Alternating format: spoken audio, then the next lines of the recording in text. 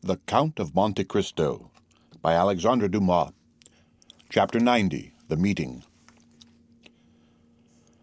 After Mercedes had left Monte Cristo, he fell into profound gloom. Around him, and within him, the flight of thought seemed to have stopped. His energetic mind slumbered, as the body does after extreme fatigue.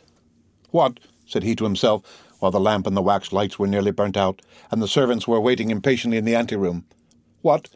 This edifice which I have been so long preparing, which I have reared with so much care and toil, is to be crushed by a single touch, a word, a breath? Yes, this self of whom I thought so much, of whom I was so proud, who had appeared so worthless in the dungeons of the Château d'Elf, and whom I had succeeded in making so great, will be but a lump of clay tomorrow, alas! It is not the death of the body I regret, for it is not the destruction of the vital principle, the repose to which everything is tending, to which every unhappy being aspires. Is not this the repose of matter after which I so long sighed, and which I was seeking to attain by the painful process of starvation when Faria appeared in my dungeon? What is death for me? One step farther into rest, two, perhaps, into silence. No, it is not existence, then, that I regret, but the ruin of projects so slowly carried out, so laboriously framed. Providence is now opposed to them, when I most thought it would be propitious. It is not God's will that they should be accomplished. This burden, almost as heavy as a world, which I had raised and I had thought to bear to the end, was too great for my strength, and I was compelled to lay it down in the middle of my career. Oh, shall I, then, again become a fatalist, whom 14 years of despair and 10 of hope had rendered a believer in Providence? And all this because my heart, which I thought dead, was only sleeping? Because it has awakened and has begun to beat again? Because I have yielded to the pain of the emotion excited in my breast by a woman's voice? Yet, continued the Count, becoming each moment more absorbed in the anticipation of the dreadful sacrifice for the morrow which Mercedes had accepted, yet it is impossible that so noble-minded a woman should thus, through selfishness, consent to my death when I am in the prime of life and strength. It is impossible that she can carry to such a point maternal love, or rather delirium. There are virtues which become crimes by exaggeration. No, she must have conceived some pathetic scene. She will come and throw herself between us, and what would be sublime here will there appear ridiculous. The blush of pride mounted to the Count's forehead as this thought passed through his mind. "Ridiculous," repeated he, "and the ridicule will fall on me. I ridiculous? No, I would rather die." By thus exaggerating to his own mind the anticipated ill fortune of the next day, to which he had condemned himself by promising Mercedes to spare her son, the Count at last exclaimed, "Folly! Folly, folly, to carry generosity so far as to put myself up as a mark for that young man to aim at. He will never believe that my death was suicide, and yet it is important for the honor of my memory. And this surely is not vanity, but a justifiable pride. It is important the world should know that I have consented by my free will to stop my arm, already raised to strike, and that, with the arm which has been so powerful against others, I have struck myself. It must be. It shall be." Seizing a pen, he drew a paper from a secret drawer in his desk, and wrote at the bottom of the document, which was no other than his will, made since his arrival in Paris, a sort of codicil, clearly explaining the nature of his death. "I do this, O my God," said he, with his eyes raised to heaven, "as much for thy honor as for mine. I have during 10 years considered myself the agent of thy vengeance, and other wretches like Morcerf, Danglars, Villefort, even Morcerf himself, must not imagine that chance has freed them from their enemy. Let them know, on the contrary, that their punishment, which had been decreed by Providence, is only delayed by my present determination, and although they escape it in this world, it awaits them in another, and that they are only exchanging time for eternity." While he was thus agitated by gloomy uncertainties, wretched waking dreams of grief, the first rays of morning pierced his windows, and shone upon the pale blue paper on which he had just inscribed his justification of Providence. It was just 5 o'clock in the morning, when a slight noise like a stifled sigh reached his ear. He turned his head, looked around him, and saw no one, but the sound was repeated distinctly enough to convince him of its reality. He arose, and quietly opening the door of the drawing-room, saw Heidi, who had fallen on a chair with her arms hanging down and her beautiful head thrown back. She had been standing at the door to prevent his going out without seeing her, until sleep, which the young cannot resist, had overpowered her frame, wearied as she was with watching. The noise of the door did not awaken her, and Monte Cristo gazed at her with affectionate regret. "She remembered that she had a son," said he, "and I forgot I had a daughter." Then shaking his head sorrowfully, "Poor Heidi," said he. "She wished to see me, to speak to me. She has feared or guessed something. Oh, I cannot go without taking leave of her. I cannot die without confiding her to someone." He quietly regained his seat and wrote under the other lines, "I bequeath to Maximilian Morel, captain of Spahis, and son of my former patron Pierre Morel, shipowner at Marseille, the sum of 20 millions, a part of which may be offered to his sister Julia and brother-in-law Emmanuel, if he does not fear this increase of fortune may mar their happiness. These 20 millions are concealed in my grotto at Monte Cristo, of which Bertuccio knows the secret. If his heart is free, and he will marry Heidi, the daughter of Ali Pasha of Yanina, whom I have brought up with the love of a father, and who has shown the love and tenderness of a daughter for me, he will thus accomplish my last wish. This will has already constituted Heidi heiress of the rest of my fortune, consisting of lands, funds in England, Austria, and Holland, furniture in my different palaces and houses, and which, without the 20 millions and the legacies to my servants, may still amount to 60 millions. He was finishing the last line when a cry behind him made him start, and the pen fell from his hand. "Heidi," said he, "did you read it?" "Oh, my lord," said she, "why are you writing thus at such an hour? Why are you bequeathing all your fortune to me? Are you going to leave me?" "I am going on a journey, dear child," said Monte Cristo, with an expression of infinite tenderness and melancholy, "and if any misfortune should happen to me—" The Count stopped. "Well?" asked the young girl, with an authoritative tone the Count had never observed before, and which startled him. "Well, if any misfortune happened to me," replied Monte Cristo, "I wish my daughter to be happy." Heidi smiled sorrowfully and shook her head. "Do you think of dying, my lord?" said she. "The wise man, my child, has said it is good to think of death." "Well, if you die," said she, "bequeath your fortune to others, for if you die, I shall require nothing." And taking the paper, she tore it in 4 pieces and threw it into the middle of the room. Then, the effort having exhausted her strength, she fell not asleep this time, but fainting on the floor. The Count leaned over her and raised her in his arms, and seeing that sweet, pale face, those lovely eyes closed, that beautiful form motionless, and to all appearance lifeless, the idea occurred to him for the first time that perhaps she loved him otherwise than as a daughter loves a father. "Alas," murmured he, with intense suffering, "I might then have been happy yet."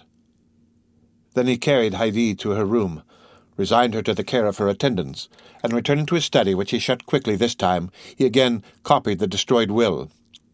As he was finishing, the sound of a cabriolet entering the yard was heard. Monte Cristo approached the window and saw Maximilian and Emmanuel alight. "Good," said he. It was time, and he sealed his will with 3 seals. A moment afterwards he heard a noise in the drawing-room and went to open the door himself. Morel was there. He had come 20 minutes before the time appointed. "I am perhaps come too soon, Count," said he, "but I frankly acknowledge that I have not closed my eyes all night, nor has anyone in my house. I need to see you strong in your courageous assurance to recover myself." Monte Cristo could not resist this proof of affection. He not only extended his hand to the young man, but flew to him with open arms. "Morel," said he, "it is a happy day for me to feel that I am beloved by such a man as you." "Good morning, Emmanuel. You will come with me, then, Maximilian?" "Did you doubt it?" said the young captain. "But if I were wrong?" "I watched you during the whole scene of that challenge yesterday. I have been thinking of your firmness all night, and I said to myself that justice must be on your side, or man's countenance is no longer to be relied on." "But, Morel, Albert is your friend?" "Simply an acquaintance, sir." "You met on the same day you first saw me?" "Yes, that is true, but I should not have recollected it if you had not reminded me." "Thank you, Morel." Then ringing the bell once, "Look," said he to Ali, who came immediately, "take that to my solicitor. It is my will, Morel. When I am dead, you will go and examine it." "What?" said Morel. "You dead?" "Yes. Must I not be prepared for everything, dear friend? But what did you do yesterday after you left me?" "I went to Tortoni's, where, as I expected, I found Beauchamp and Chateau Renaud. I own I was seeking them." "Why, when all was arranged?" "Listen, Count. The affair is serious and unavoidable. Did you doubt it?" "No. The offense was public, and everyone is already talking of it." "Well?" "Well, I hope to get an exchange of arms, to substitute the sword for the pistol. The pistol is blind." "Have you succeeded?" asked Monte Cristo quickly, with an imperceptible gleam of hope. "No, for your skill with the sword is so well known." "Ah, who has betrayed me?" "The skillful swordsman whom you have conquered." "And you failed?" "They positively refused." "Morel," said the Count, "have you ever seen me fire a pistol?" "Never." "Well, we have time. Look." Monte Cristo took the pistols he held in his hand when Mercedes entered, and fixing an ace of clubs against the iron plate with 4 shots, he successively shot off the 4 sides of the club. At each shot, Morel turned pale. He examined the bullets with which Monte Cristo performed this dexterous feat, and saw that they were no larger than buckshot. "It is astonishing," said he. "Look, Emmanuel." Then, turning towards Monte Cristo, "Count," said he, "in the name of all that is dear to you, I entreat you not to kill Albert. The unhappy youth has a mother." "You are right," said Monte Cristo, "and I have none." These words were uttered in a tone which made Morel shudder. "You are the offended party, Count." "Doubtless. What does that imply?" "That you will fire first." "I? Fire first?" "Oh, I obtained, or rather claimed that. We had conceded enough for them to yield us that." "And at what distance?" 20 paces. A smile of terrible import passed over the Count's lips. "Morel," said he, "do not forget what you have just seen. The only chance for Albert's safety, then, will arise from your emotion." "I suffer from emotion?" said Monte Cristo. "Or from your generosity, my friend. To so good a marksman as you are, I may say what would appear absurd to another." "What is that?" "Break his arm, wound him, but do not kill him." "I will tell you, Morel," said the Count, "that I do not need entreating to spare the life of Monsieur de Morcerf. He shall be so well spared that he will return quietly with his 2 friends, while I—" "And you?" "That will be another thing. I shall be brought home."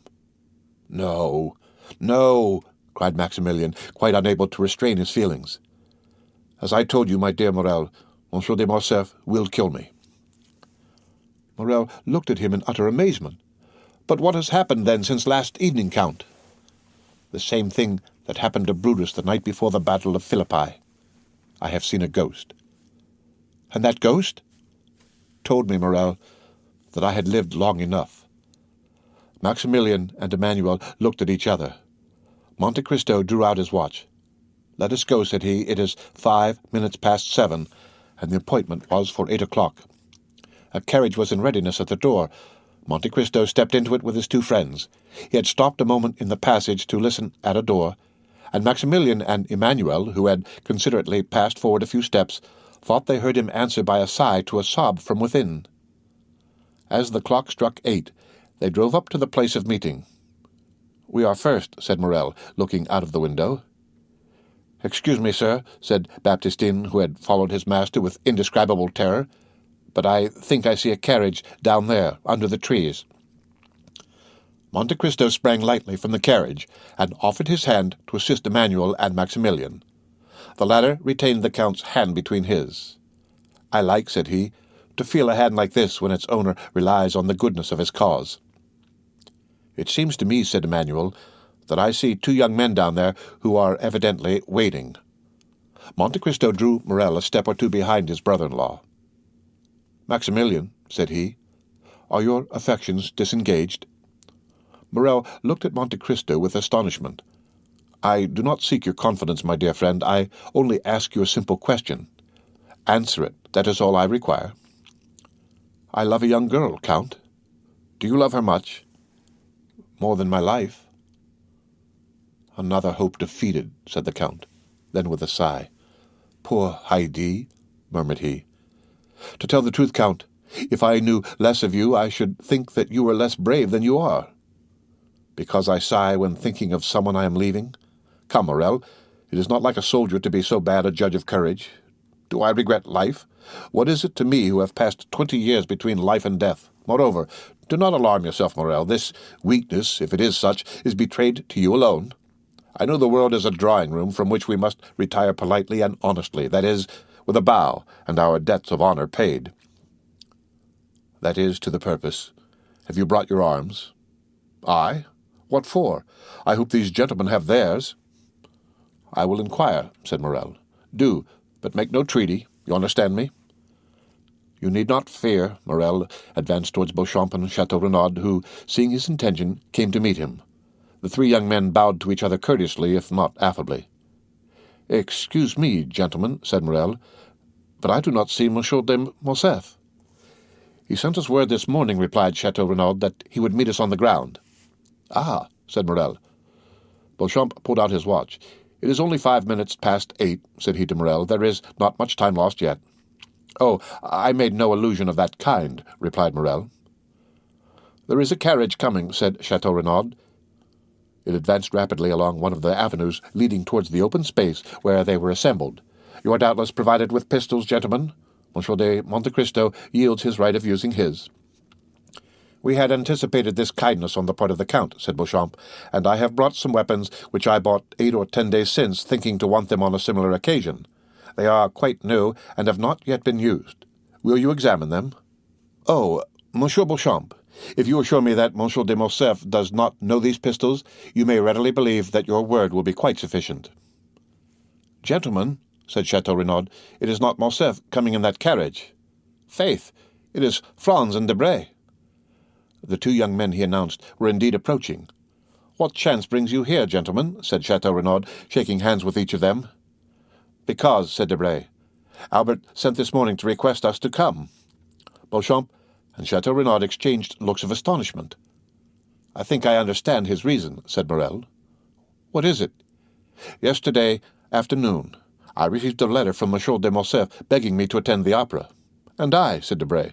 "And I also," said Franz. "And we too," added Beauchamp and Chateau Renaud. "Having wished you all to witness the challenge, he now wishes you to be present at the combat." "Exactly so," said the young men. "You have probably guessed right." "But after all these arrangements, he does not come himself," said Chateau Renaud. "Albert is 10 minutes after time." "There he comes," said Beauchamp, "on horseback, at full gallop, followed by a servant." "How imprudent," said Chateau Renaud, "to come on horseback to fight a duel with pistols after all the instructions I had given him." "And besides," said Beauchamp, "with a collar above his cravat, an open coat, and white waistcoat. Why has he not painted a spot upon his heart? It would have been more simple." Meanwhile, Albert had arrived within 10 paces of the group formed by the 5 young men.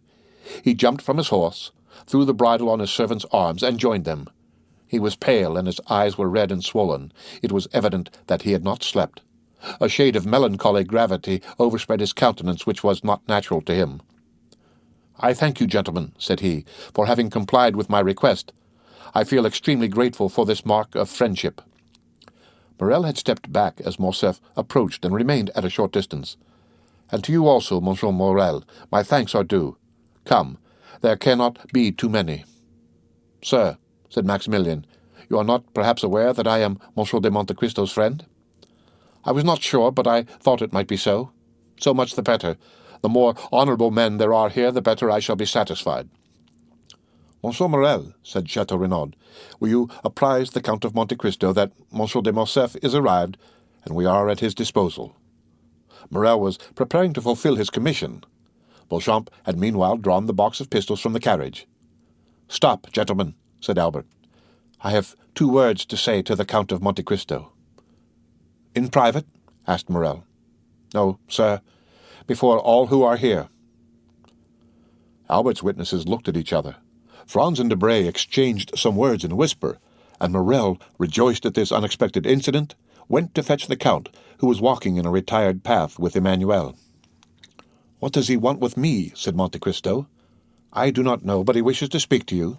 "Ah," said Monte Cristo, "I trust he is not going to tempt me by some fresh insult." "I do not think that such is his intention," said Morel. The Count advanced, accompanied by Maximilian and Emmanuel.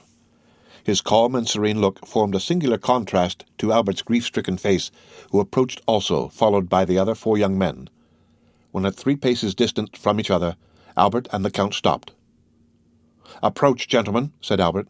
"I wish you not to lose one word of what I am about to have the honor of saying to the Count of Monte Cristo, for it must be repeated by you to all who will listen to it, strange as it may appear to you."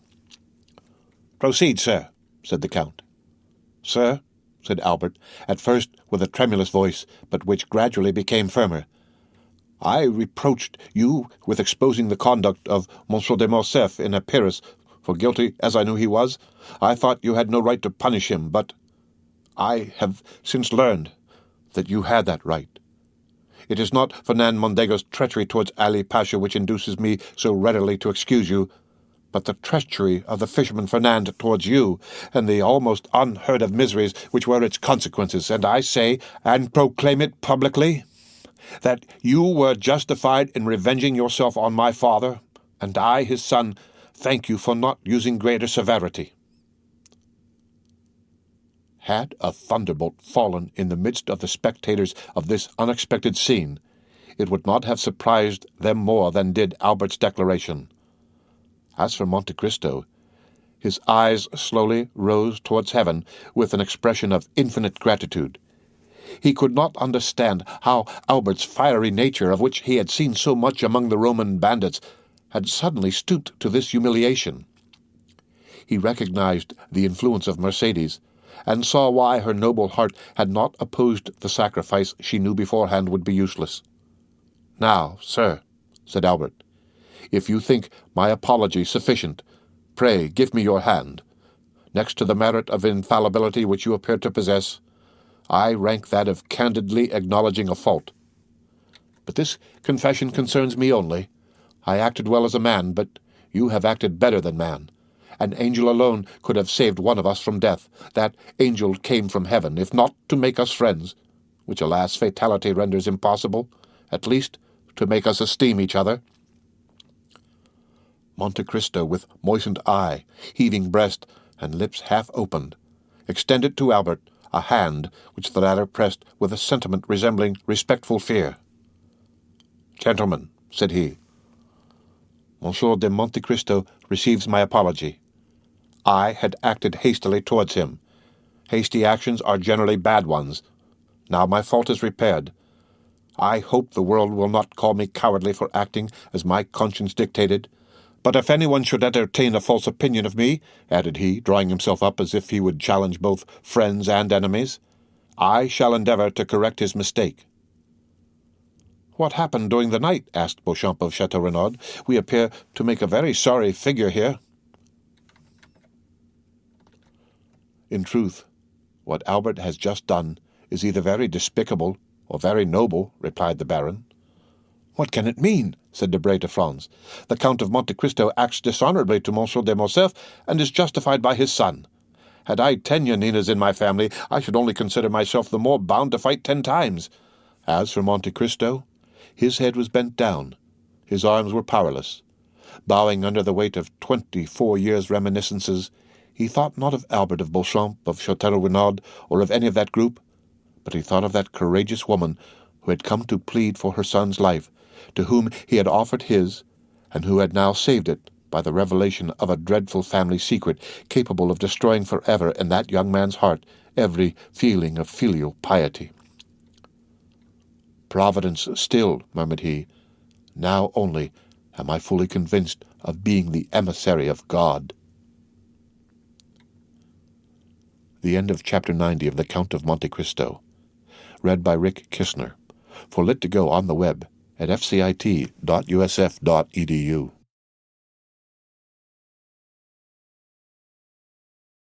The Count of Monte Cristo by Alexandre Dumas. Chapter 89. A Nocturnal Interview. Monte Cristo waited, according to his usual custom, until Dupré had sung his famous Suivez-moi. Then he rose and went out. Morel took leave of him at the door, renewing his promise to be with him the next morning at 7 o'clock and to bring Emmanuel. Then he stepped into his coupe, calm and smiling, and was at home in 5 minutes. No one who knew the Count could mistake his expression when, on entering, he said, "Ali, bring me my pistols with the ivory cross." Ali brought the box to his master, who examined the weapons with a solicitude very natural to a man who was about to entrust his life to a little powder and shot. These were pistols of an especial pattern, which Monte Cristo had had made for target practice in his own room. A cap was sufficient to drive out the bullet, and from the adjoining room no one would have suspected that the Count was, as sportsmen would say, keeping his hand in. He was just taking one up and looking for the point to aim at on a little iron plate, which served him as a target, when his study door opened and Baptistine entered. Before he had spoken a word, the Count saw in the next room a veiled woman, who had followed closely after Baptistine, and now, seeing the Count with a pistol in his hand and swords on the table, rushed in. Baptistine looked at his master, who made a sign to him, and he went out, closing the door after him. "Who are you, madam?" said the Count to the veiled woman. The stranger cast one look around her to be certain that they were quite alone. Then, bending as if she would have knelt, and joining her hands, she said with an accent of despair, "Edmund, you will not kill my son?"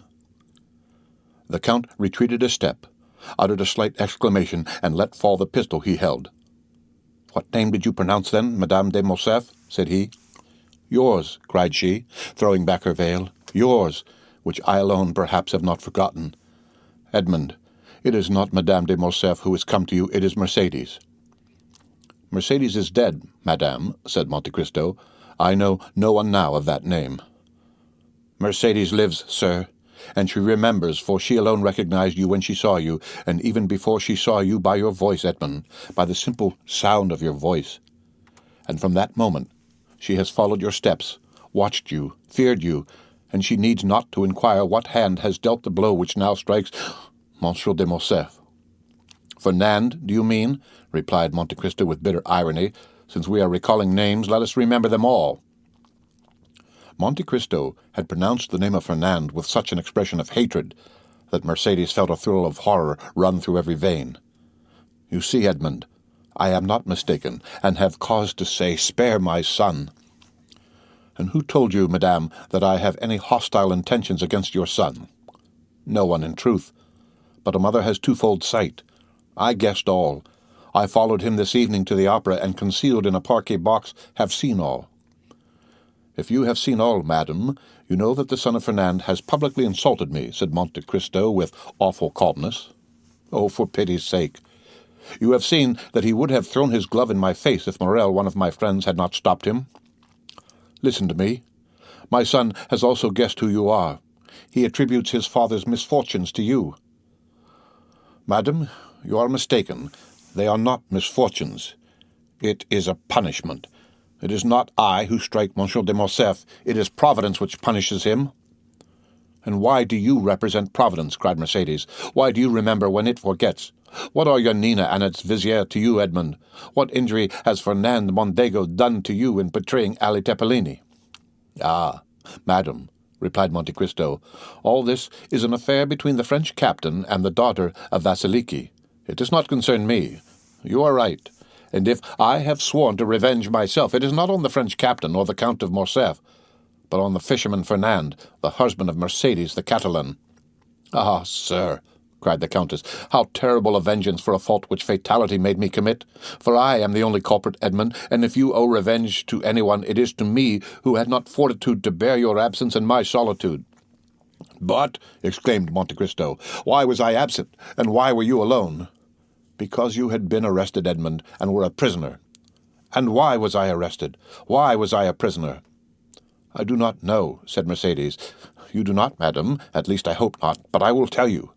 I was arrested and became a prisoner because, under the arbor of La Reserve, the day before I was to marry you, a man named Danglars wrote this letter which the fisherman Fernand himself posted." Monte Cristo went to a secretary, opened a drawer by a spring from which he took a paper which had lost its original color, and the ink of which had become of a rusty hue. This he placed in the hands of Mercédès. It was Danglars' letter to the king's attorney, which the Count of Monte Cristo, disguised as a clerk from the house of Thomson and French, had taken from the file against Edmond Dantès on the day he had paid the 200,000 francs to M. de Beauville. Mercédès read with terror the following lines: "The king's attorney is informed by a friend to the throne and religion that one Edmond Dantès, second in command on board the Pharaon, this day arrived from Smyrna, after having touched at Naples and Portofao, is the bearer of a letter from Murat to the usurper, and of another letter from the usurper to the Bonapartist club in Paris. Ample corroboration of this statement may be obtained by arresting the above-mentioned Edmond Dantès, who either carries the letter for Paris about with him, or has it at his father's abode. Should it not be found in possession of either father or son, then it will assuredly be discovered in the cabin belonging to the said Dantès on board the Pharaon." "How dreadful!" said Mercédès, passing her hand across her brow, moist with perspiration. "And that letter?" "I bought it for 200,000 francs, madame," said Monte Cristo, "but that is a trifle, since it enables me to justify myself to you." "And the result of that letter?" "You well know, madame, was my arrest, but you do not know how long that arrest lasted. You do not know that I remained for 14 years within a quarter of a league of you in a dungeon in the Château d'Elf.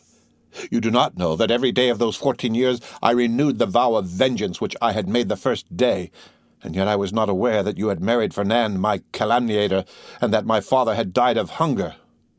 "Can it be?" cried Mercédès, shuddering. "That is what I heard on leaving my prison 14 years after I had entered it, and that is why, on account of the living Mercédès and my deceased father, I have sworn to revenge myself on Fernand, and I have revenged myself." "And you are sure the unhappy Fernand did that?" "I am satisfied, madame, that he did what I have told you. Besides, that is not much more odious than that a Frenchman by adoption should pass over to the English, that a Spaniard by birth should have fought against the Spaniards, that a stipendiary of Ali should have betrayed and murdered Ali. Compared with such things, what is the letter you have just read? A lover's deception, which the woman who has married that man ought certainly to forgive, but not so the lover who was to have married her. While the French did not avenge themselves on the traitor, the Spaniards did not shoot the traitor. Ali in his tomb left the traitor unpunished, but I, betrayed, sacrificed, buried, have risen from my tomb by the grace of God to punish that man. He sends me for that purpose, and here I am." The poor woman's head and arms fell. Her legs bent under her, and she fell on her knees. "Forgive, Edmond. Forgive for my sake, who love you still." The dignity of the wife checked the fervor of the lover and the mother. Her forehead almost touched the carpet when the Count sprang forward and raised her. Then, seated on a chair, she looked at the manly countenance of Monte Cristo, on which grief and hatred still impressed a threatening expression. "Not crush that accursed race?" murmured he. "Abandon my purpose at the moment of its accomplishment? Impossible, madame, impossible." "Edmond," said the poor mother, who tried every means, "when I call you Edmond, why do you not call me Mercédès?" "Mercédès," repeated Monte Cristo. "Mercédès. Well, yes, you are right. That name has still its charms, and this is the first time for a long period that I have pronounced it so distinctly. Oh, Mercédès, I have uttered your name with the sigh of melancholy, with the groan of sorrow, with the last effort of despair. I have uttered it when frozen with cold, crouched on the straw in my dungeon. I have uttered it consumed with heat, rolling on the stone floor of my prison. Mercédès, I must revenge myself, for I suffered 14 years. 14 years I wept, I cursed. Now I tell you, Mercédès, I must revenge myself." The Count, fearing to yield to the entreaties of her he had so ardently loved, called his sufferings to the assistance of his hatred. "Revenge yourself, then, Edmond," cried the poor mother, "but let your vengeance fall on the culprits, on him, on me, but not on my son." "It is written in the good book," said Monte Cristo, that the sins of the fathers shall fall upon their children to the 3rd and 4th generation. Since God himself dictated those words to his prophet, why should I seek to make myself better than God?" "Edmund," continued Mercedes, with her arms extended towards the Count, "since I first knew you, I have adored your name, have respected your memory. Edmund, my friend, do not compel me to tarnish that noble and pure image reflected incessantly on the mirror of my heart. Edmund, if you knew all the prayers I have addressed to God for you while I thought you were living, and since I have thought you must be dead. Yes, dead. Alas, I imagined your dead body buried at the foot of some gloomy tower or cast to the bottom of a pit by hateful jailers, and I wept. What could I do for you, Edmund, besides pray and weep? Listen. For 10 years I dreamed each night the same dream. I had been told that you had endeavored to escape, that you had taken the place of another prisoner, that you had slipped into the winding sheet of a dead body, that you had been thrown alive from the top of the Chateau d'Elf, and that the cry you uttered as you dashed upon the rocks first revealed to your jailers that they were your murderers.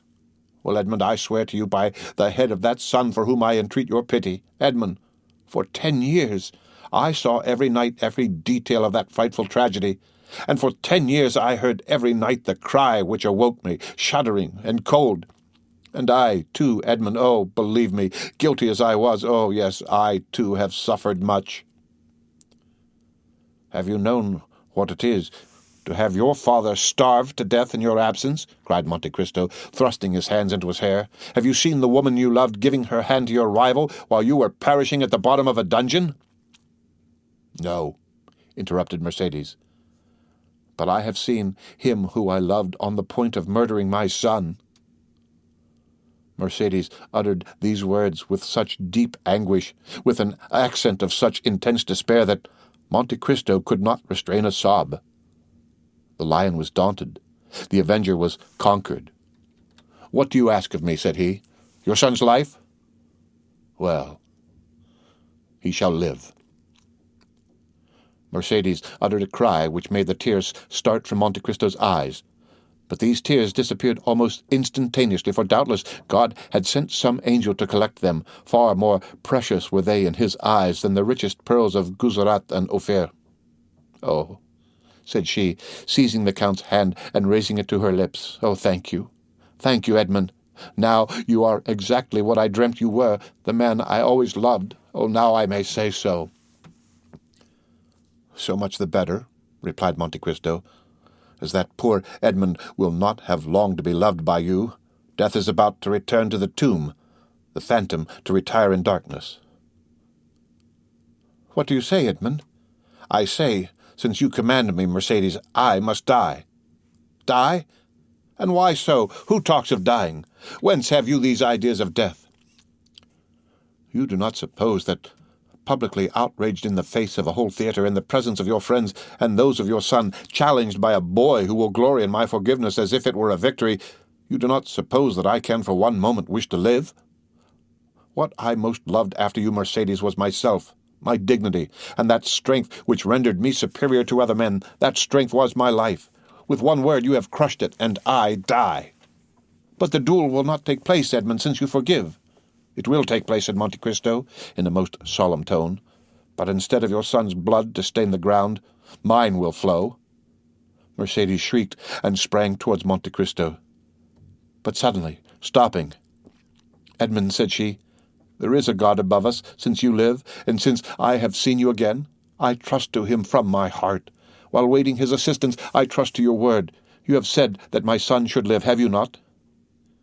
"Yes, madam, he shall live," said Monte Cristo, surprised that without more emotion Mercedes had accepted the heroic sacrifice he made for her. Mercedes extended her hand to the Count.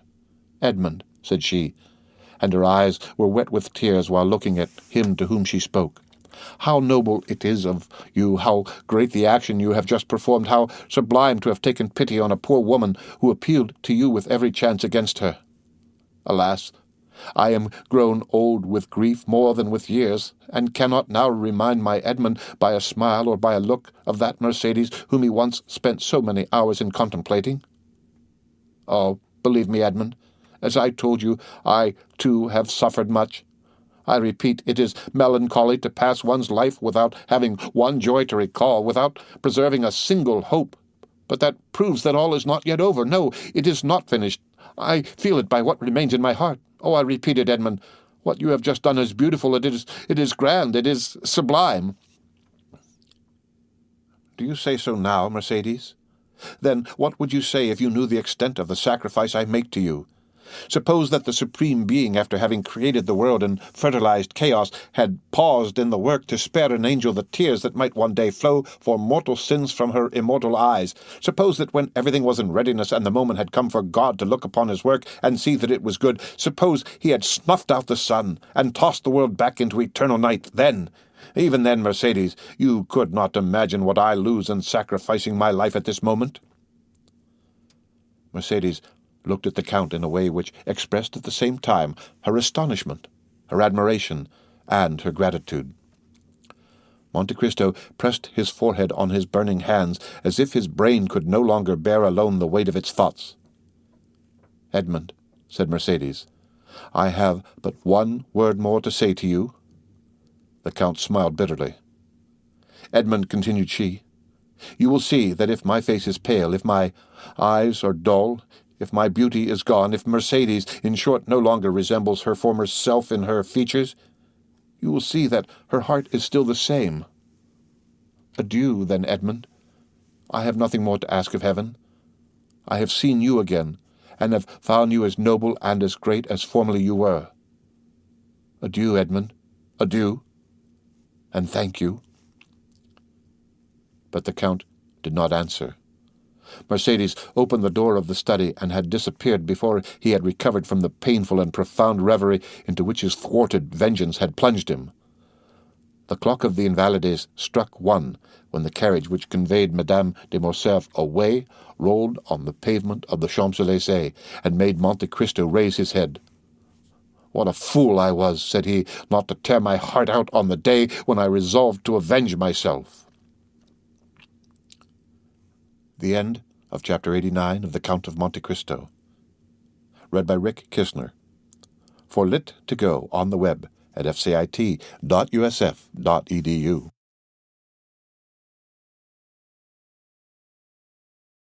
The Count of Monte Cristo by Alexandre Dumas. Chapter 88. The Insult. At the banker's door, Beauchamp stopped Morcerf. "Listen," said he. "Just now I told you it was of Monsieur de Monte Cristo you must demand an explanation." "Yes, and we are going to his house." "Reflect, Morcerf, one moment before you go." "On what shall I reflect?" "On the importance of the step you are taking." "Is it more serious than going to Monsieur Danglars?" "Yes. Monsieur Danglars is a money-lover, and those who love money, you know, think too much of what they risk to be easily induced to fight a duel. The other is, on the contrary to all appearance, a true nobleman. But do you not fear to find him a bully?" "I only fear one thing, namely, to find a man who will not fight." "Do not be alarmed," said Beauchamp. "He will meet you. My only fear is that he will be too strong for you." "My friend," said Morcerf, with a sweet smile, "that is what I wish. The happiest thing that could occur to me would be to die in my father's stead. That would save us all." "Your mother would die of grief." "My poor mother," said Albert, passing his hand across his eyes. "I know she would, but better so than die of shame." "Are you quite decided, Albert?" "Yes, let us go." "But do you think we shall find the Count at home? He intended returning some hours after me, and doubtless he is now at home." They ordered the driver to take them to number 30 Champs-Élysées. Beauchamp wished to go in alone, but Albert observed that as this was an unusual circumstance, he might be allowed to deviate from the usual etiquette in affairs of honor. The cause which the young man espoused was one so sacred that Beauchamp had only to comply with all his wishes. He yielded and contented himself with following Morcerf. Albert sprang from the porter's lodge to the steps. He was received by Baptistine. The Count had indeed just arrived, but he was in his bath and had forbidden that anyone should be admitted. "But after his bath?" asked Morcerf. "My master will go to dinner, and after dinner he will sleep an hour. Then he is going to the opera." "Are you sure of it?" asked Albert. "Quite, sir. My master has ordered his horses at 8 o'clock precisely." "Very good," replied Albert. "That is all I wished to know." Then, turning towards Beauchamp, "If you have anything to attend to, Beauchamp, do it directly. If you have any appointment for this evening, defer it till tomorrow. I depend on you to accompany me to the opera, and if you can, bring Chateau Renaud with you." Beauchamp availed himself of Albert's permission, and left him, promising to call for him at 8:15. On his return home, Albert expressed his wish to Franz Debray and Morel to see them at the opera that evening. Then he went to see his mother, who since the events of the day before had refused to see anyone, and had kept her room. He found her in bed, overwhelmed with grief at this public humiliation. The sight of Albert produced the effect which might naturally be expected on Mercedes. She pressed her son's hand and sobbed aloud, but her tears relieved her. Albert stood one moment speechless by the side of his mother's bed. It was evident from his pale face and knit brows that his resolution to revenge himself was growing weaker. "My dear mother," said he, "do you know if Monsieur de Morcerf has any enemy?" Mercedes started. She noticed that the young man did not say "my father." "My son," she said, "persons in the Count's situation have many secret enemies. Those who are known are not the most dangerous. I know it, and appeal to your penetration. You are of so superior a mind, nothing escapes you." "Why do you say so?" "Because, for instance, you noticed on the evening of the ball we gave that Monsieur de Monte Cristo would eat nothing in our house." Mercedes raised herself on her feverish arm. "Monsieur de Monte Cristo," she exclaimed, "and how is he connected with the question you asked me?" "You know, mother, Monsieur de Monte Cristo is almost an Oriental, and it is customary with the Orientals to secure full liberty for revenge by not eating or drinking in the houses of their enemies." "Do you say that Monsieur de Monte Cristo is our enemy?" replied Mercedes, becoming paler than the sheet which covered her. "Who told you so?" "Why, you are mad, Albert. Monsieur de Monte Cristo has only shown us kindness. Monsieur de Monte Cristo saved your life. You yourself presented him to us. Oh, I entreat you, my son, if you had entertained such an idea, dispel it, and my counsel to you, nay, my prayer, is to retain his friendship." "Mother," replied the young man, "you have especial reasons for telling me to conciliate that man." "I," said Mercedes, blushing as rapidly as she had turned pale, and again becoming paler than ever. "Yes, doubtless. And is it not that he may never do us any harm?" Mercedes shuddered, and fixing on her son a scrutinizing gaze, "You speak strangely," said she to Albert, "and you appear to have some singular prejudices. What has the Count done? 3 days since you were with him in Normandy. Only 3 days since we looked on him as our best friend."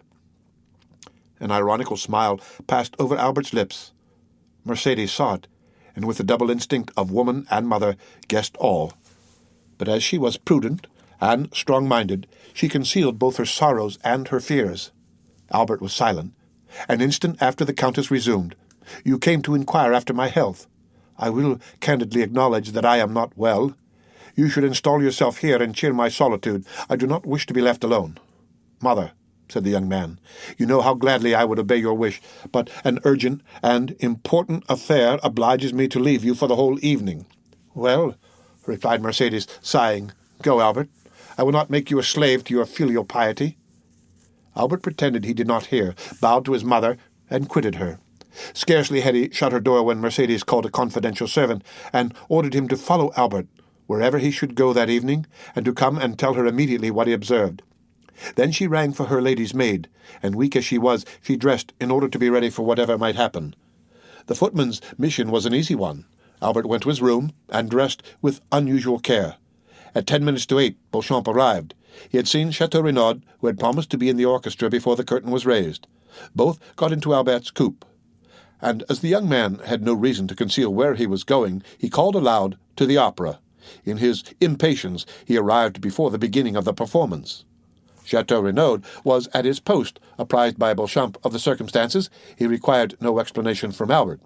The conduct of the son in seeking to avenge his father was so natural that Chateau Renaud did not seek to dissuade him, and was content with renewing his assurances of devotion.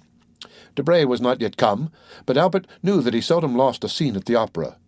Albert wandered about the theatre until the curtain was drawn up.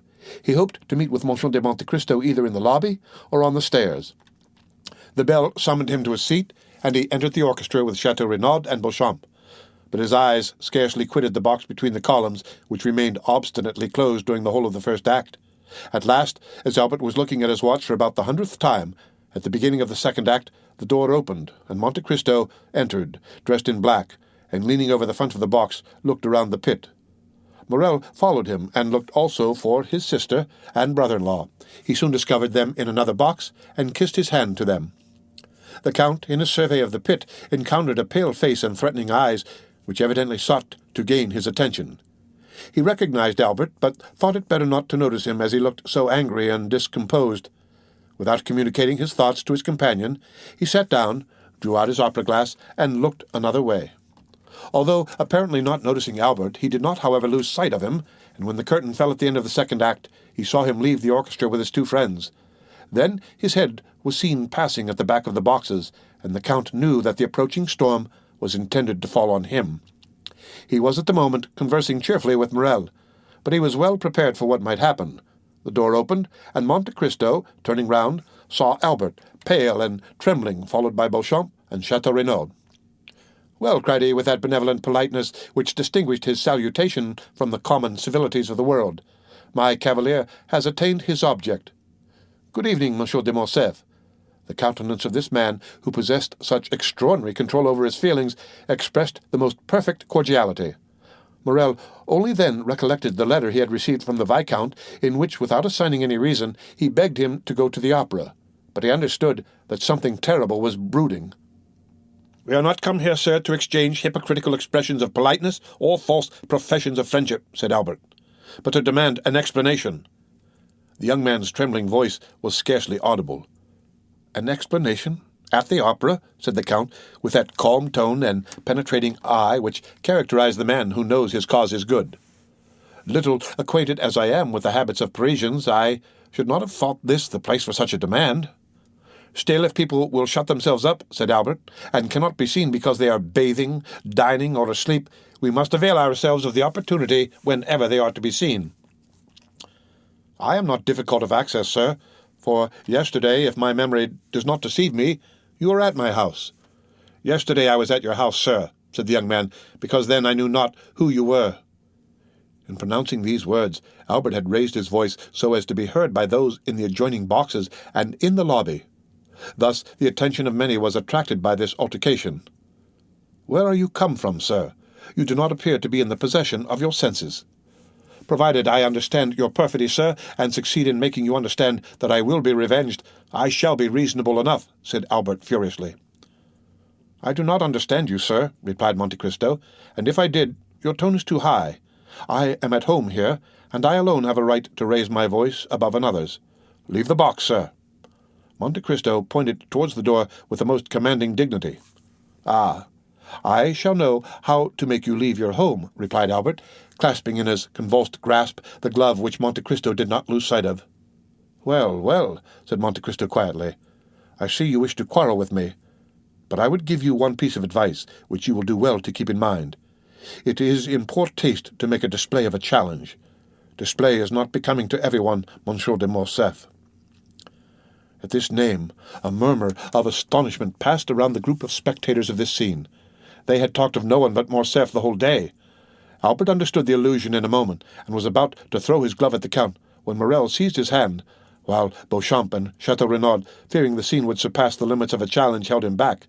But Monte Cristo, without rising, and leaning forward in his chair, merely stretched out his arm, and, taking the damp, crushed glove from the clenched hand of the young man, "Sir," said he in a solemn tone, "I consider your glove thrown, and will return it to you wrapped around a bullet.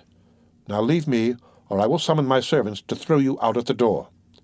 Wild, almost unconscious, and with eyes inflamed, Albert stepped back, and Morrel closed the door. Monte Cristo took up his glass again as if nothing had happened. His face was like marble, and his heart was like bronze. Morrel whispered, "What have you done to him?" "I? Nothing. At least, personally," said Monte Cristo. "But there must be some cause for this strange scene." "The Count of Morcerf's adventure exasperates the young man." "Have you anything to do with it?" "It was through Haydée that the chamber was informed of his father's treason." "Indeed," said Morrel. "I had been told, but would not credit it, that the Grecian slave I had seen you with here in this very box was the daughter of Ali Pasha." "It is true, nevertheless." "Then," said Morrel, "I understand it all, and this scene was premeditated." How so? Yes, Albert wrote to request me to come to the opera, doubtless that I might be a witness to the insult he meant to offer you. Probably, said Monte Cristo, with his imperturbable tranquillity. But what shall you do with him? With whom? With Albert. What shall I do with Albert? As certainly, Maximilian, as I now press your hand, I shall kill him before 10 o'clock tomorrow morning. Morrel, in his turn, took Monte Cristo's hand in both of his, and he shuddered to feel how cold and steady it was. "Ah, Count," said he, "his father loves him so much." "Do not speak to me of that," said Monte Cristo, with the first movement of anger he had betrayed. "I will make him suffer." Morrel, amazed, let fall Monte Cristo's hand. "Count, Count," said he. "Dear Maximilian," interrupted the Count, "listen how adorably Dupré is singing that line. Oh, Mathilde, idole de mon ami." I was the first to discover Dupré at Naples, and the first to applaud him. "Bravo, bravo!" Morrel saw it was useless to say more, and refrained. The curtain which had risen at the close of the scene with Albert again fell, and a rap was heard at the door. "Come in," said Monte Cristo, with a voice that betrayed not the least emotion, and immediately Beauchamp appeared. "Good evening, Monsieur Beauchamp," said Monte Cristo, as if this was the first time he had seen the journalist that evening. "Be seated." Beauchamp bowed, and sitting down, "Sir," said he, "I just now accompanied Monsieur de Morcerf, as you saw." "And that means," replied Monte Cristo, laughing, "that you had probably just dined together. I am happy to see, Monsieur Beauchamp, that you are more sober than he was." "Sir," said Monsieur Beauchamp, "Albert was wrong, I acknowledge, to betray so much anger, and I come on my own account to apologize for him. And having done so entirely on my own account, be it understood, I would add that I believe you too gentlemanly to refuse giving him some explanation concerning your connection with Yanina. Then I will add 2 words about the young Greek girl." Monte Cristo motioned him to be silent. "Come," said he, laughing, "there are all my hopes about to be destroyed." "How so?" asked Beauchamp. "Doubtless you wish to make me appear a very eccentric character. I am, in your opinion, a Lara, a Manfred, a Lord Ruthven. Then, just as I am arriving at the climax, you defeat your own end, and seek to make an ordinary man of me. You bring me down to your own level and demand explanations. Indeed, Monsieur Beauchamp, it is quite laughable." "Yet," replied Beauchamp haughtily, "there are occasions when probity commands—" "Monsieur Beauchamp," interposed this strange man, "the Count of Monte Cristo bows to none but the Count of Monte Cristo himself. Say no more, I entreat you. I do what I please, Monsieur Beauchamp, and it is always well done." "Sir," replied the young man, "honest men are not to be paid with such coin. I require honorable guarantees." "I am, sir, a living guarantee," replied Monte Cristo, motionless, but with a threatening look. "We have both blood in our veins which we wish to shed. That is our mutual guarantee. Tell the Viscount so, and that tomorrow, before 10 o'clock, I shall see what color his is." "Then I have only to make arrangements for the duel," said Beauchamp. "It is quite immaterial to me," said Monte Cristo, "and it was very unnecessary to disturb me at the opera for such a trifle. In France, people fight with the sword or pistol, in the colonies with the carbine, in Arabia with the dagger. Tell your client that, although I am the insulted party, in order to carry out my eccentricity, I leave him the choice of arms, and will accept, without discussion, without dispute, anything, even combat by drawing lots, which is always stupid, but with me different from other people, as I am sure to gain." "Sure to gain?" repeated Beauchamp, looking with amazement at the Count. "Certainly," said Monte Cristo, slightly shrugging his shoulders. "Otherwise I would not fight with Monsieur de Morcerf. I shall kill him. I cannot help it. Only by a single line this evening at my house, let me know the arms and the hour. I do not like to be kept waiting." "Pistols, then, at 8 o'clock, in the Bois de Vincennes," said Beauchamp, quite disconcerted, not knowing if he was dealing with an arrogant braggadocio or a supernatural being. "Very well, sir," said Monte Cristo. "Now all that is settled. Do let me see the performance, and tell your friend Albert not to come any more this evening. He will hurt himself with all his ill-chosen barbarisms. Let him go home and go to sleep." Beauchamp left the box perfectly amazed. "Now," said Monte Cristo, turning towards Morrel, "I may depend upon you, may I not?" "Certainly," said Morrel. "I am at your service, Count. Still—" "What?" "It is desirable I should know the real cause. That is to say, you would rather not?" "No." The young man himself is acting blindfolded, and knows not the true cause, which is known only to God and to me. But I give you my word, Morel, that God, who does know it, will be on our side." "Enough," said Morel. "Who is your second witness?" "I know no one in Paris, Morel, on whom I could confer that honour, besides you and your brother Emmanuel. Do you think Emmanuel would oblige me?" "I will answer for him, Count." "Well, that is all I require. Tomorrow morning at 7 o'clock you will be with me, will you not?" "We will." "Hush! The curtain is rising. Listen. I never lose a note of this opera if I can avoid it. The music of William Tell is so sweet." The end of Chapter 88 of The Count of Monte Cristo. Read by Rick Kishner for Lit2Go on the web at fcit.usf.edu.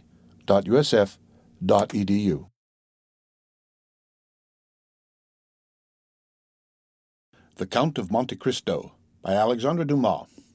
Chapter 87. The Challenge. "Then," continued Beauchamp, "I took advantage of the silence and the darkness to leave the house without being seen. The usher who had introduced me was waiting for me at the door, and he conducted me through the corridors to a private entrance opening into the Rue des Vaugirard. I left with mingled feelings of sorrow and delight. Excuse me, Albert. Sorrow on your account, and delight with that noble girl thus pursuing paternal vengeance. Yes, Albert, from whatever source the blow may have proceeded, it may be from an enemy, but that enemy is only the agent of Providence." Albert held his head between his hands. He raised his face, red with shame, and bathed in tears, and seizing Beauchamp's arm, "My friend," said he, "my life is ended. I cannot calmly say with you Providence has struck the blow, but I must discover who pursues me with this hatred, and when I have found him, I shall kill him, or he will kill me. I rely on your friendship to assist me, Beauchamp, if contempt has not banished it from your heart." "Contempt, my friend?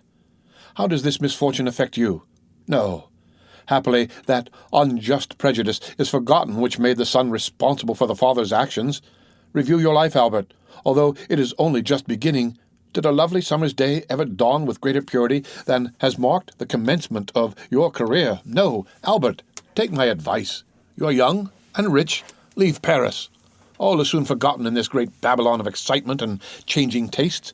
You will return after 3 or 4 years with a Russian princess for a bride, and no one will think more of what happened yesterday than if it had occurred 16 years ago." "Thank you, my dear Beauchamp. Thank you for the excellent feeling which prompts your advice. But it cannot be. I have told you my wish, or rather my determination. You understand that, interested as I am in this affair, I cannot see it in the same light as you do. What appears to you to emanate from a celestial source seems to me to proceed from one far less pure. Providence appears to me to have no share in this affair, and happily so, for instead of the invisible, impalpable agent of celestial rewards and punishments, I shall find one both palpable and visible, on whom I shall revenge myself, I assure you, for all I have suffered during the last month. Now I repeat, Beauchamp, I wish to return to human and material existence, and if you are still the friend you profess to be, help me to discover the hand that struck the blow." "Be it so," said Beauchamp. "If you must have me descend to earth, I submit. And if you will seek your enemy, I will assist you, and I will engage to find him, my honour being almost as deeply interested as yours."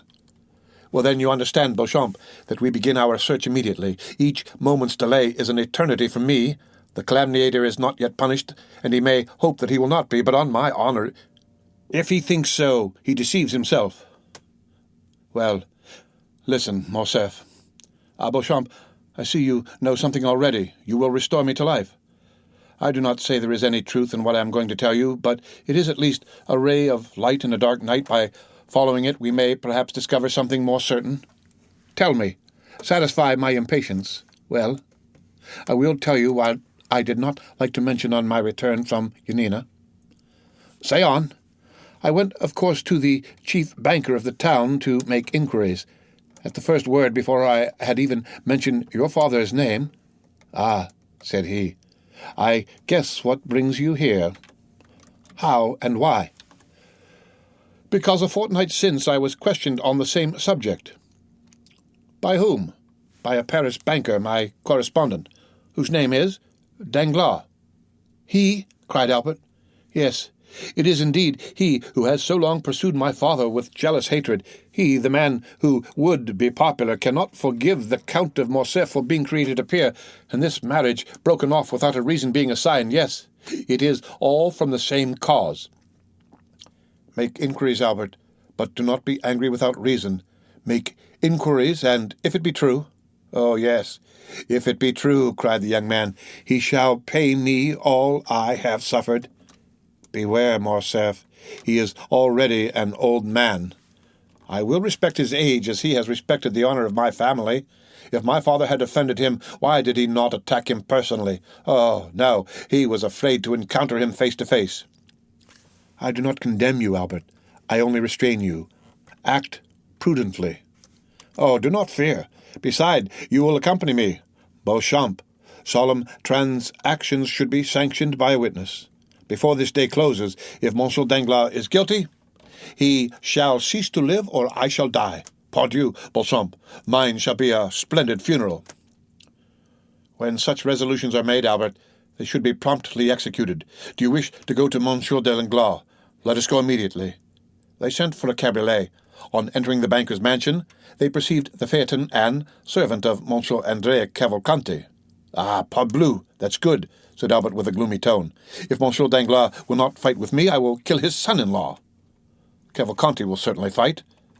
The servant announced the young man, but the banker, recollecting what had transpired the day before, did not wish him admitted. It was, however, too late. Albert had followed the footman, and, hearing the order given, forced the door open, and, followed by Beauchamp, found himself in the banker's study. "Sir," cried the latter, "am I no longer at liberty to receive whom I choose in my house? You appear to forget yourself sadly." "No, sir," said Albert coldly. "There are circumstances in which one cannot accept through cowardice. I offer you that refuge. Refuse to admit certain persons at least." "What is your errand, then, with me, sir?" "I mean," said Albert, drawing near, and without apparently noticing Cavalcanti, who stood with his back towards the fireplace, "I mean to propose a meeting in some retired corner where no one will interrupt us for 10 minutes. That will be sufficient. Where two men having met, one of them will remain on the ground." Danglars turned pale. Cavalcanti moved a step forward, and Albert turned towards him. "And you too," said he. "Come if you like, monsieur. You have a claim, being almost one of the family, and I will give as many rendezvous of that kind as I can find persons willing to accept them." Cavalcanti looked at Danglars with a stupefied air, and the latter, making an effort, arose and stepped between the two young men. Albert's attack on Andrea had placed him on a different footing, and he hoped this visit had another cause than that he had at first supposed. "Indeed, sir," said he to Albert, "if you are come to quarrel with this gentleman because I have preferred him to you, I shall resign the case to the king's attorney." "You mistake, sir," said Morcerf with a gloomy smile. "I am not referring in the least to matrimony, and I only addressed myself to Monsieur Cavalcanti because he appeared disposed to interfere between us. In one respect, you are right, for I am ready to quarrel with everyone today, but you have the first claim, Monsieur Danglars." "Sir," replied Danglars, pale with anger and fear, "I warn you, when I have the misfortune to meet with a mad dog, I kill it. And far from thinking myself guilty of a crime, I believe I do society a kindness. Now, if you are mad and try to bite me, I will kill you without pity.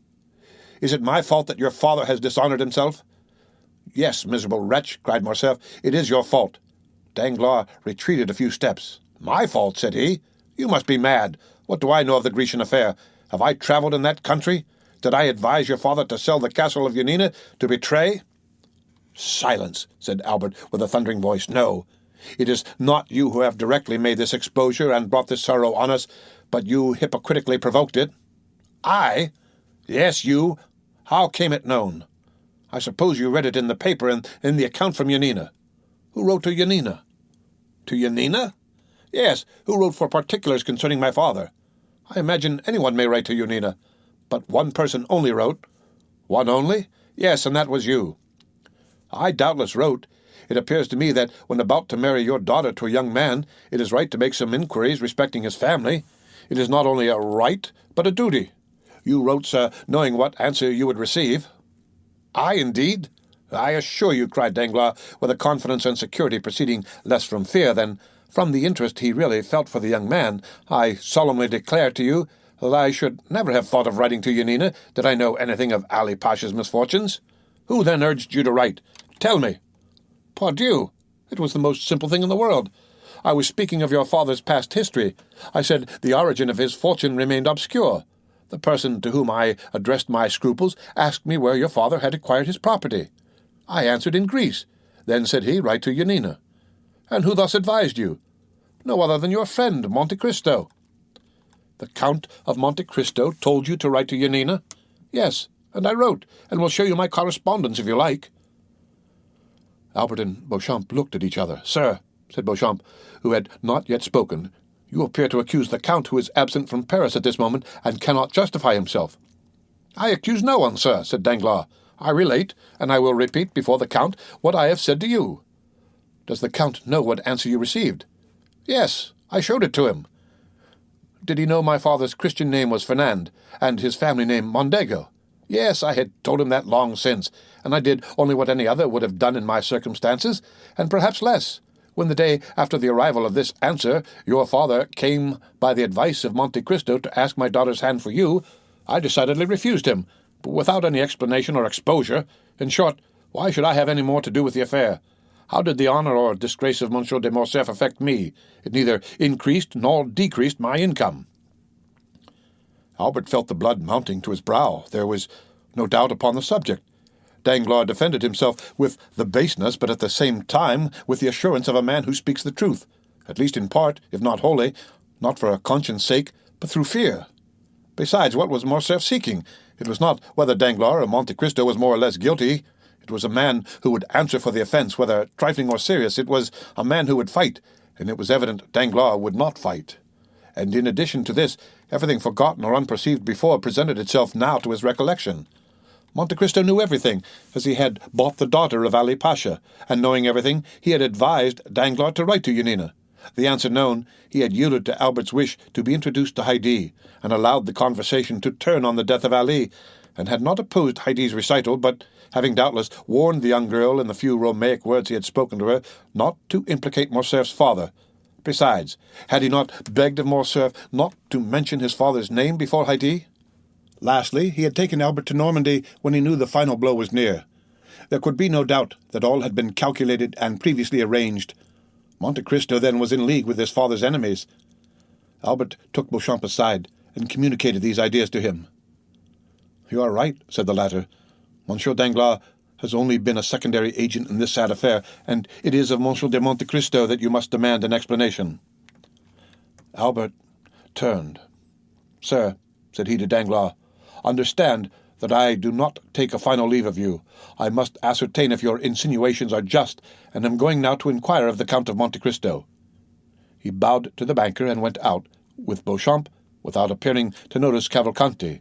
Danglars accompanied him to the door, where he again assured Albert that no motive of personal hatred had influenced him against the Count of Morcerf. The end of Chapter 87 of The Count of Monte Cristo. Read by Rick Kistner for Lit2Go on the web at fcit.usf.edu.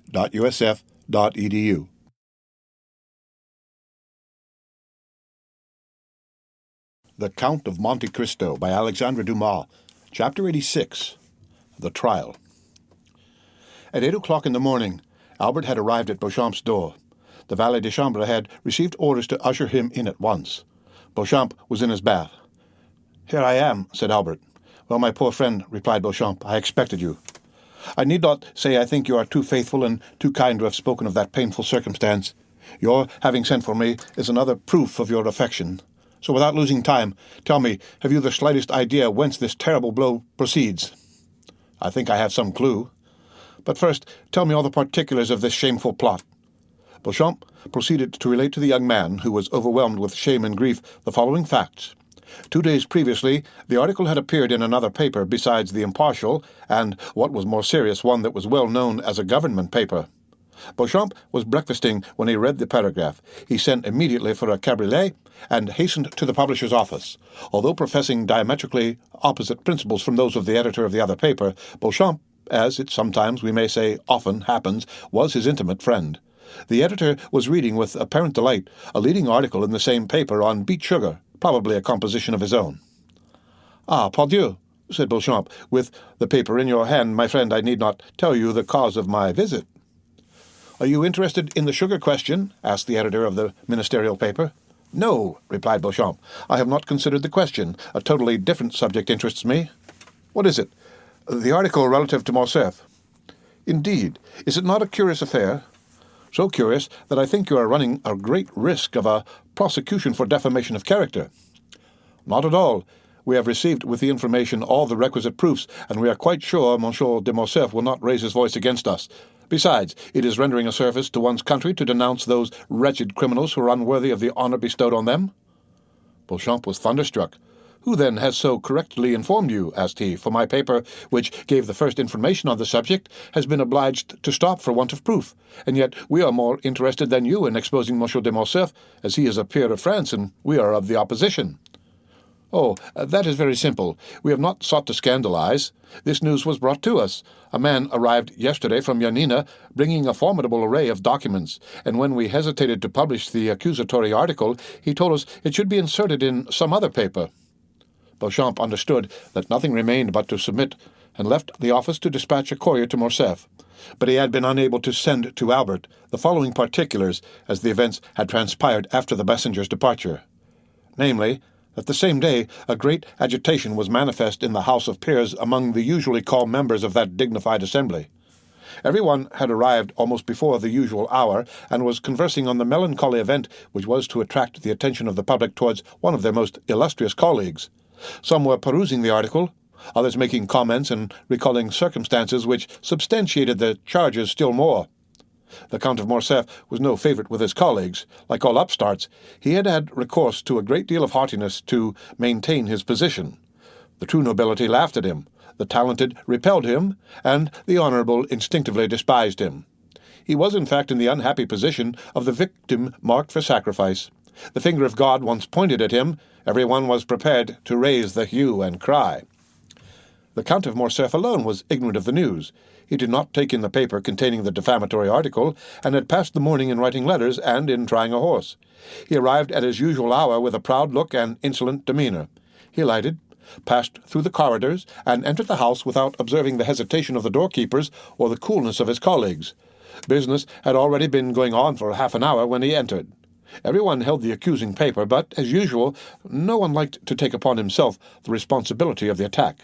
At length, an honourable peer, Morcerf's acknowledged enemy, ascended the tribune with that solemnity which announced that the expected moment had arrived. There was an impressive silence. Morcerf alone knew not why such profound attention was given to an orator who was not always listened to with so much complacency. The Count did not notice the introduction, in which the speaker announced that his communication would be of that vital importance that it demanded the undivided attention of the House.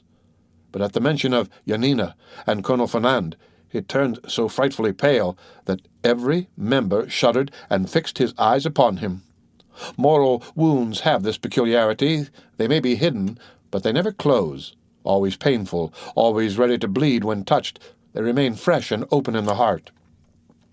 The article having been read during the painful hush that followed, a universal shudder pervaded the assembly, and immediately the closest attention was given to the orator as he resumed his remarks. He stated his scruples and the difficulties of the case. It was the honour of Monsieur de Morcerf, and that of the whole house. He proposed to defend by provoking a debate on personal questions which are always such painful themes of discussion. He concluded by calling for an investigation which might dispose of the calumnious report before it had time to spread, and restore Monsieur de Morcerf to the position he had long held in public opinion. Morcerf was so completely overwhelmed by this great and unexpected calamity that he could scarcely stammer a few words as he looked around on the assembly. This timidity, which might proceed from the astonishment of innocence as well as the shame of guilt, conciliated some in his favour, for men who are truly generous are always ready to be compassionate when the misfortune of their enemy surpasses the limits of their hatred. The President put it to the vote, and it was decided that the investigation should take place. The Count was asked what time he required to prepare his defence. Morcerf's courage had revived when he found himself alive after this horrible blow. "My lords," answered he, "it is not by time I could repel the attack made on me by enemies unknown to me, and doubtless hidden in obscurity. It is immediately and by a thunderbolt that I must repel the flash of lightning which for a moment startled me. Oh, that I could, instead of taking up this defence, shed my last drop of blood to prove to my noble colleagues that I am their equal in worth." These words made a favorable impression on behalf of the accused. "I demand, then, that the examination shall take place as soon as possible, and I will furnish the House with all necessary information." "What day do you fix?" asked the President. "Today. I am at your service," replied the Count. The President rang the bell. "Does the House approve that the examination should take place today?" "Yes," was the unanimous answer. A committee of 12 members was chosen to examine the proofs brought forward by Morcerf. The investigation would begin at 8 o'clock that evening in the committee room, and if postponement were necessary, the proceedings would be resumed each evening at the same hour. Morcerf asked leave to retire. He had to collect the documents he had long been preparing against this storm which his sagacity had foreseen. Albert listened, trembling now with hope, then with anger, and then again with shame, for from Beauchamp's confidence he knew his father was guilty, and he asked himself how, since he was guilty, he could prove his innocence. Beauchamp hesitated to continue his narrative. "What next?" asked Albert. "What next? My friend, you impose a painful task on me. Must you know all?" "Absolutely, and rather from your lips than another's." "Muster up all your courage, then, for never have you required it more." Albert passed his hand over his forehead, as if to try his strength as a man who is preparing to defend his life proves his shield and bends his sword. He thought himself strong enough, for he mistook fever for energy. "Go on," said he. "The evening arrived. All Paris was in expectation. Many said your father had only to show himself to crush the charge against him. Many others said he would not appear, while some asserted that they had seen him start for Brussels, and others went to the police office to inquire if he had taken out a passport. I used all my influence with one of the committee, a young peer of my acquaintance, to get admission to one of the galleries. He called for me at 7 o'clock, and before anyone had arrived, asked one of the doorkeepers to place me in a box. I was concealed by a column and might witness the whole of the terrible scene which was about to take place. At 8 o'clock all were in their places, and Monsieur de Morcerf entered at the last stroke. He held some papers in his hand. His countenance was calm, and his step firm, and he was dressed with great care in his military uniform, which was buttoned completely up to the chin. His presence produced a good effect. The committee was made up of liberals, several of whom came forward to shake hands with him. Albert felt his heart bursting at these particulars, but gratitude mingled with his sorrow. He would gladly have embraced those who had given his father this proof of esteem at a moment when his honor was so powerfully attacked. At this moment, one of the doorkeepers brought in a letter for the President. "You are at liberty to speak, Monsieur de Morcerf," said the President, as he unsealed the letter, and the Count began his defense. "I assure you, Albert, in a most eloquent and skilful manner." He produced documents proving that the Vizier of Yanina had, up to the last moment, honored him with his entire confidence, since he had interested him with a negotiation of life and death with the Emperor. He produced the ring, his mark of authority with which Ali Pasha generally sealed his letters, and which the latter had given him that he might, on his return at any hour of the day or night, gain access to the presence, even in the harem. Unfortunately, the negotiation failed, and when he returned to defend his benefactor, he was dead. "But," said the Count, "so great was Ali Pasha's confidence that on his deathbed he resigned his favourite mistress and her daughter to my care." Albert started on hearing these words. The history of Heidi recurred to him, and he remembered what she had said of that message, and the ring, and the manner in which she had been sold and made a slave. "And what effect did this discourse produce?" anxiously inquired Albert. "I acknowledge it affected me, and indeed all the committee also," said Beauchamp. Meanwhile the President carelessly opened the letter which had been brought to him, but the first lines aroused his attention. He read them again, and fixing his eyes on Monsieur de Morcerf, "Count," said he, "you have said that the Vizier of Yanina confided his wife and daughter to your care?" "Yes, sir," replied Morcerf, "but in that, like all the rest, misfortune pursued me. On my return, Vasiliki and her daughter Heidi had disappeared." "Did you know them?" "My intimacy with the Pasha and his unlimited confidence had gained me an introduction to them, and I had seen them about 20 times. "Have you any idea what became of them?" "Yes, sir. I heard they had fallen victims to their sorrow, and perhaps to their poverty. I was not rich. My life was in constant danger. I could not seek them, to my great regret." The President frowned imperceptibly. "Gentlemen," said he, "you have heard the Comte de Morcerf's defense. Can you, sir, produce any witnesses to the truth of what you have asserted?" "Alas, no, monsieur," replied the Count. "All those who surrounded the vizier or who knew me at his court are either dead or gone away. I know not where. I believe that I alone of all my countrymen survived that dreadful war. I have only the letters of Ali Tepelini, which I have placed before you, the ring, a token of his goodwill, which is here, and lastly, the most convincing proof I can offer after an anonymous attack, and that is the absence of any witness against my veracity and the purity of my military life." A murmur of approbation ran through the assembly, and at this moment Albert had nothing more transpired. Your father's cause had been gained. It only remained to put it to the vote, when the president resumed. "Gentlemen, and you, monsieur, you will not be displeased, I presume, to listen to one who calls himself a very important witness, and who has just presented himself. He is doubtless come to prove the perfect innocence of our colleague. Here is a letter I have just received on the subject. Shall it be read, or shall it be passed over? And shall we take no notice of this incident?" Monsieur de Morcerf turned pale, and clinched his hands on the papers he held. The committee decided to hear the letter. The Count was thoughtful and silent. The President read, "Mr. President, I can furnish the Committee of Inquiry into the conduct of the Lieutenant General, the Count of Morcerf, in Epirus and in Macedonia with important particulars." The President paused, and the Count turned pale. The President looked at his auditors. "Proceed," was heard on all sides. The President resumed. "I was on the spot at the death of Ali Pasha. I was present during his last moments. I know what is become of Vasiliki and Haidi. I am at the command of the committee, and even claim the honor of being heard. I shall be in the lobby when this note is delivered to you." "And who is this witness, or rather this enemy?" asked the Count in a tone in which there was a visible alteration. "We shall know, sir," replied the President. "Is the committee willing to hear this witness?" "Yes, yes," they all said at once. The doorkeeper was called. "Is there anyone in the lobby?" said the President. "Yes, sir." "Who is it?" "A woman accompanied by a servant." Everyone looked at his neighbor. "Bring her in." "Bring her in," said the President.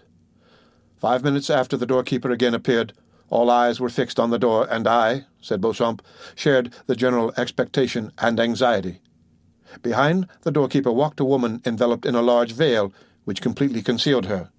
It was evident from her figure and the perfumes she had about her that she was young and fastidious in her tastes, but that was all. The President requested her to throw aside her veil, and it was then seen that she was dressed in the Grecian costume and was remarkably beautiful. "Ah," said Albert, "it was she." "Who?" "Haidi. Who told you that?"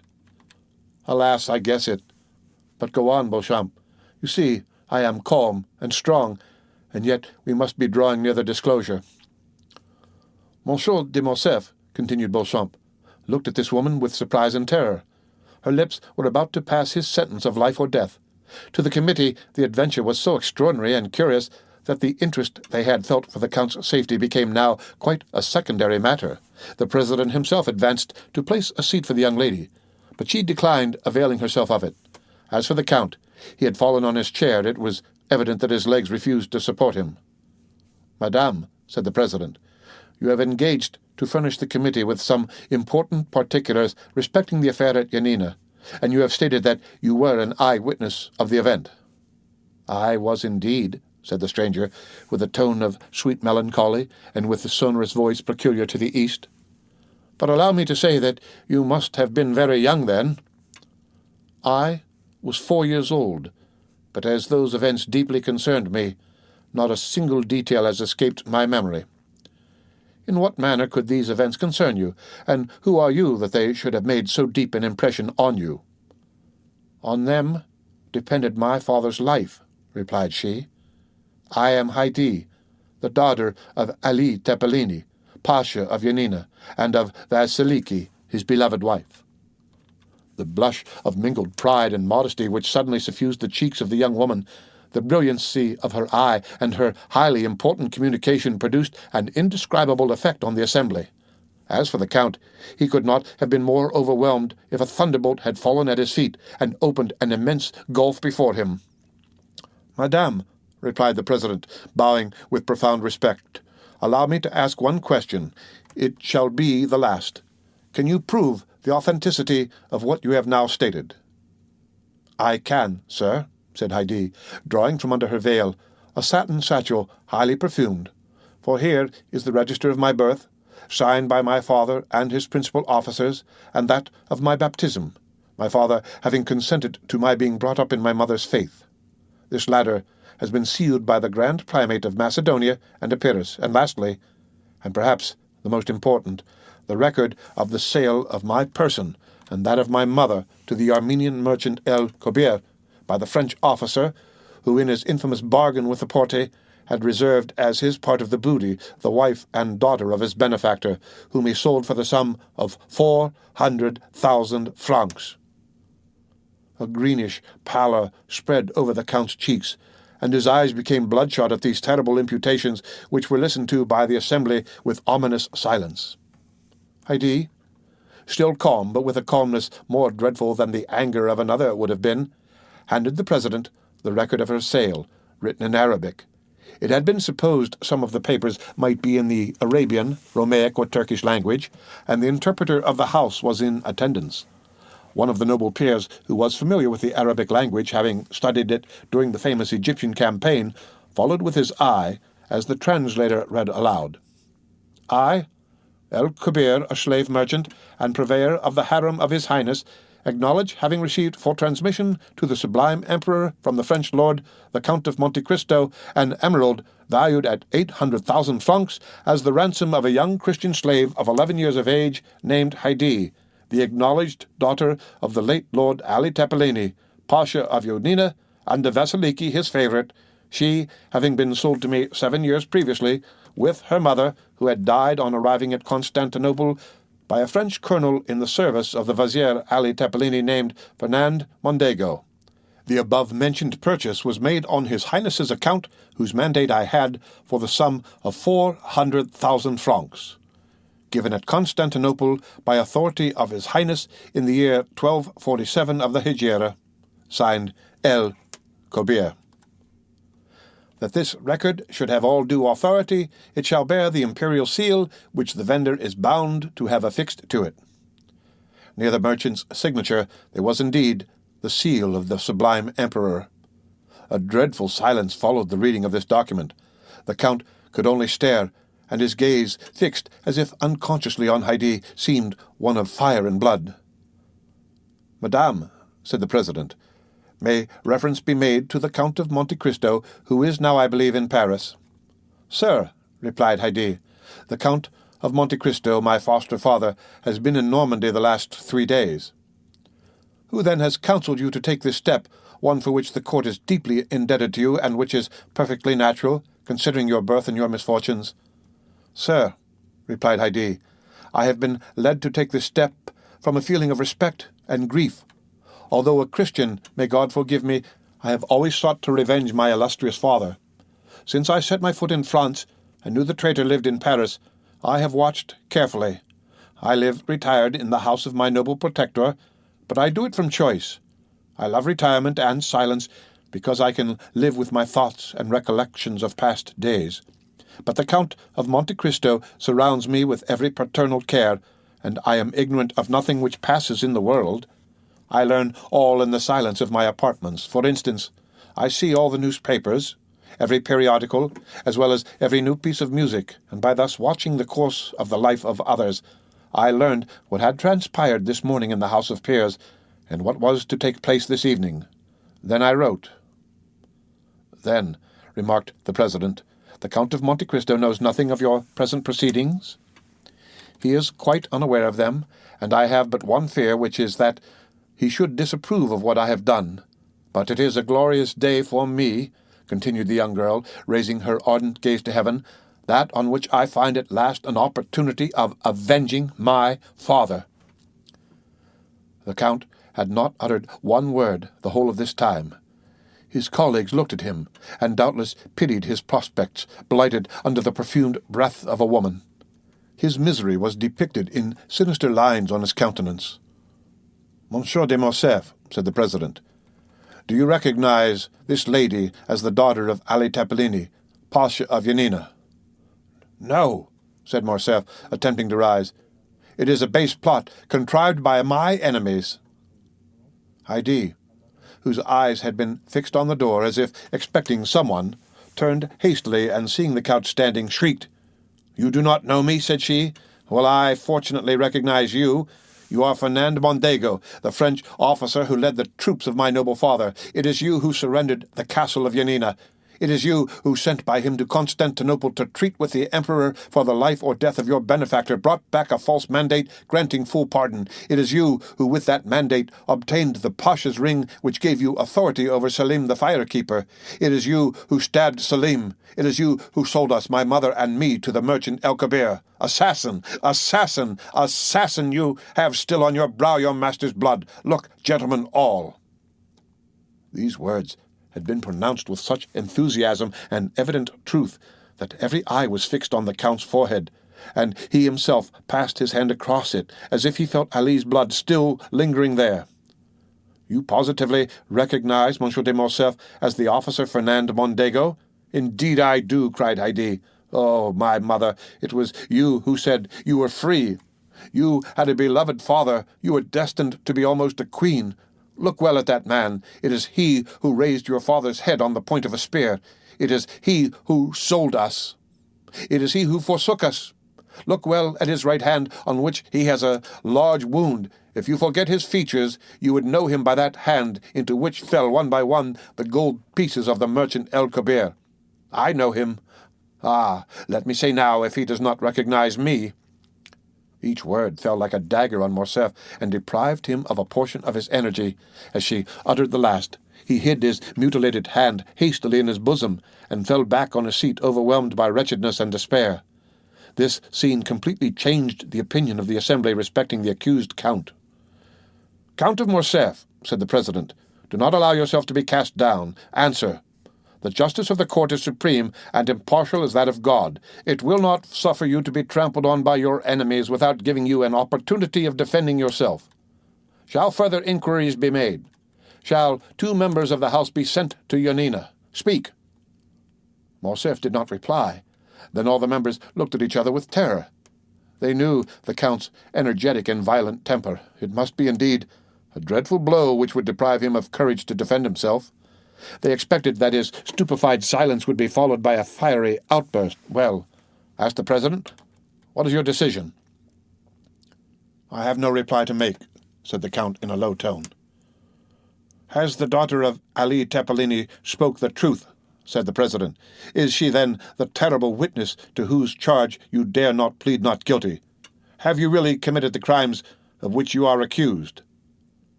The Count looked around him with an expression which might have softened tigers, but which could not disarm his judges. Then he raised his eyes towards the ceiling, but withdrew them immediately, as if he feared the roof would open and reveal to his distressed view that second tribunal called Heaven, and that other judge named God. Then, with a hasty movement, he tore open his coat, which seemed to stifle him, and flew from the room like a madman. His footstep was heard one moment in the corridor, then the rattling of his carriage wheels as he was driven rapidly away. "Gentlemen," said the president, when silence was restored, "is the Count of Morcerf convicted of felony, treason, and conduct unbecoming a member of this house?" "Yes," replied all the members of the committee of inquiry with a unanimous voice. Heidi had remained until the close of the meeting. She heard the Count's sentence pronounced without betraying an expression of joy or pity.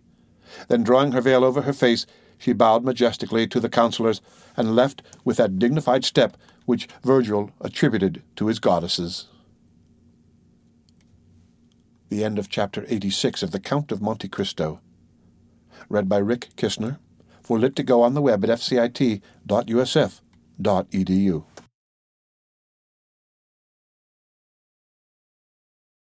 The Count of Monte Cristo by Alexandre Dumas.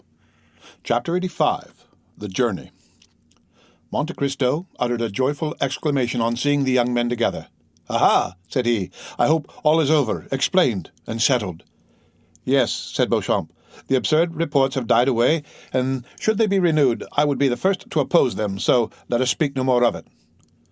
"Albert will tell you," replied the Count, "that I gave him the same advice. Look," added he, "I am finishing the most execrable morning's work." "What is it?" said Albert. "Arranging your papers, apparently." "My papers? Oh, thank God, no. My papers are all in capital order because I have none, but Monsieur Cavalcanti's." "Monsieur Cavalcanti's?" asked Beauchamp. "Yes.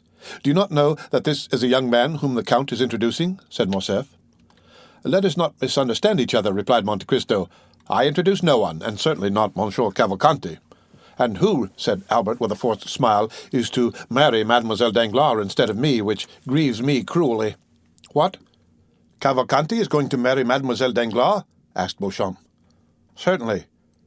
"Do you come from the end of the world?" said Monte Cristo. "You, a journalist, the husband of renown? It is the talk of all Paris." "And you, Count, have made this match?" asked Beauchamp. "I? Silence, purveyor of gossip, do not spread that report. I make a match? No. You do not know me. I have done all in my power to oppose it." "Ah, I understand," said Beauchamp, "on our friend Albert's account." "On my account?" said the young man. "Oh, no.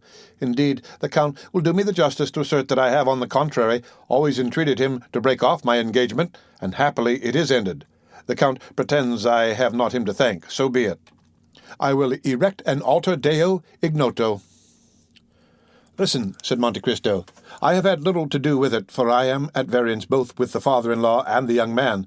There is only Mademoiselle Eugenie, who appears but little charmed with the thoughts of matrimony, and who, seeing how little I was disposed to persuade her to renounce her dear liberty, retains any affection for me." "And you say this wedding is at hand?" "Oh, yes, in spite of all I could say. I do not know the young man. He is said to be of good family and rich, but I never trust to vague assertions. I have warned Monsieur Danglars of it till I am tired, but he is fascinated with his Lucchese. I have even informed him of a circumstance I consider very serious. The young man was either charmed by his nurse, stolen by gypsies, or lost by his tutor, I scarcely know which. But I do know his father lost sight of him for more than 10 years. What he did during those 10 years, God only knows. Well, all that was useless. They have commissioned me to write to the Major to demand papers, and here they are. I send them, but, like Pilate, washing my hands." "And what does Mademoiselle d'Armilly say to you for robbing her of her pupil?" "Oh, well, I don't know, but I understand that she is going to Italy. Madame Danglars asked me for letters of recommendation for the impresarii. I gave her a few lines for the director of the Valet Theatre, who is under some obligation to me, but what is the matter, Albert? You look dull.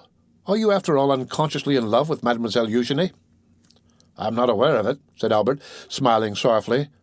Beauchamp turned to look at some paintings. "But," continued Monte Cristo, "you are not in your usual spirits." "I have a dreadful headache," said Albert. "Well, my dear Viscount," said Monte Cristo, "I have an infallible remedy to propose to you." "What is that?" asked the young man. "A change." "Indeed?" said Albert. "Yes, and as I am just now excessively annoyed, I shall go from home. Shall we go together?" "You? Annoyed, Count?" said Beauchamp. "And by what?" "Ah, you think very lightly of it. I should like to see you with a brief preparing in your house." "What brief?" "The one Monsieur de Villefort is preparing against my amiable assassin, some brigand escaped from the gallows, apparently." "True," said Beauchamp. "I saw it in the paper. Who is this Caderousse?" "Some provincial, it appears. Monsieur de Villefort heard of him at Marseille, and Monsieur Danglars recollects having seen him.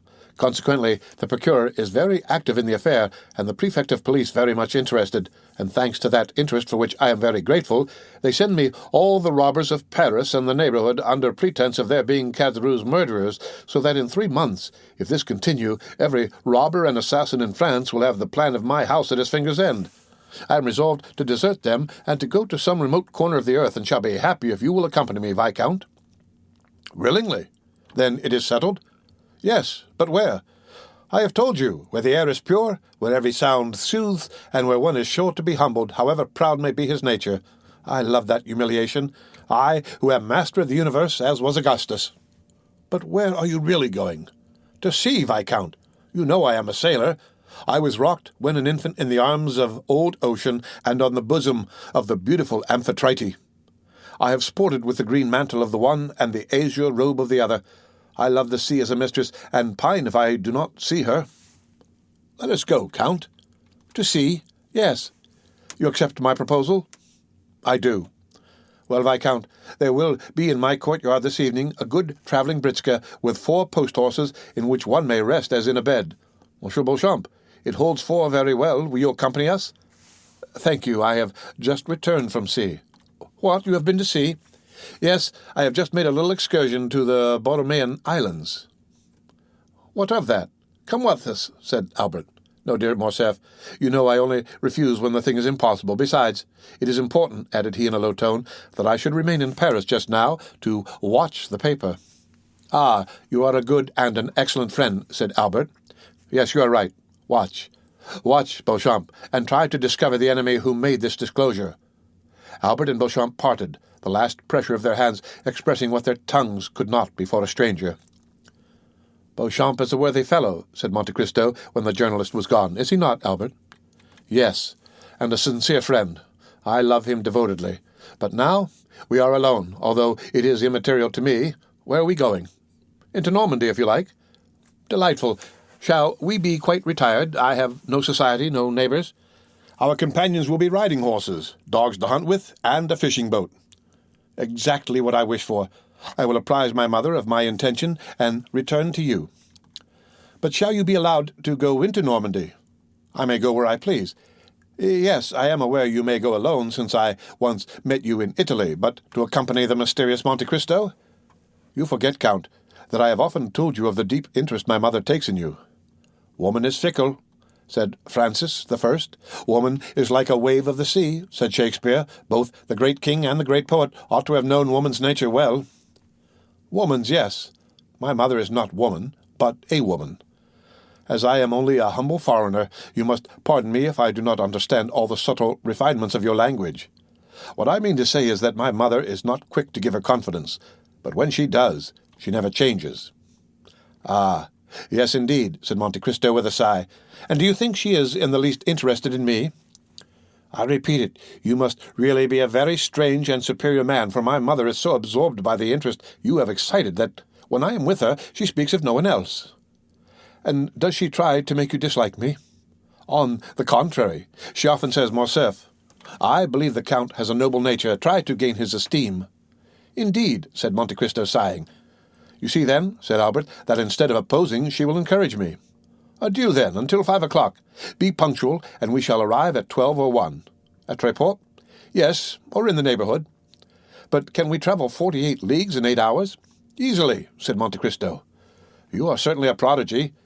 You will soon not only surpass the railway, which would not be very difficult in France, but even the telegraph. But, Viscount, since we cannot perform the journey in less than 7 or 8 hours, do not keep me waiting. Do not fear, I have little to prepare. Monte Cristo smiled as he nodded to Albert, then remained a moment absorbed in deep meditation. But passing his hand across his forehead as if to dispel his reverie, he rang the bell twice, and Bertuccio entered. Bertuccio, said he, I intend going this evening to Normandy instead of tomorrow or the next day. You will have sufficient time before 5 o'clock. Dispatch a messenger to apprise the grooms at the first station. Monsieur de Morcerf will accompany me. Bertuccio obeyed and dispatched a courier to Pontois to say the travelling carriage would arrive at 6 o'clock. From Pontois, another express was sent to the next stage, and in 6 hours all the horses stationed on the road were ready. Before his departure, the Count went to Heidi's apartments, told her his intention, and resigned everything to her care. Albert was punctual. The journey soon became interesting from its rapidity, of which Morcerf had formed no previous idea. Truly, said Monte Cristo, with your post-horses going at the rate of 2 leagues an hour, and that absurd law that one traveller shall not pass another without permission, so that an invalid or ill-tempered traveller may detain those who are well and active, it is impossible to move. I escape this annoyance by travelling with my own postilion and horses. Do I not, Ali? The Count put his head out of the window and whistled, and the horses appeared to fly. The carriage rolled with a thundering noise over the pavement, and everyone turned to notice the dazzling meteor. Ali, smiling, repeated the sound, grasped the reins with a firm hand, and spurred his horses, whose beautiful manes floated in the breeze. This child of the desert was in his element, and with his black face and sparkling eyes appeared in the cloud of dust he raised like the genius of the simoom and the god of the hurricane. I never knew till now the delight of speed, said Morcerf, and the last cloud disappeared from his brow. But where the devil do you get such horses? Are they made to order?" "Precisely," said the Count. 6 years since I bought a horse in Hungary remarkable for its swiftness. The 32 that we shall use tonight are its progeny. They are all entirely black, with the exception of a star upon the forehead."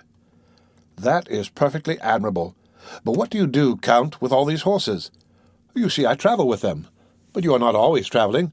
When I no longer require them, Bertuccio will sell them, and he expects to realize 30 or 40,000 francs by the sale."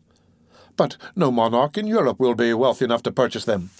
"Then he will sell them to some Eastern vizier who will empty his coffers to purchase them, and refill them by applying the bastinado to his subjects." "Count, may I suggest one idea to you?" "Certainly. It is that next to you, Bertuccio must be the richest gentleman in Europe." "You are mistaken, Viscount. I believe he has not a franc in his possession." "Then he must be a wonder, my dear Count. If you tell me many more marvellous things, I warn you I shall not believe them." "I countenance nothing that is marvellous, Monsieur Albert. Tell me, why does a steward rob his master?" "Because, I suppose, it is in his nature to do so for the love of robbing." "You are mistaken. It is because he has a wife and family, and ambitious desires for himself and them. Also, because he is not sure of always retaining his situation, and wishes to provide for the future. Now, Monsieur Bertuccio is alone in the world. He uses my property without accounting for the use he makes of it. He is sure never to leave my service. Why? Because I should never get a better. Probabilities are deceptive, but I deal in certainties. He is the best servant over whom one has the power of life and death." "Do you possess that right over Bertuccio?" "Yes." "There are words which close a conversation with an iron door. Such was the Count's yes. The whole journey was performed with equal rapidity. The 32 horses, dispersed over 7 stages, brought them to their destination in 8 hours. At midnight they arrived at the gate of a beautiful park. The porter was in attendance. He had been apprised by the groom of the last stage of the Count's approach. At 2:30 in the morning Morcerf was conducted to his apartments, where a bath and supper were prepared. The servant, who had travelled at the back of the carriage, waited on him. Baptistine, who rode in front, attended the Count. Albert bathed, took his supper, and went to bed. All night he was lulled by the melancholy noise of the surf. On rising he went to his window, which opened on a terrace, having the sea in front, and at the back a pretty park bounded by a small forest. In a creek lay a little sloop with a narrow keel and high masts, bearing on its flag the Monte Cristo arms, which were a mountain on a sea azure, with a cross gules on the shield. Around the schooner lay a number of small fishing boats belonging to the fishermen of the neighbouring village, like humble subjects awaiting orders from their queen. There, as in every spot where Monte Cristo stopped, if but for 2 days, luxury abounded, and life went on with the utmost ease.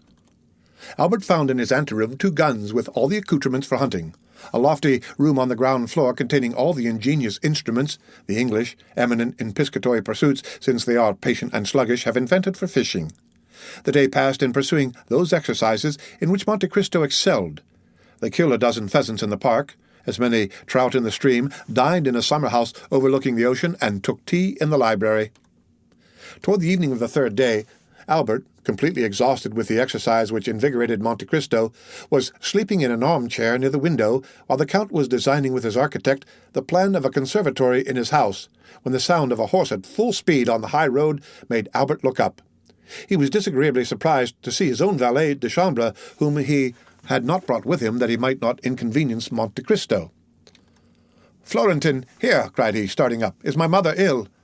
And he hastened to the door. Monte Cristo watched, and saw him approach the valet, who drew a small sealed parcel from his pocket containing a newspaper and a letter. "From whom is this?" said he eagerly. "From Monsieur Beauchamp," replied Florentin. "Did he send you?" "Yes, sir. He sent for me to his house, gave me money for my journey, procured a horse, and made me promise not to stop till I had reached you. I have come in 15 hours. Albert opened the letter with fear, uttered a shriek on reading the first line, and seized the paper. His sight was dimmed, his legs sank under him, and he would have fallen had not Florentin supported him. "Poor young man," said Monte Cristo in a low voice. "It is then true that the sin of the father shall fall on the children to the 3rd and 4th generation." Meanwhile, Albert had revived and continued to read.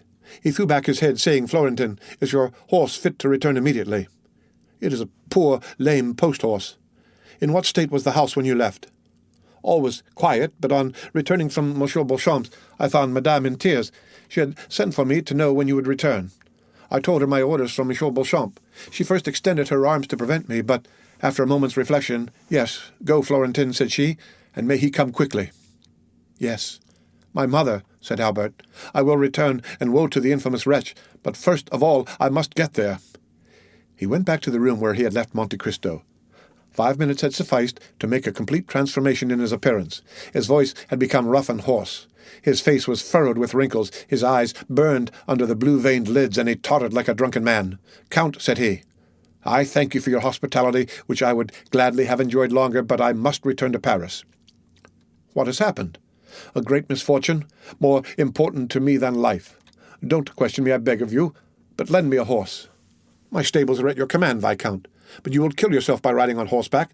Take a post-chaise or a carriage." "No, it would delay me, and I need the fatigue you warn me of. It will do me good." Albert reeled as if he had been shot, and fell on a chair near the door. Monte Cristo did not see this second manifestation of physical exhaustion. He was at the window calling, "Allez, a horse for Monsieur de Morcerf, quick, he is in a hurry." These words restored Albert. He darted from the room, followed by the Count. "Thank you," cried he, throwing himself on his horse. "Return as soon as you can, Florentin. Must I use any password to procure a horse?" "Only dismount, another will be immediately saddled." Albert hesitated a moment. "You may think my departure strange and foolish," said the young man. "You do not know how a paragraph in a newspaper may exasperate one. Read that," said he, "when I am gone, that you may not be witness of my anger." While the Count picked up the paper, he put spurs to his horse, which leaped in astonishment at such an unusual stimulus, and shot away with the rapidity of an arrow. The Count watched him with a feeling of compassion, and when he had completely disappeared, read as follows.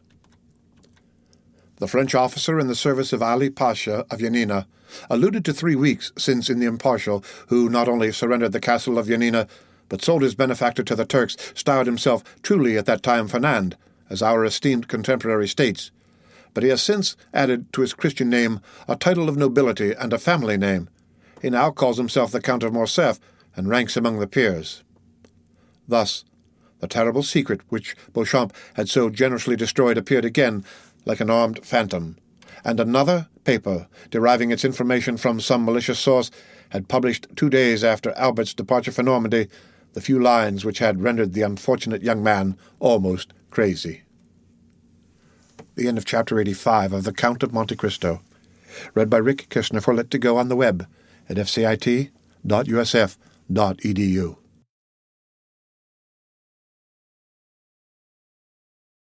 The Count of Monte Cristo by Alexandre Dumas. Chapter 84. Beauchamp. The daring attempt to rob the Count was the topic of conversation throughout Paris for the next fortnight. The dying man had signed a deposition declaring Benedetto to be the assassin. The police had orders to make the strictest search for the murderer. Caderous's knife, dark lantern, bunch of keys and clothing, excepting the waistcoat, which could not be found, were deposited at the registry. The corpse was conveyed to the morgue.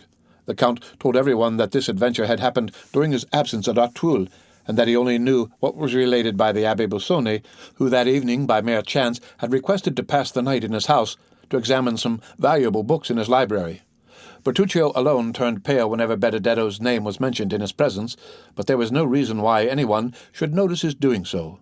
Villefort, being called on to prove the crime, was preparing his brief with the same ardor that he was accustomed to exercise when required to speak in criminal cases. But 3 weeks had already passed, and the most diligent search had been unsuccessful. The attempted robbery and the murder of the robber by his comrade were almost forgotten in anticipation of the approaching marriage of Mademoiselle Danglars to the Count Andrea Cavalcanti.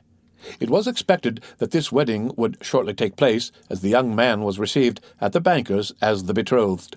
Letters had been dispatched to Monsieur Cavalcanti as the Count's father, who highly approved of the union, regretted his inability to leave Parma at that time, and promised a wedding gift of 150,000 livres. It was agreed that the 3 millions should be entrusted to Danglars to invest. Some persons had warned the young man of the circumstances of his future father-in-law, who had of late sustained repeated losses, but with sublime disinterestedness and confidence the young man refused to listen or to express a single doubt to the Baron. The Baron adored Count Andrea Cavalcanti. Not so Mademoiselle Eugenie, Danglars. With an instinctive hatred of matrimony, she suffered Andrea's attentions in order to get rid of Morcerf, but when Andrea urged his suit, she betrayed an entire dislike to him.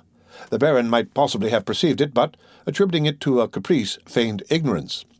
The delay demanded by Beauchamp had nearly expired. Morcerf appreciated the advice of Monte Cristo to let things die away of their own accord.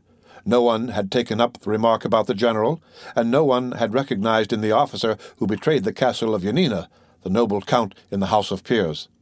Albert, however, felt no less insulted. The few lines which had irritated him were certainly intended as an insult. Besides, the manner in which Beauchamp had closed the conference left a bitter recollection in his heart. He cherished the thought of the duel, hoping to conceal its true cause even from his seconds. Beauchamp had not been seen since the day he visited Albert, and those of whom the latter inquired always told him he was out on a journey which would detain him some days. Where he was, no one knew. One morning Albert was awakened by his valet de chambre, who announced Beauchamp. Albert rubbed his eyes, ordered his servant to introduce him into the small smoking room on the ground floor, dressed himself quickly, and went down. He found Beauchamp pacing the room. On perceiving him, Beauchamp stopped. "Your arrival here, without waiting my visit at your house today, looks well, sir," said Albert. "Tell me, may I shake hands with you, saying, Beauchamp, acknowledge you have injured me, and retain my friendship, or must I simply propose to you a choice of arms?" "Albert," said Beauchamp, with a look of sorrow which stupefied the young man, "let us first sit down and talk." "Rather, sir. Before we sit down, I must demand your answer." "Albert," said the journalist, "these are questions which it is difficult to answer. I will facilitate it by repeating the question. Will you or will you not retract?" "Morcerf, it is not enough to answer yes or no to questions which concern the honor, the social interest, and the life of such a man as Lieutenant General the Count of Morcerf, Peer of France. What must then be done?" "What I have done, Albert. I reason thus: money, time, and fatigue are nothing compared with the reputation and interests of a whole family. Probabilities will not suffice. Only facts will justify a deadly combat with a friend. If I strike with a sword, or discharge the contents of a pistol at a man with whom for 3 years I have been on terms of intimacy, I must at least know why I do so. I must meet him with a heart at ease, and that quiet conscience which a man needs when his own arm must save his life." "Well," said Morcerf impatiently, "what does all this mean?" "It means that I have just returned from Yanina." "From Yanina?" "Yes." "Impossible." "Here is my passport. Examine the visa. Geneva, Milan, Venice, Trieste, Delvino, Yanina. Will you believe the government of a republic, a kingdom, and an empire?" Albert cast his eyes on the passport, then raised them in astonishment to Beauchamp. "You have been to Yanina?" said he. "Albert, had you been a stranger, a foreigner, a simple lord like that Englishman who came to demand satisfaction 3 or 4 months since, and whom I killed to get rid of, I should not have taken this trouble. But I thought this mark of consideration due to you. I took a week to go, another to return, 4 days of quarantine, and 48 hours to stay there. That makes 3 weeks. I returned last night, and here I am." "What circumlocution! How long you are before you tell me what I most wish to know." "Because, in truth, Albert—" "You hesitate?" "Yes. I fear." "You fear to acknowledge that your correspondent has deceived you? Oh, no self-love, Beauchamp. Acknowledge it, Beauchamp. Your courage cannot be doubted." "Not so," murmured the journalist. "On the contrary." Albert turned frightfully pale. He endeavored to speak, but the words died on his lips. "My friend," said Beauchamp, in the most affectionate tone, "I should gladly make an apology, but alas!" "But what?" "The paragraph was correct, my friend." "What? That French officer?" "Yes." "Fernand?" "Yes." "The traitor who surrendered the castle of the man in whose service he was—" "Pardon me, my friend. That man was your father." Albert advanced furiously towards Beauchamp, but the latter restrained him more by a mild look than by his extended hand. "Ah, friend," said he, "here is a proof of it." Albert opened the paper. It was an attestation of 4 notable inhabitants of Yanina, proving that, Colonel Ferdinand Mondego, in the service of Ali Tepellini, had surrendered the castle for 2,000,000 crowns. The signatures were perfectly legal. Albert tottered and fell overpowered in a chair. It could no longer be doubted. The family name was fully given. After a moment's mournful silence, his heart overflowed, and he gave way to a flood of tears. Beauchamp, who had watched with sincere pity the young man's paroxysm of grief, approached him. "No, Albert," said he, "you understand me, do you not? I wish to see all and to judge of everything for myself, hoping the explanation would be in your father's favor, and that I might do him justice. But on the contrary, the particulars which are given prove that Fernand Mondego, raised by Ali Pasha to the rank of Governor-General, is no other than Count Fernand of Morcerf. Then, recollecting the honor you had done me in admitting me to your friendship, I hastened to you." Albert, still extended on the chair, covered his face with both hands, as if to prevent the light from reaching him. "I hastened to you," continued Beauchamp, "to tell you, Albert, that in this changing age the faults of a father cannot revert upon his children. Few have passed through this revolutionary period in the midst of which we were born without some stain of infamy or blood to soil the uniform of the soldier or the gown of the magistrate. Now I have these proofs, Albert, and I am in your confidence. No human power can force me to a duel which your own conscience would reproach you with as criminal. But I come to offer you what you can no longer demand of me. Do you wish these proofs, these attestations which I alone possess, to be destroyed? Do you wish this frightful secret to remain with us? Confided to me, it shall never escape my lips. Say, Albert, my friend, do you wish it?" Albert threw himself on Beauchamp's neck. "Ah, noble fellow," cried he. "Take these," said Beauchamp, presenting the papers to Albert. Albert seized them with a convulsive hand, tore them in pieces, and trembling lest the least vestige should escape and one day appear to confront him, he approached the waxlight always kept burning for cigars, and burned every fragment. "Dear, excellent friend," murmured Albert, still burning the papers. "Let all be forgotten as a sorrowful dream," said Beauchamp. "Let it vanish as the last sparks from the blackened paper, and disappear as the smoke from those silent ashes."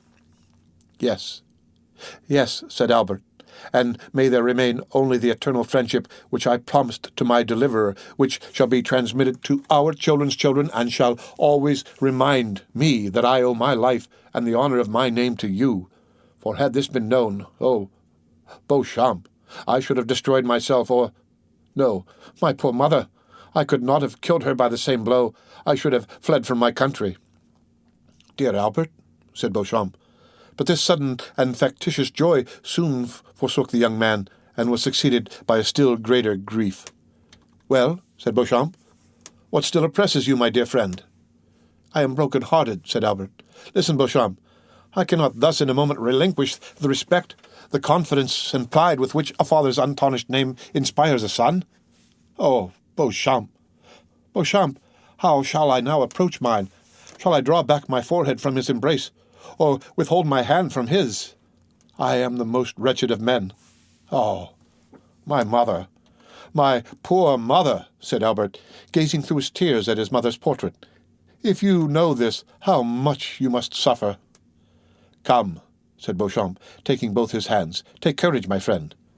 But how came that first note to be inserted in your journal? Some unknown enemy, an invisible foe, has done this."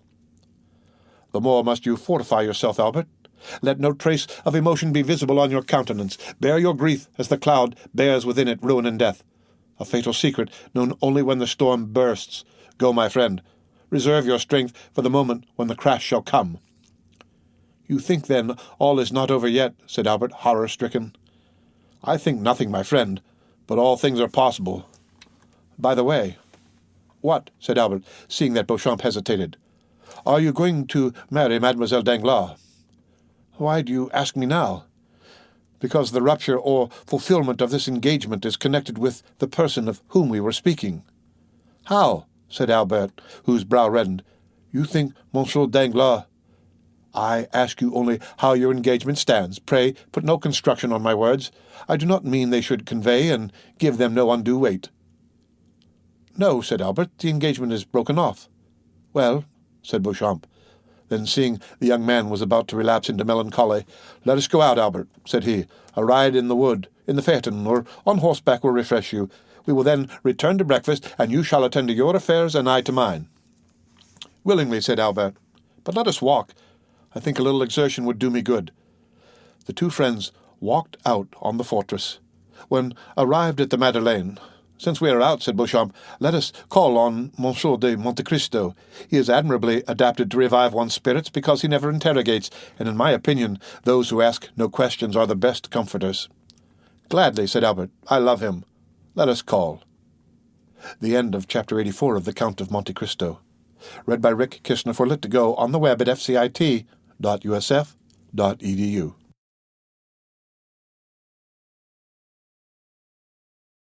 The Count of Monte Cristo by Alexandre Dumas. Chapter 83. The Hand of God. Caderousse continued to call piteously, "Help! Reverend sir, help!"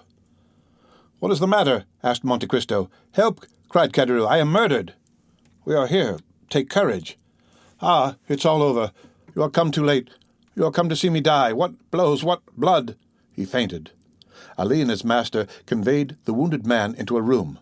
Monte Cristo motioned to Ali to undress him, and he then examined his dreadful wounds. "My God," he exclaimed, "thy vengeance is sometimes delayed, but only that it may fall the more effectually." Ali looked at his master for further instructions. "Bring here immediately the king's attorney, Monsieur de Villefort, who lives in the Faubourg Saint-Honoré. As you pass the lodge, wake the porter and send him for a surgeon." Ali obeyed, leaving the abbé alone with Caderousse, who had not yet revived. When the wretched man again opened his eyes, the Count looked at him with a mournful expression of pity, and his lips moved as if in prayer. "A surgeon, reverend sir, a surgeon," said Caderousse. "I have sent for one," replied the abbé. "I know he cannot save my life, but he may strengthen me to give my evidence." "Against whom?" "Against my murderer." "Did you recognize him?" "Yes, it was Benedetto." "The young Corsican?" "Himself." "Your comrade?" "Yes. After giving me the plan of this house, doubtless hoping I should kill the Count and he thus become his heir, or that the Count would kill me and I should be out of his way, he waylaid me and has murdered me. I have also sent for the procureur. He will not come in time. I feel my life fast ebbing." "Wait a moment," said Monte Cristo. He left the room and returned in 5 minutes with a phial. The dying man's eyes were all the time riveted on the door through which he hoped succour would arrive. "Hasten, reverend sir, hasten! I shall faint again." Monte Cristo approached and dropped on his purple lips 3 or 4 drops of the contents of the vial. Caderousse drew a deep breath. "Oh," said he, "that is life to me. More, more." "2 drops more would kill you," replied the abbé. "Oh, send for someone to whom I can denounce the wretch." "Shall I write your deposition? You can sign it." "Yes, yes," said Caderousse, and his eyes glistened at the thought of this posthumous revenge. Monte Cristo wrote, "I die, murdered by the Corsican Benedetto, my comrade in the galleys at Toulouse, No. 59. "Quick, quick," said Caderousse, "or I shall be unable to sign it." Monte Cristo gave the pen to Caderousse, who collected all his strength, signed it, and fell back on his bed, saying, "You will relate all the rest, reverend sir. You will say he calls himself Andrea Cavalcanti. He lodges at the Hôtel des Princes. Oh, I am dying." He again fainted. The abbé made him smell the contents of the vial, and he again opened his eyes. His desire for revenge had not forsaken him. "Ah, you will tell all I have said, will you not, reverend sir?" "Yes, and much more." "What more will you say?" "I will say he had doubtless given you the plan of this house in the hope the Count would kill you. I will say likewise he had apprised the Count by a note of your intention, and the Count being absent, I read the note and sat up to wait you." "And he will be guillotined, will he not?" said Caderousse. "Promise me that, and I will die with that hope." "I will say," continued the Count, "that he followed and watched you the whole time, and when he saw you leave the house, ran to the angle of the wall to conceal himself. Did you see all that? Remember my words. If you return home safely, I shall believe God has forgiven you, and I will forgive you also." "And you did not warn me," cried Caderousse, raising himself on his elbows. "You knew I should be killed on leaving this house, and you did not warn me." "No, for I saw God's justice placed in the hands of Benedetto, and should have thought it sacrilege to oppose the designs of Providence. God's justice! Speak not of it, reverend sir. If God were just, you know how many would be punished who now escape. Patience, said the abbé, in a tone which made the dying man shudder. Have patience. Caderousse looked at him with amazement. Besides, said the abbé, God is merciful to all as he has been to you. He is first a father, then a judge. Do you then believe in God? Said Caderousse. Had I been so unhappy as not to believe in him until now, said Monte Cristo, I must believe on seeing you. Caderousse raised his clenched hands towards heaven. Listen, said the abbé, extending his hand over the wounded man as if to command him to believe. This is what the God in whom on your deathbed you refuse to believe has done for you. He gave you health, strength, regular employment, even friends, a life, in fact, which a man might enjoy with a calm conscience. Instead of improving these gifts rarely granted so abundantly, this has been your course. You have given yourself up to sloth and drunkenness, and in a fit of intoxication have ruined your best friend.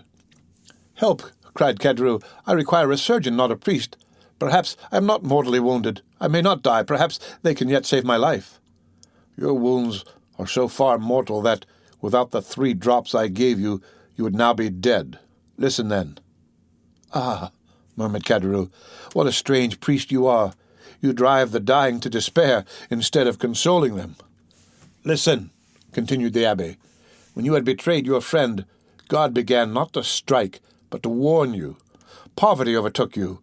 You had already passed half your life in coveting that which you might have honorably acquired, and already you contemplated crime under the excuse of want, when God worked a miracle in your behalf, sending you by my hands a fortune, brilliant indeed for you who had never possessed any.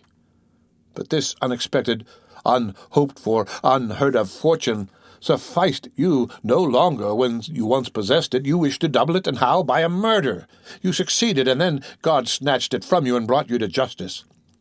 It was not I who wished to kill the Jew, said Caderousse. It was Lecoqomte. Yes, said Monte Cristo, and God, I cannot say injustice, for his justice would have slain you, but God in his mercy spared your life.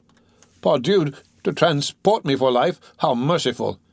You thought it a mercy then, miserable wretch. The coward who feared death rejoiced at a perpetual disgrace, for like all galley slaves you said, I may escape from prison, I cannot from the grave. And you said truly. The way was opened for you unexpectedly. An Englishman visited Toulon who had vowed to rescue 2 men from infamy, and his choice fell on you and your companion. You received a second fortune, money, and tranquillity were restored to you, and you, who had been condemned to a felon's life, might live as other men. Then, wretched creature, then you tempted God a 3rd time. I have not enough, you said, when you had more than you before possessed, and you committed a 3rd crime without reason, without excuse. God is wearied. He has punished you. Caderousse was fast sinking. Give me drink, said he. I thirst. I burn. Monte Cristo gave him a glass of water. And yet that villain Benedetto will escape. No one, I tell you, will escape. Benedetto will be punished. Then you too will be punished, for you did not do your duty as a priest. You should have prevented Benedetto from killing me. I, said the Count, with a smile which petrified the dying man, when you had just broken your knife against the coat of mail which protected my breast? Yet, perhaps if I had found you humble and penitent, I might have prevented Benedetto from killing you, but I found you proud and bloodthirsty, and I left you in the hands of God. I do not believe there is a God, howled Caderousse. You do not believe it. You lie, you lie. Silence, said the abbé. You will force the last drop of blood from your veins. What? You do not believe in God when he is striking you dead? You will not believe in him who requires but a prayer, a word, a tear, and he will forgive? God, who might have directed the assassin's dagger so as to end your career in a moment, has given you this quarter of an hour for repentance? Reflect then, wretched man, and repent. No, said Caderousse, no, I will not repent. There is no God, there is no providence. All comes by chance. There is a providence. There is a God, said Monte Cristo, of whom you are a striking proof as you lie in utter despair denying him, while I stand before you rich, happy, safe, and entreating that God in whom you endeavor not to believe, while in your heart you still believe in him. But who are you then, asked Caderousse, fixing his dying eyes on the Count. "Look well at me," said Monte Cristo, putting the light near his face. "Well, the Abbé Busoni." Monte Cristo took off the wig which disfigured him, and let fall his black hair which added so much to the beauty of his pallid features. "Oh," said Caderousse, thunderstruck, "but for that black hair, I should say you were the Englishman, Lord Wilmore." "I am neither the Abbé Busoni nor Lord Wilmore," said Monte Cristo. "Think again. Do you not recollect me?" There was a magic effect in the Count's words, which once more revived the exhausted powers of the miserable man. "Yes, indeed," said he. "I think I have seen you, and known you formerly. Yes, Caderousse, you have seen me. You knew me once. Who then are you, and why, if you knew me, do you let me die? Because nothing can save you. Your wounds are mortal. Had it been possible to save you, I should have considered it another proof of God's mercy, and I would again have endeavored to restore you, I swear by my father's tomb." "By your father's tomb?" said Caderousse, supported by a supernatural power, and half raising himself to see more distinctly the man who had just taken the oath which all men hold sacred. "Who then are you?" The Count had watched the approach of death. He knew this was the last struggle. He approached the dying man, and leaning over him with a calm and melancholy look, he whispered, "I am, and his almost closed lips uttered a name so low that the Count himself appeared afraid to hear it. Caderousse, who had raised himself on his knees and stretched out his arm, tried to draw back, then clasping his hands and raising them with a desperate effort, "Oh, my God, said he, "pardon me for having denied thee. Thou dost exist. Thou art indeed man's father in heaven, and his judge on earth. My God, my Lord, I have long despised thee. Pardon me, my God. Receive me, O my Lord." Caderousse sighed deeply and fell back with a groan. The blood no longer flowed from his wounds. He was dead. "One," said the Count mysteriously, his eyes fixed on the corpse disfigured by so awful a death. 10 minutes afterwards, the surgeon and the procurer arrived, the one accompanied by the porter, the other by Ali, and were received by the Abbé Busoni, who was praying by the side of the corpse. The end of Chapter 83 of The Count of Monte Cristo, read by Rick Kishner for Lit to Go on the web at fcit.usf.edu.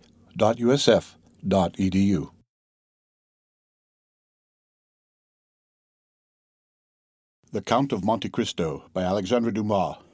Chapter 82, The Burglary. The day following that on which the conversation we have related took place, the Count of Monte Cristo set out for Auteuil, accompanied by Ali and several attendants, and also taking with him some horses whose qualities he was desirous of ascertaining. He was induced to undertake this journey, of which the day before he had not even thought, and which had not occurred to Andrea either, by the arrival of Bertuccio from Normandy with intelligence respecting the house and sloop. The house was ready, and the sloop, which had arrived a week before, lay at anchor in a small creek with her crew of 6 men, who had observed all the requisite formalities and were ready again to put to sea. The Count praised Bertuccio's zeal, and ordered him to prepare for a speedy departure, as his stay in France would not be prolonged more than a month. "Now," said he, "I may require to go in one night from Paris to Treport. Let 8 fresh horses be in readiness on the road, which will enable me to go 50 leagues in 10 hours. "Your Highness had already expressed that wish," said Bertuccio, "and the horses are ready. I have bought them and stationed them myself at the most desirable posts, that is, in villages where no one generally stops." "That's well," said Monte Cristo. "I remain here a day or two, arrange accordingly." As Bertuccio was leaving the room to give the requisite orders, Baptistin opened the door. He held a letter on a silver waiter. "What are you doing here?" asked the Count, seeing him covered with dust. "I did not send for you, I think." Baptistin, without answering, approached the Count and presented the letter. "Important and urgent," said he. The Count opened the letter and read, "Monsieur de Monte Cristo is apprised that this night a man will enter his house in the Champs-Élysées with the intention of carrying off some papers supposed to be in the secretary in the dressing-room. The Count's well-known courage will render unnecessary the aid of the police, whose interference might seriously affect him who sends this advice. The Count, by any opening from the bedroom or by concealing himself in the dressing-room, would be able to defend his property himself. Many attendants or apparent precautions would prevent the villain from the attempt, and Monsieur de Monte Cristo would lose the opportunity of discovering an enemy whom chance has revealed to him, who now sends this warning to the Count, a warning he might not be able to send another time, if this first attempt should fail, and another be made. The Count's first idea was that this was an artifice, a gross deception to draw his attention from a minor danger in order to expose him to a greater. He was on the point of sending the letter to the commissary of police, notwithstanding the advice of his anonymous friend, or perhaps because of that advice, when suddenly the idea occurred to him that it might be some personal enemy whom he alone should recognize, and over whom, if such were the case, he alone would gain any advantage, as Fiesco had done over the Moor who would have killed him. See editorial note. Editor's note, this refers to the Genoese conspirator of that name. We know the Count's vigorous and daring mind, denying anything to be impossible with that energy which marks the great man. From his past life, from his resolution to shrink from nothing, the Count had acquired an inconceivable relish for the contests in which he had engaged, sometimes against nature, that is to say, against God, and sometimes against the world, that is, against the devil. "They do not want my papers," said Monte Cristo. "They want to kill me. They are no robbers, but assassins. I will not allow the prefect of police to interfere with my private affairs. I am rich enough, forsooth, to distribute his authority on this occasion." The Count recalled Baptistine, who had left the room after delivering the letter. "Return to Paris," said he. "Assemble the servants who remain there. I want all my household at Auteuil." "But will no one remain in the house, my lord?" asked Baptistine. "Yes, the porter." "My lord will remember that the lodge is at a distance from the house." "Well?" "The house might be stripped without his hearing the least noise." "By whom?" "By thieves." "You are a fool, Monsieur Baptistine. Thieves might strip the house. It would annoy me less than to be disobeyed." Baptistine bowed. "You understand me," said the Count. "Bring your comrades here, one and all, but let everything remain as usual. Only close the shutters of the ground floor." "And those of the second floor?" "You know they are never closed. Go." The Count signified his intention of dining alone, and that no one but Ali should attend him.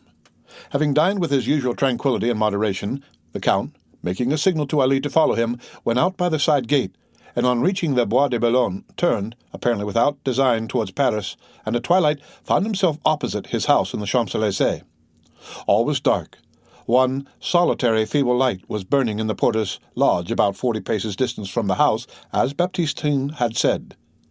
Monte Cristo leaned against a tree, and with that scrutinizing glance which was so rarely deceived, looked up and down the avenue, examined the passers-by, and carefully looked down the neighboring streets to see that no one was concealed. 10 minutes passed thus, and he was convinced that no one was watching him. He hastened to the side door with Ali, entered hurriedly, and by the servants' staircase, of which he had the key, gained his bedroom without opening or disarranging a single curtain, without even the porter having the slightest suspicion that the house, which he supposed empty, contained its chief occupant. Arrived in his bedroom, the Count motioned to Ali to stop.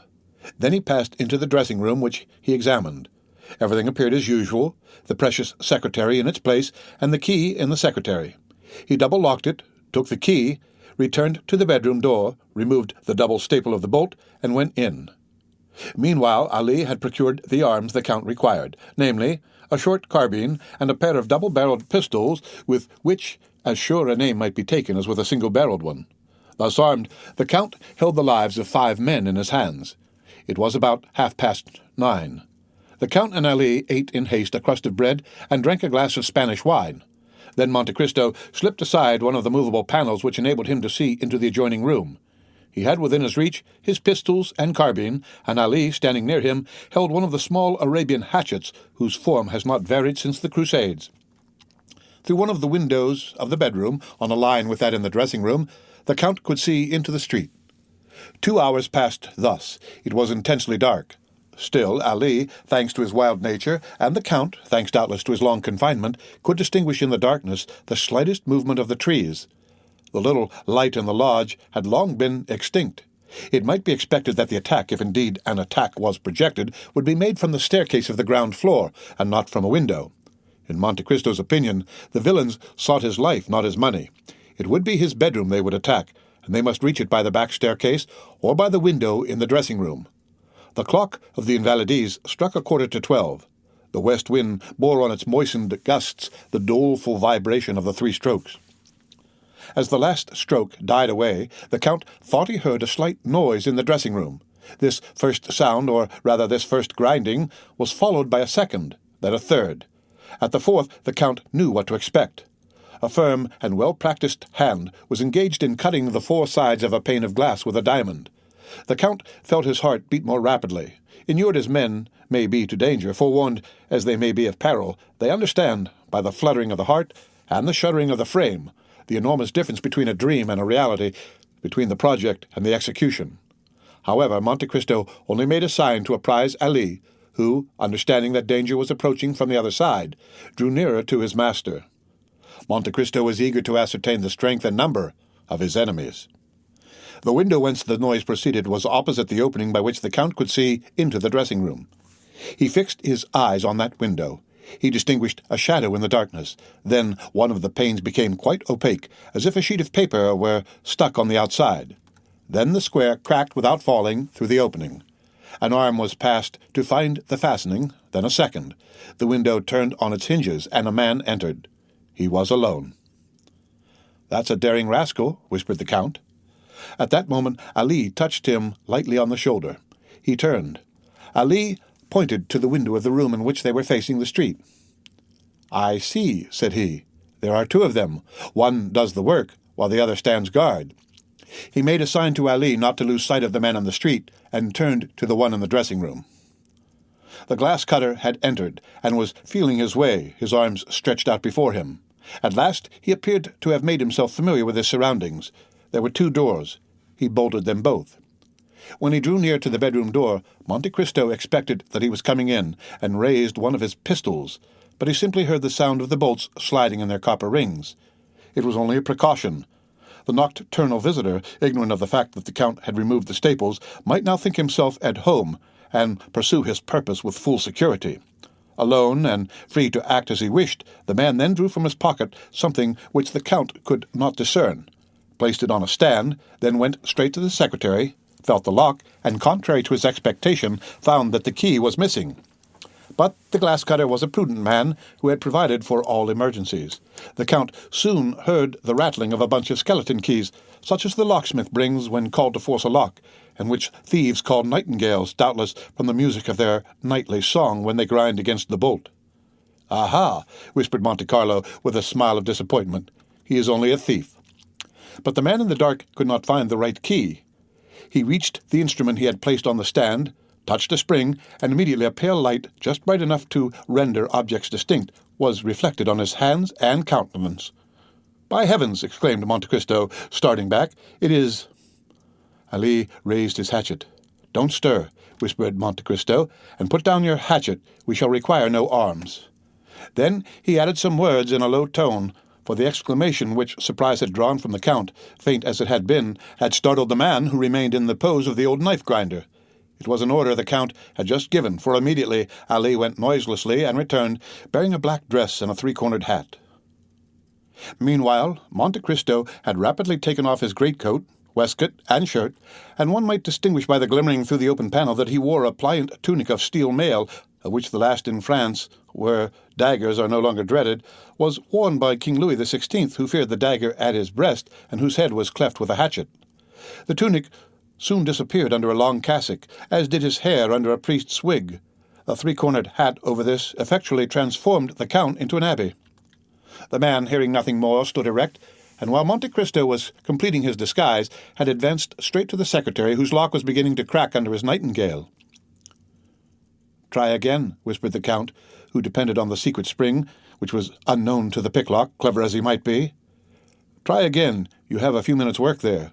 And he advanced to the window. The man whom he had seen seated on a fence had got down, and was still pacing the street. But, strange as it appeared, he cared not for those who might pass from the avenue of the Champs-Élysées or by the Faubourg Saint-Honoré. His attention was engrossed with what was passing at the Count's, and his only aim appeared to be to discern every movement in the dressing-room. Monte Cristo suddenly struck his finger on his forehead, and a smile passed over his lips. Then, drawing near to Ali, he whispered, "Remain here, concealed in the dark, and whatever noise you hear, whatever passes, only come in or show yourself if I call you." Ali bowed in token of strict obedience. Monte Cristo then drew a lighted taper from a closet, and when the thief was deeply engaged with his lock, silently opened the door, taking care that the light should shine directly on his face. The door opened so quietly that the thief heard no sound, but to his astonishment the room was suddenly illuminated. He turned. "Ah, good evening, my dear Monsieur Cadru," said Monte Cristo. "What are you doing here at such an hour?" "The Abbé Busoni!" exclaimed Caderousse, and not knowing how this strange apparition could have entered when he had bolted the doors, he let fall his bunch of keys and remained motionless and stupefied. The Count placed himself between Caderousse and the window, thus cutting off from the thief his only chance of retreat. "The Abbé Busoni!" repeated Caderousse, fixing his haggard gaze on the Count. "Yes, undoubtedly, the Abbé Busoni himself," replied Monte Cristo, "and I am very glad you recognized me, dear Monsieur Caderousse. It proves you have a good memory, for it must be about 10 years since we last met." This calmness of Busoni, combined with his irony and boldness, staggered Caderousse. "The Abbé! The Abbé!" murmured he, clenching his fists and his teeth chattering. "So you would rob the Count of Monte Cristo," continued the false Abbé. "Reverend sir," murmured Caderousse, seeking to regain the window which the Count pitilessly blocked. "Reverend sir, I don't know. Believe me, I take my oath." "A pane of glass cut out," continued the Count, "a dark lantern, a bunch of false keys, a secretary half-forced. It is tolerably evident." Caderousse was choking. He looked around for some corner to hide in, some way of escape. "Come, come," continued the Count. "I see you are still the same. An assassin." "Reverend sir, since you know everything, you know it was not I. It was La Coquante that was proved at the trial, since I was only condemned to the galleys." "Is your time then expired, since I find you in a fair way to return there?" "No, reverend sir. I have been liberated by someone. That someone has decidedly done society a great kindness." "Ah," said Caderousse, "I had promised—" "And you are breaking your promise," interrupted Monte Cristo. "Alas!" "Yes," said Caderousse very uneasily. "A bad relapse that will lead you, if I mistake, not to the Place de Grève. So much the worse. So much the worse. Diavolo, as they say in my country. Reverend sir, I am impelled." "Every criminal says the same thing. Poverty." "Pshaw," said Busoni disdainfully. "Poverty may make a man beg, steal a loaf of bread at a baker's door, but not cause him to open a secretary in a house supposed to be inhabited. And when the jeweler Johannes had just paid you 40,000 francs for the diamond I had given you, and you killed him to get the diamond and the money both, was that also poverty?" "Pardon, reverend sir," said Caderousse. "You have saved my life once. Save me again." "That is but poor encouragement. Are you alone, reverend sir, or have you there soldiers ready to seize me?" "I am alone," said the Abbé, "and I will again have pity on you, and will let you escape at the risk of the fresh miseries my weakness may lead to, if you tell me the truth." "Ah, reverend sir," cried Caderousse, clasping his hands and drawing nearer to Monte Cristo, "I may indeed say you are my deliverer." "You mean to say you have been freed from confinement?" "Yes, that is true, reverend sir." "Who was your liberator?" "An Englishman." "What was his name?" "Lord Wilmore." "I know him. I shall know if you lie." "Ah, reverend sir, I tell you the simple truth. Was this Englishman protecting you?" "No, not me, but a young Corsican, my companion." "What was this young Corsican's name?" "Benedetto." "Is that his Christian name?" "He had no other. He was a foundling." "Then this young man escaped with you?" "He did." "In what way?" "We were working at St. Mandrier, near Toulon. Do you know St. Mandrier?" "I do." "In the hour of rest between noon and 1 o'clock." "Galley slaves, having a nap after dinner. May we well pity the fellows," said the Abbé. "Nay," said Caderousse, "one can't always work. One is not a dog." "So much the better for the dogs," said Monte Cristo. "While the rest slept, then, we went away a short distance. We severed our fetters with a file the Englishman had given us, and swam away." "And what has become of this Benedetto?" "I don't know." "You ought to know." "No, in truth, we parted at Hyères. And to give more weight to his protestation, Caderousse advanced another step towards the abbé, who remained motionless in his place, as calm as ever, and pursuing his interrogation. "You lie," said the Abbé Busoni, with a tone of irresistible authority. "Reverend sir, you lie. This man is still your friend, and you, perhaps, make use of him as your accomplice. Oh, reverend sir, since you left Toulon, what have you lived on? Answer me." "On what I could get." "You lie," repeated the abbé a third time, with a still more imperative tone. Caderousse, terrified, looked at the Count. "You have lived on the money he has given you." "True," said Caderousse. "Benedetto has become the son of a great lord." "How can he be the son of a great lord?" "A natural son.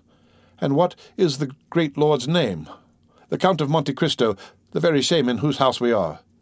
"Benedetto, the Count's son?" replied Monte Cristo, astonished in his turn. "Well, I should think so, since the Count has found him a false father, since the Count gives him 4,000 francs a month and leaves him 500,000 francs in his will." "Ah, yes," said the factitious abbé, who began to understand. "And what name does the young man bear meanwhile?" "Andrea Cavalcanti." "Is it, then, that young man whom my friend the Count of Monte Cristo has received into his house, and who is going to marry Mademoiselle Danglars?" "Exactly." "And you suffer that, you wretch, you who know his life and his crime?" "Why should I stand in a comrade's way?" said Caderousse. "You are right. It is not you who should apprise Monsieur Danglars, it is I." "Do not do so, reverend sir." "Why not?" "Because you would bring us to ruin." "And you think that to save such villains as you, I will become an abettor of their plot, an accomplice in their crimes?" "Reverend sir," said Caderousse, drawing still nearer, "I will expose all." "To whom?" "To Monsieur Danglars." "By heaven!" cried Caderousse, drawing from his waistcoat an open knife, and striking the Count in the breast. "You shall disclose nothing, reverend sir." To Caderousse's great astonishment, the knife, instead of piercing the Count's breast, flew back, blunted. At the same moment, the Count seized with his left hand the assassin's wrist, and wrung it with such strength that the knife fell from his stiffened fingers, and Caderousse uttered a cry of pain. But the Count, disregarding his cry, continued to wring the bandit's wrist until his arm being dislocated, he fell first on his knees, then flat on the floor. The Count then placed his foot on his head, saying, "I know not what restrains me from crushing thy skull, rascal." "Ah, mercy! Mercy!" cried Caderousse. The Count withdrew his foot. "Rise," said he. Caderousse rose. "What a wrist you have, reverend sir," said Caderousse, stroking his arm, all bruised by the fleshy pincers which had held it. "What a wrist!" "Silence! God gives me strength to overcome a wild beast like you. In the name of that God I act. Remember that, wretch, and to spare thee at this moment is still serving him." "Oh," said Caderousse, groaning with pain. "Take this pen and paper, and write what I dictate." "I don't know how to write, reverend sir." "You lie. Take this pen and write." Caderousse, awed by the superior power of the abbé, sat down and wrote. "Sir, the man whom you are receiving at your house, and to whom you intended to marry your daughter, is a felon who escaped with me from confinement at Toulon. He was number 59, and I number 58. He was called Benedetto, but he is ignorant of his real name, having never known his parents." "Sign it," continued the Count. "But would you ruin me?" "If I sought your ruin, fool, I should drag you to the first guard-house. Besides, when that note is delivered, in all probability, you will have no more to fear. Sign it, then." Caderousse signed it. The address, to Monsieur the Baron Danglars, banker, Rue de la Chaussée d'Antin. Caderousse wrote the address. The abbé took the note. "Now," said he, "that suffices. Begone." "Which way?" "The way you came." "You wish me to get out at that window?" "You got in very well." "Oh, you have some design against me, reverend sir." "Idiot! What design can I have? Why, then, not let me out by the door?" "What would be the advantage of waking the porter?" "Ah, reverend sir, tell me, do you wish me dead?" "I wish what God wills. But swear that you will not strike me as I go down." "Cowardly fool! What do you intend doing with me?" "I ask you, what can I do? I have tried to make you a happy man, and you have turned out a murderer." "Oh, monsieur," said Caderousse, "make one more attempt. Try me once more." "I will," said the Count. "Listen. You know if I may be relied on." "Yes," said Caderousse. If you arrive safely at home, what have I to fear except from you? If you reach your home safely, leave Paris, leave France, and wherever you may be, so long as you conduct yourself well, I will send you a small annuity, for if you return home safely, then, asked Caderousse, shuddering, then I shall believe God has forgiven you, and I will forgive you too. As true as I am a Christian, stammered Caderousse, you will make me die of fright. Now be gone, said the Count, pointing to the window. Caderousse, scarcely yet relying on this promise, put his legs out of the window and stood on the ladder. Now go down, said the abbé, folding his arms. Understanding he had nothing more to fear from him, Caderousse began to go down. Then the Count brought the taper to the window, that it might be seen in the Champs-Élysées that a man was getting out of the window while another held a light. "What are you doing, reverend sir? Suppose a watchman should pass." And he blew out the light. He then descended, but it was only when he felt his foot touch the ground that he was satisfied of his safety. Monte Cristo returned to his bedroom, and glancing rapidly from the garden to the street, he saw first Caderousse, who, after walking to the end of the garden, fixed his ladder against the wall at a different part from where he came in. The Count, then looking over into the street, saw the man who appeared to be waiting run in the same direction, and place himself against the angle of the wall where Caderousse would come over. Caderousse climbed the ladder slowly and looked over the coping to see if the street was quiet. No one could be seen or heard. The clock of the Invalides struck 1. Then Caderousse sat astride the coping, and drawing up his ladder, passed it over the wall. Then he began to descend, or rather to slide down by the 2 stanchions, which he did with an ease which proved how accustomed he was to the exercise. But once started, he could not stop. In vain did he see a man start from the shadow when he was halfway down. In vain did he see an arm raised as he touched the ground. Before he could defend himself, that arm struck him so violently in the back that he let go the ladder, crying, "Help!" A second blow struck him almost immediately in the side, and he fell, calling, "Help! Murder!" Then, as he rolled on the ground, his adversary seized him by the hair and struck him a third blow in the chest. This time Caderousse endeavored to call again, but he could only utter a groan, and he shuddered as the blood flowed from his 3 wounds. The assassin, finding that he no longer cried out, lifted his head up by the hair. His eyes were closed, and the mouth was distorted. The murderer, supposing him dead, let fall his head and disappeared. Then Caderousse, feeling that he was leaving him, raised himself on his elbow, and with a dying voice cried with great effort, "Murder! I am dying! Help, reverend sir, help!" This mournful appeal pierced the darkness. The door of the back staircase opened, then the side gate of the garden, and Ali and his master were on the spot with lights. The end of Chapter 82 of The Count of Monte Cristo. Read by Rick Kistner for Lit2Go on the web at fcit.usf.edu.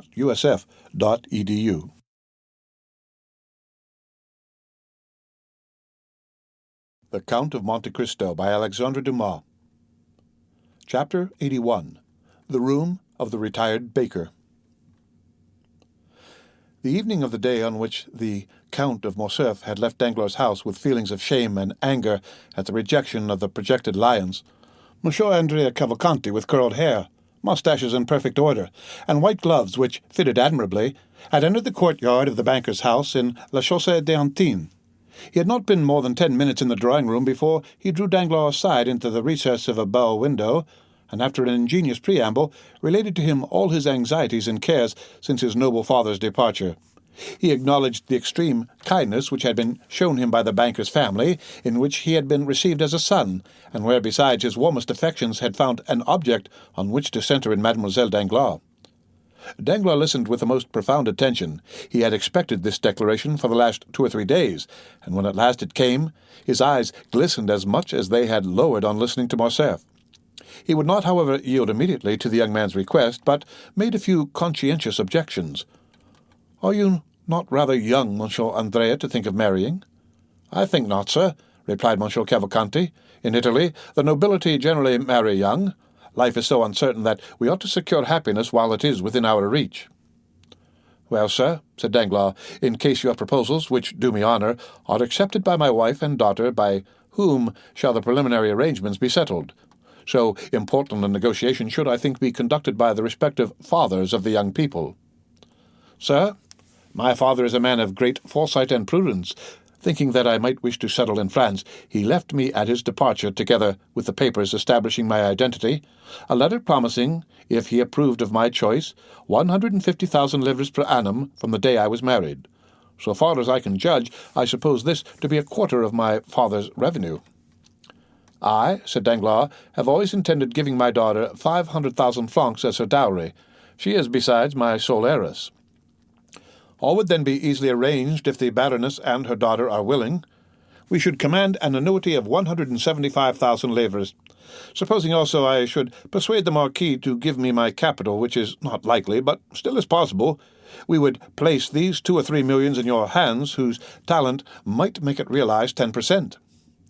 I never give more than 4%, and generally only 3.5%.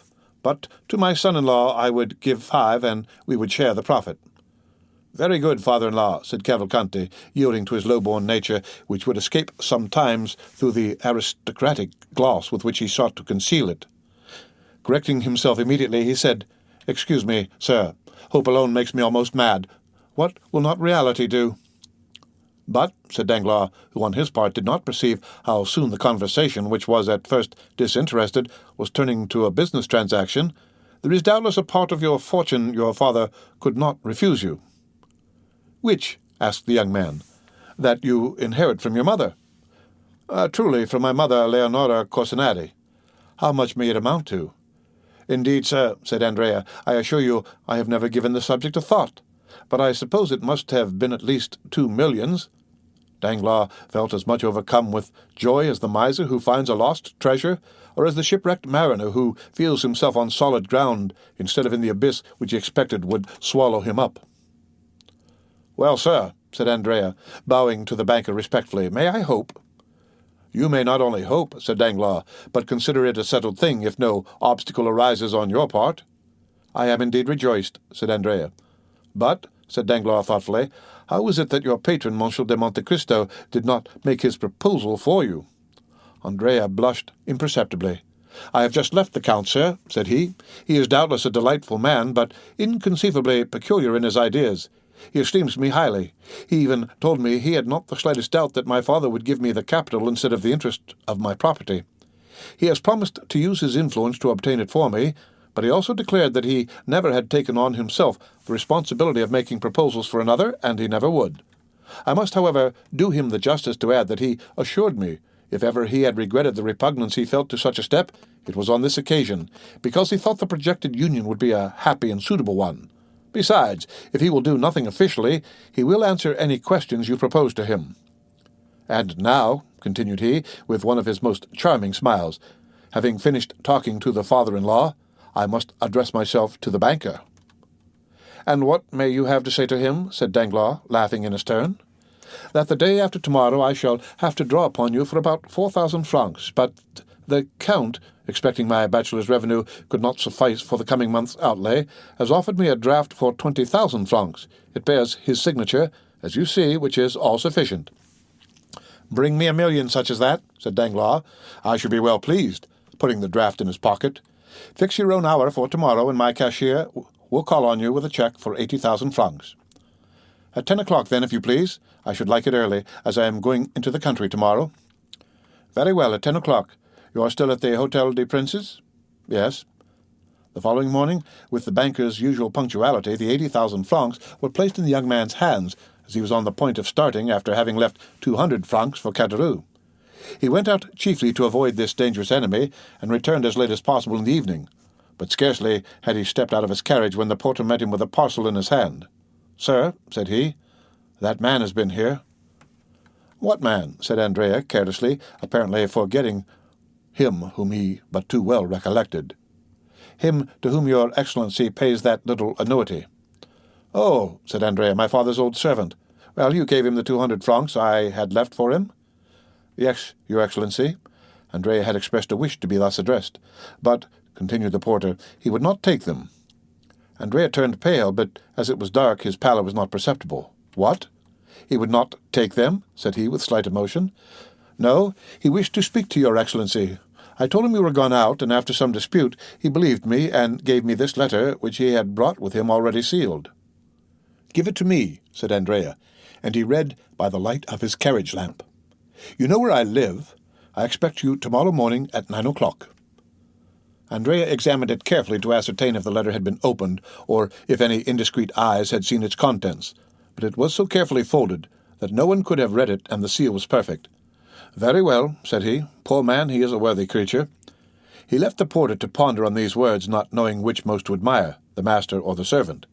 "Take out the horses quickly, and come up to me," said Andrea to his groom. In 2 seconds the young man had reached his room and burnt Caderous's letter. The servant entered just as he had finished. "You are about my height, Pierre," said he. "I have that honor, Your Excellency." "You had a new livery yesterday?" "Yes, sir." "I have an engagement with a pretty girl this evening, and do not wish to be known. Lend me your livery till tomorrow. I may sleep, perhaps, at an inn." Pierre obeyed. 5 minutes after, Andrea left the hotel completely disguised, took a cabriolet, and ordered the driver to take him to the Cheval Rouge at Picpus. The next morning he left that inn as he had left the Hotel des Princes without being noticed, walked down the Faubourg Saint-Antoine, along the boulevard to Rue Menilmontant, and, stopping at the door of the third house on the left, looked for someone of whom to make inquiry in the porter's absence. "For whom are you looking, my fine fellow?" asked the fruiteress on the opposite side. "Monsieur Pelletin, if you please, my good woman," replied Andrea.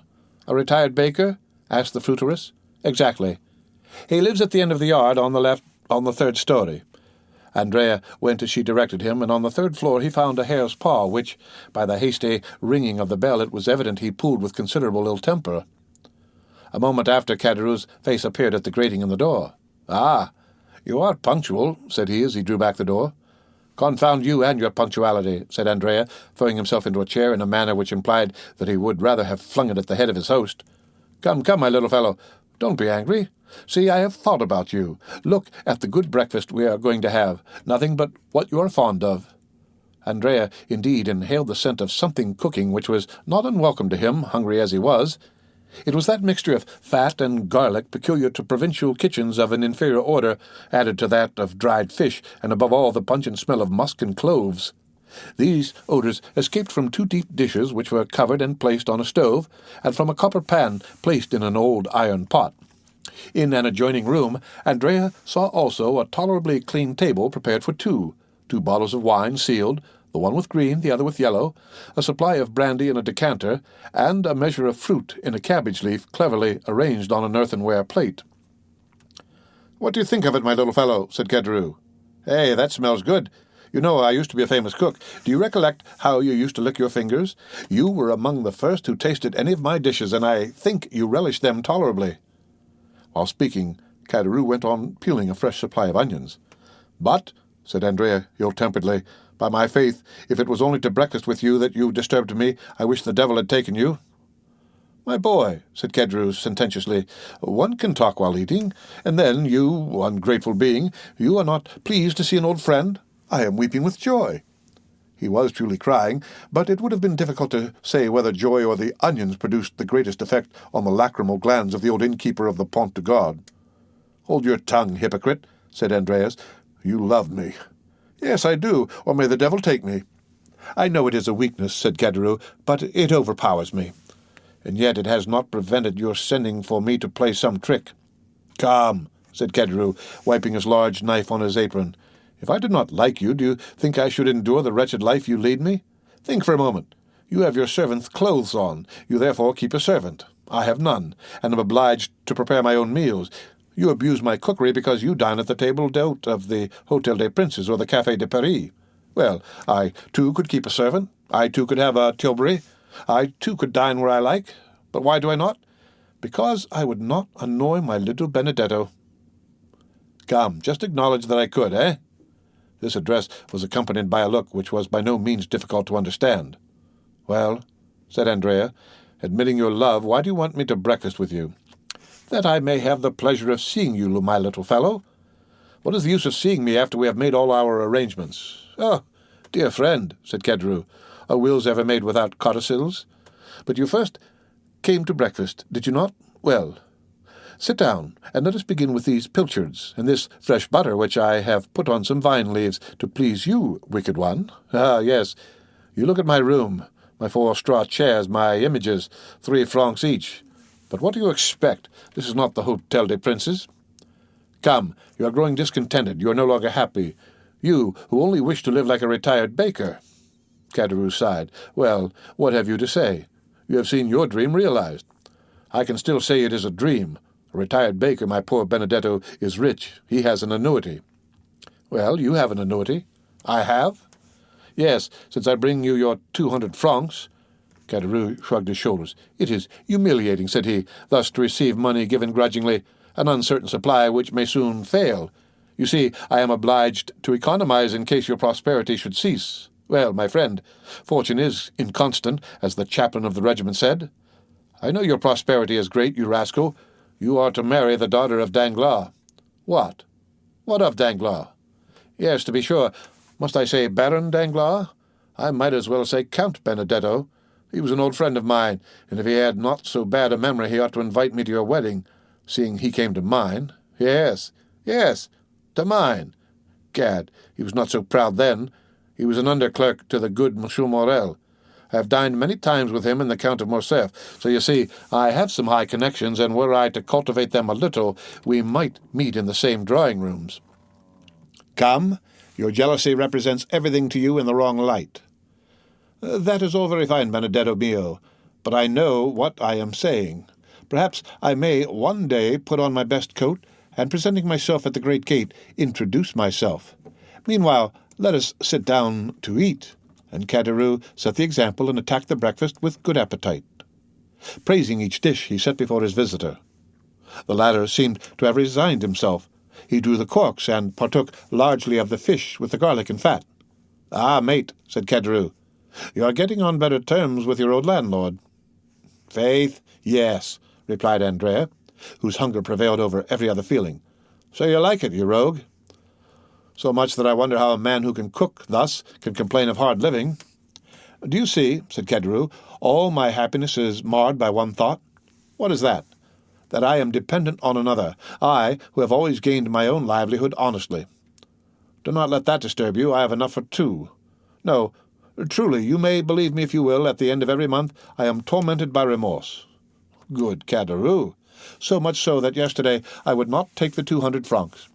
Yes, you wished to speak to me, but was it indeed remorse? Tell me. True remorse, and besides, an idea had struck me. Andrea shuddered. He always did so at Caderousse's ideas. It is miserable, do you see, always to wait till the end of the month? Oh, said Andrea philosophically, determined to watch his companion narrowly. Does not life pass in waiting? Do I, for instance, fare better? Well, I wait patiently, do I not? Yes, because instead of inspecting 200 wretched francs, you expect 5,000 or 6,000, perhaps 10, perhaps even 12, for you take care not to let anyone know the utmost. Down there you always had little presents and Christmas boxes which you tried to hide from your poor friend Caderousse. Fortunately, he is a cunning fellow, that friend Caderousse. There you are beginning again to ramble, to talk again and again of the past. But what is the use of teasing me with going all over that again? Ah, you are only 21 and can forget the past. I am 50 and am obliged to recollect it. But let us return to business. Yes? I was going to say, if I were in your place, well, I would realize. How would you realize? I would ask for 6 months in advance under pretense of being able to purchase a farm. Then, with my 6 months, I would decamp. Well, said Andrea, that isn't a bad idea. My dear friend, said Caderousse, eat of my bread and take my advice. You will be none the worse off physically or morally. But, said Andrea, why do you not act on the advice you gave me? Why do you not realize a 6 months, a year's advance even, and retire to Brussels? Instead of living the retired baker, you might live as a bankrupt, using his privileges. That would be very good. But how the devil would you have me retire on 1,200 francs? Ah, Caderousse, said Andrea, how covetous you are. 2 months ago you were dying with hunger. The appetite grows by what it feeds on, said Caderousse, grinning and showing his teeth like a monkey laughing or a tiger growling. And, added he, biting off with his large white teeth an enormous mouthful of bread, I have formed a plan. Caderousse's plans alarmed Andrea still more than his ideas. Ideas were but the germ. The plan was reality. Let me see your plan. I dare say it is a pretty one. Oh, why not? Who formed the plan by which we left the establishment of, you-know-who, eh? Was it not I? And it was no bad one, I believe, since here we are." "I do not say," replied Andrea, "that you never make a good one, but let us see your plan." "Well," pursued Kedru, "can you, without expending 1 sou, put me in the way of getting 15,000 francs? No, 15,000 are not enough. I cannot again become an honest man with less than 30,000 francs. "No," replied Andrea dryly. "No, I cannot." "I do not think you understand me," replied Kedru calmly. "I said without your laying out a sou. Do you want me to commit a robbery, to spoil all my good fortune, and yours with mine, and both of us to be dragged down there again?" "It would make very little difference to me," said Kedru, "if I were retaken. I am a poor creature to live alone, and sometimes pine for my old comrades, not like you, heartless creature, who would be glad never to see them again." Andrea did more than tremble this time. He turned pale. "Come, Kedru." "No nonsense," said he. "Don't alarm yourself, my little Benedetto, but just point out to me some means of gaining those 30,000 francs without your assistance, and I will contrive it." "Well, I'll see. I'll try to contrive some way," said Andrea. "Meanwhile, you will raise my monthly allowance to 500 francs, my little fellow. I have a fancy, and I mean to get a housekeeper." "Well, you shall have your 500 francs," said Andrea, "but it is very hard for me, my poor Kedru. You take advantage." "Pah!" said Kedru, "when you have access to countless stores." One would have said Andrea anticipated his companion's words, so did his eyes flash like lightning. But it was for a moment. "True," he replied, "and my protector is very kind." "That dear protector," said Kedru, "and how much does he give you monthly?" 5,000 francs. "As many thousands as you give me hundreds. Truly, it is only bastards who are thus fortunate. 5,000 francs per month. What the devil can you do with all that?" "Oh, it is no trouble to spend that, and I am like you. I want capital." "Capital? Yes, I understand. Everyone would like capital." "Well, and I shall get it." "Who will give it to you? Your prince?" "Yes, my prince. But unfortunately I must wait." "You must wait for what?" asked Kedru. "For his death." "The death of your prince?" "Yes." "How so?" "Because he has made his will in my favor." "Indeed?" "On my honor." "For how much?" "For 500,000. "Only that? It's little enough." "But so it is." "No, it cannot be." "Are you my friend, Kedru?" "Yes, in life or death." "Well, I will tell you a secret." "What is it?" "But remember—" "Ah, pardieu, mute as a carp." "Well, I think—" Andrea stopped and looked around. "You think? Do not fear, pardieu. We are alone. I think I have discovered my father." "Your true father?" "Yes." "Not old Cavalcanti?" "No, for he is gone again, the true one, as you say." "And that father is?" "Well, Kedru, it is Monte Cristo." "Bah! Yes, you understand, that explains all. He cannot acknowledge me openly, it appears, but he does it through Monsieur Cavalcanti, and gives him 50,000 francs for it." 50,000 francs for being your father? I would have done it for half that, for 20,000, for 15,000. Why did you not think of me, ungrateful man? Did I know anything about it when it was all done when I was down there?" "Ah, truly. And you say that by his will he leaves me 500,000 livres. Are you sure of it?" "He showed it to me, but that is not all. There is a codicil, as I said just now." "Probably. And in that codicil he acknowledges me." "Oh, the good father, the brave father, the very honest father," said Kedru, twirling a plate in the air between his two hands. "Now, say if I conceal anything from you." "No, and your confidence makes you honorable in my opinion. And your princely father, is he rich, very rich?" "Yes, he is that. He does not himself know the amount of his fortune." "Is it possible?" "It is evident enough to me, who am always at his house.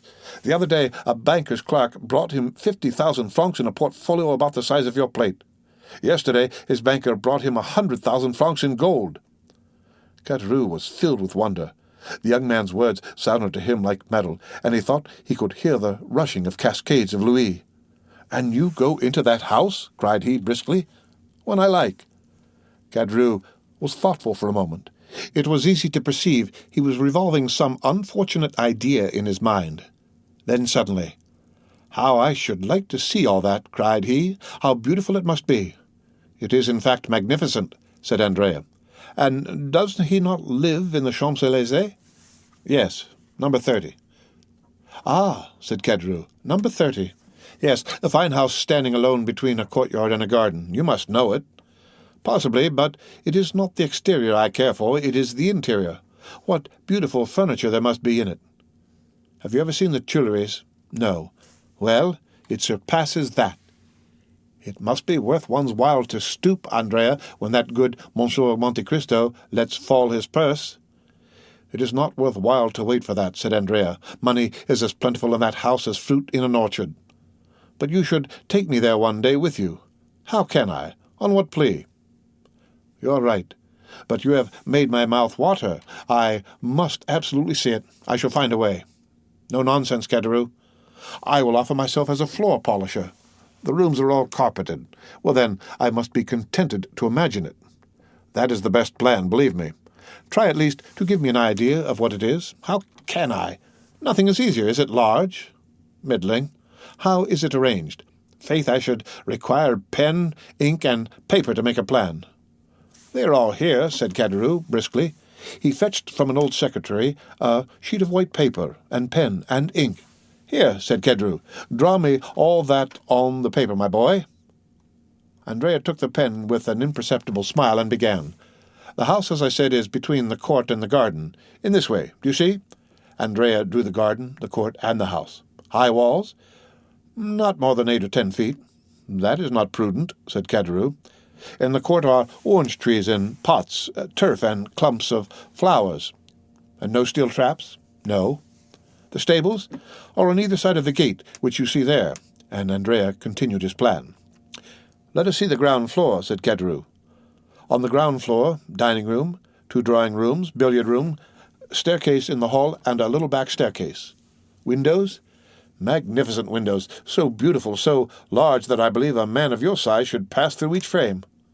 "Why the devil have they any stairs with such windows?" "Luxury has everything." "But shutters?" "Yes, but they are never used. The Count of Monte Cristo is an original who loves to look at the sky, even at night." "And where do the servants sleep?" "Oh, they have a house to themselves.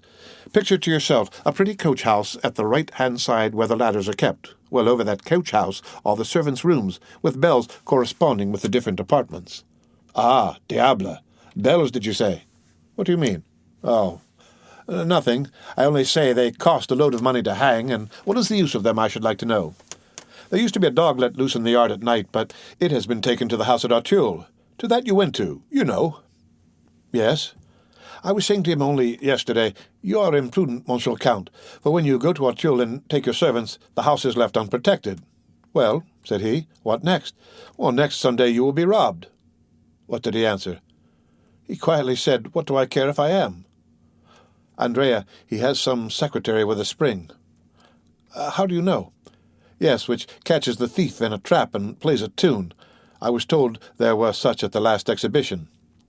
"He has simply a mahogany secretary in which a key is always kept." "And he is not robbed?" "No, his servants are all devoted to him." "There ought to be some money in that secretary."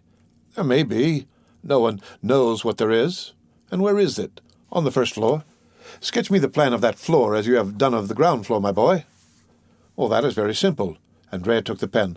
"On the first story, do you see, there is the anteroom and the drawing-room. To the right of the drawing-room, a library and a study. To the left, a bedroom and a dressing-room. The famous secretary is in the dressing-room." "Is there a window in the dressing-room?" "2. One here and one there." Andrea sketched 2 windows in the room, which formed an angle on the plan and appeared as a small square added to the rectangle of the bedroom. Kedru became thoughtful. "Does he often go to Auteuil?" added he. 2 or 3 times a week. Tomorrow, for instance, he is going to spend the day and night there." "Are you sure of it?" "He has invited me to dine there." "There's a life for you," said Kedru, "a town house and a country house." "That is what it is to be rich." "And shall you dine there?" "Probably." "When you dine there, do you sleep there?" "If I like. I am at home there." Kedru looked at the young man as if to get at the truth from the bottom of his heart. But Andrea drew a cigar case from his pocket, took a Havana, quietly lit it, and began smoking. "When do you want your 1,200 francs?" said he to Kedru. "Now, if you have them." Andrea took 25 louis from his pocket. "Yellow boys?" said Kedru. "No, I thank you." "Oh, you despise them?" "On the contrary, I esteem them, but will not have them." "You can change them, idiot. Gold is worth 5 sous.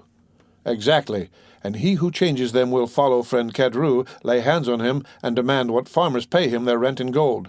No nonsense, my good fellow. Silver simply. Round coins with the head of some monarch or other on them.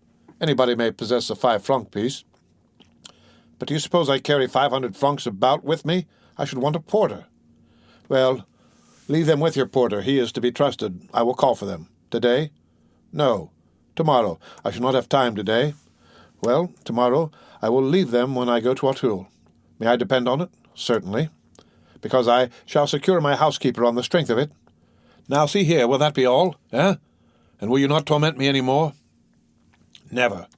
Kedru had become so gloomy that Andrea feared he should be obliged to notice the change. He redoubled his gaiety and carelessness. "How sprightly you are," said Kedru. "One would say you were already in possession of your property." "No, unfortunately, but when I do obtain it—" "Well, I shall remember old friends, I can tell you that." "Yes, since you have such a good memory." "What do you want? It looks as if you were trying to fleece me." "I? What an idea! I, who am going to give you another piece of good advice." "What is it?" "To leave behind you the diamond you have on your finger. We shall both get into trouble. You will ruin both yourself and me by your folly." "How so?" said Andrea. "How? You put on a livery, you disguise yourself as a servant, and yet keep a diamond on your finger worth 4,000 or 5,000 francs. You guess well. I know something of diamonds. I have had some." "You do well to boast of it," said Andrea, who, without becoming angry, as Kedru feared, at this new extortion, quietly resigned the ring. Kedru looked so closely at it that Andrea well knew that he was examining it to see if all the edges were perfect. "It is a false diamond," said Kedru. "You are joking now," replied Andrea. "Do not be angry. We can try it." Kedru went to the window, touched the glass with it, and found it would cut. "Confiteur," said Kedru, putting the diamond on his little finger. "I was mistaken, but those thieves of jewelers imitate so well that it is no longer worth while to rob a jeweler's shop. It is another branch of industry paralyzed." "Have you finished?" said Andrea. "Do you want anything more? Will you have my waistcoat or my hat? Make free, now you have begun." "No. You are, after all, a good companion. I will not detain you, and will try to cure myself of my ambition. But care take the same thing does not happen to you in selling the diamond you feared with the gold." "I shall not sell it, do not fear." "Not at least till the day after tomorrow," thought the young man. "Happy rogue," said Kedru. "You are going to find your servants, your horses, your carriage, and your betrothed." "Yes," said Andrea. "Well, I hope you will make a handsome wedding present the day you marry Mademoiselle Danglars. I have already told you it is a fancy you have taken in your head." "What fortune has she?" "But I tell you—" "1 million?" Andrea shrugged his shoulders. "Let it be 1 million, said Kedru. You can never have so much as I wish you." "Thank you," said the young man. "Oh, I wish it you with all my heart," added Kedru with his hoarse laugh. "Stop. Let me show you the way." "It is not worth while." "Yes, it is." "Why?" "Because there is a little secret, a precaution I thought it desirable to take, one of Eureka and Fidget's locks, revised and improvised by Gaspard Caderousse. I will manufacture you a similar one when you are a capitalist." "Thank you," said Andrea. "I will let you know a week beforehand." They parted. Caderousse remained on the landing until he had not only seen Andrea go down the 3 stories, but also across the court. Then he returned hastily, shut his door carefully, and began to study like a clever architect the plan Andrea had left him. "Dear Benedetto," said he, "I think he will not be sorry to inherit his fortune, and he who hastens the day when he can touch his 500,000 will not be his worst friend." The end of Chapter 81 of The Count of Monte Cristo, read by Rick Kistner for Lit2Go on the web at fcit.usf.edu.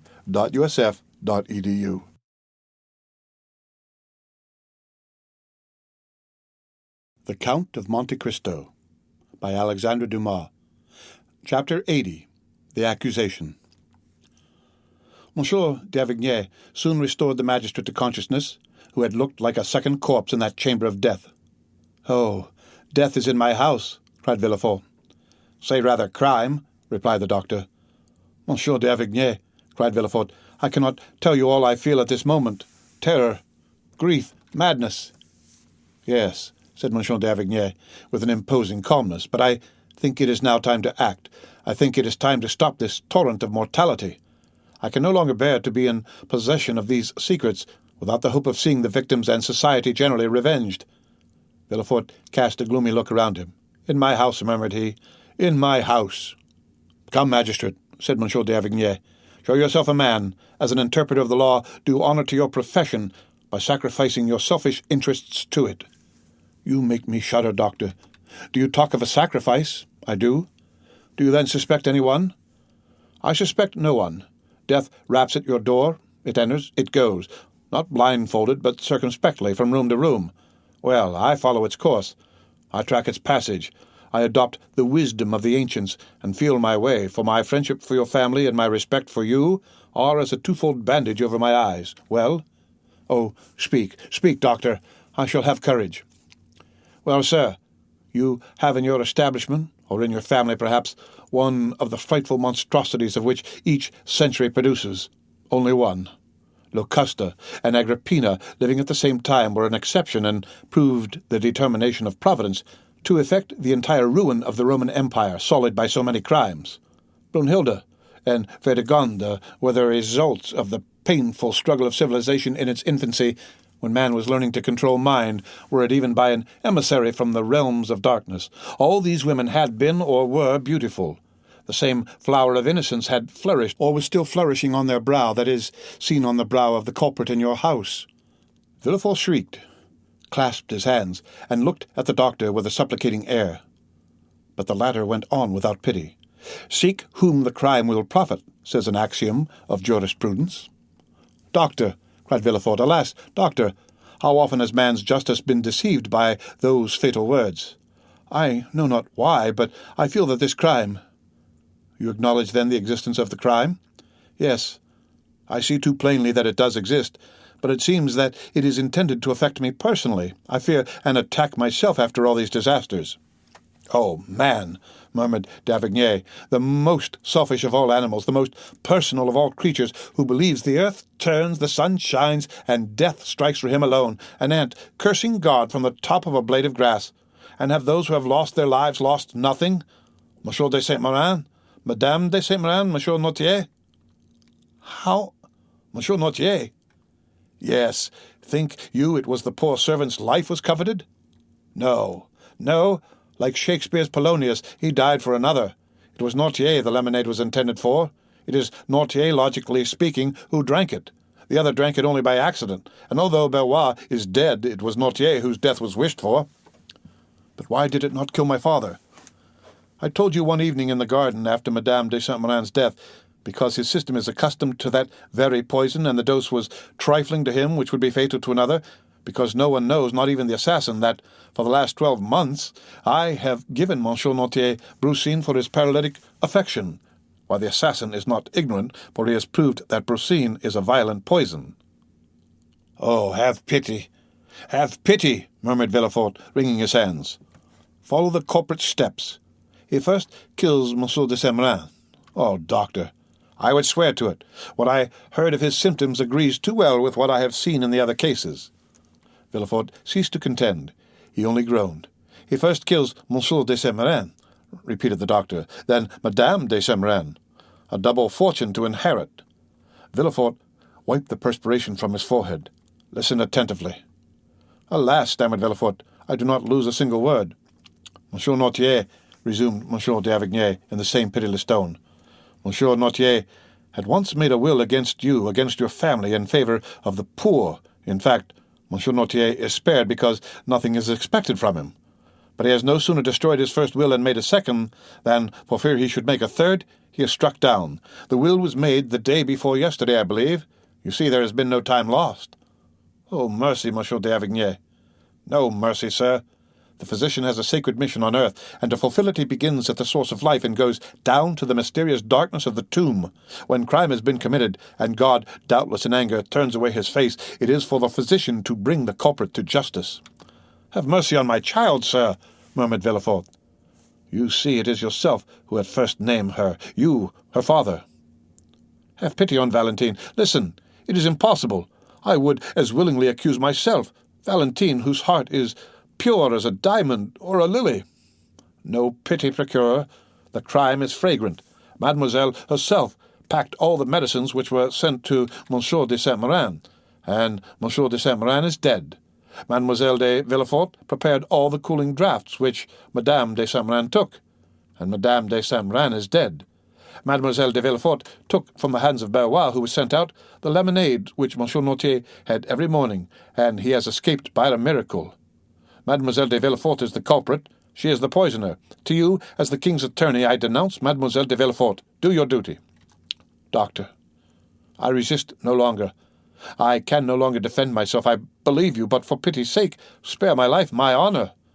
Monsieur de Villefort, replied the doctor with increased vehemence, there are occasions when I dispense with all foolish human circumspection. If your daughter had committed only one crime, and I saw her meditating another, I would say, warn her, punish her, let her pass the remainder of her life in a convent, weeping and praying. If she had committed 2 crimes, I would say, here, Monsieur de Villefort, is a poison that the prisoner is not acquainted with, one that has no known antidote. Quick as thought, rapid as lightning, mortal as the thunderbolt, give her that poison, recommending her soul to God, and save your honour and your life, for it is yours she aims at, and I can picture her approaching your pillow with her hypocritical smiles and her sweet exhortations. Woe to you, Monsieur de Villefort, if you do not strike first. This is what I would say had she only killed 2 persons. But she has seen 3 deaths, has contemplated 3 murdered persons, has knelt by 3 corpses. To the scaffold with the poisoner, to the scaffold! Do you talk of your honour? Do what I tell you, and immortality awaits you. Villefort fell on his knees.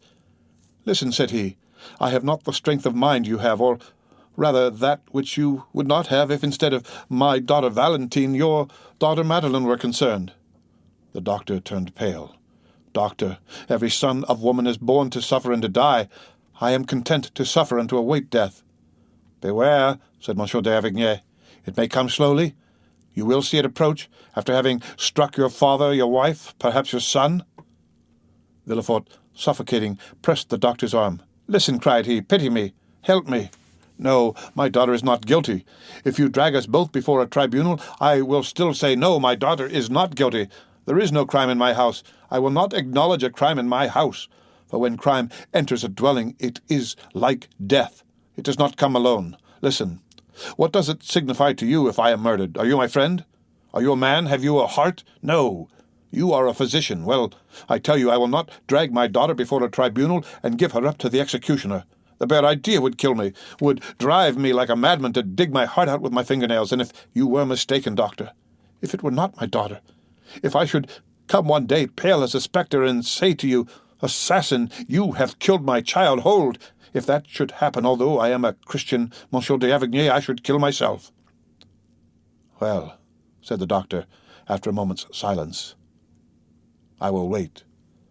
Villefort looked at him as if he had doubted his words. Only, continued Monsieur d'Avignay with a slow and solemn tone, if anyone falls ill in your house, if you feel yourself attacked, do not send for me, for I will come no more. I will consent to share this dreadful secret with you, but I will not allow shame and remorse to grow and increase in my conscience as crime and misery will in your house. Then you abandon me, doctor? Yes. For I can follow you no farther, and I only stop at the foot of the scaffold. Some further discovery will be made which will bring this dreadful tragedy to a close. Adieu. I entreat you, doctor. All the horrors that disturb my thoughts make your house odious and fatal. Adieu, sir. One single word more, doctor. You go, leaving me in all the horror of my situation, after increasing it by what you have revealed to me, but what will be reported of the sudden death of the poor old servant? True, said Monsieur d'Avignay. We will return. The doctor went out first, followed by Monsieur de Villefort. The terrified servants were on the stairs and in the passage where the doctor would pass. Sir, said d'Avignay to Villefort so loud that all might hear, poor BaS has led too sedentary a life of late. Accustomed formerly to ride on horseback or in the carriage to the 4 corners of Europe, the monotonous walk around the armchair has killed him. His blood has thickened. He was stout, had a short, thick neck. He was attacked with apoplexy, and I was called in too late. By the way, added he in a low tone, take care to throw away that cup of syrup of violets in the ashes. The doctor, without shaking hands with Villefort, without adding a word to what he had said, went out amid the tears and lamentations of the whole household. The same evening, all Villefort's servants, who had assembled in the kitchen and had a long consultation, came to tell Madame de Villefort that they wished to leave. No entreaty, no proposition of increased wages could induce them to remain. To every argument they replied, "We must go, for death is in this house."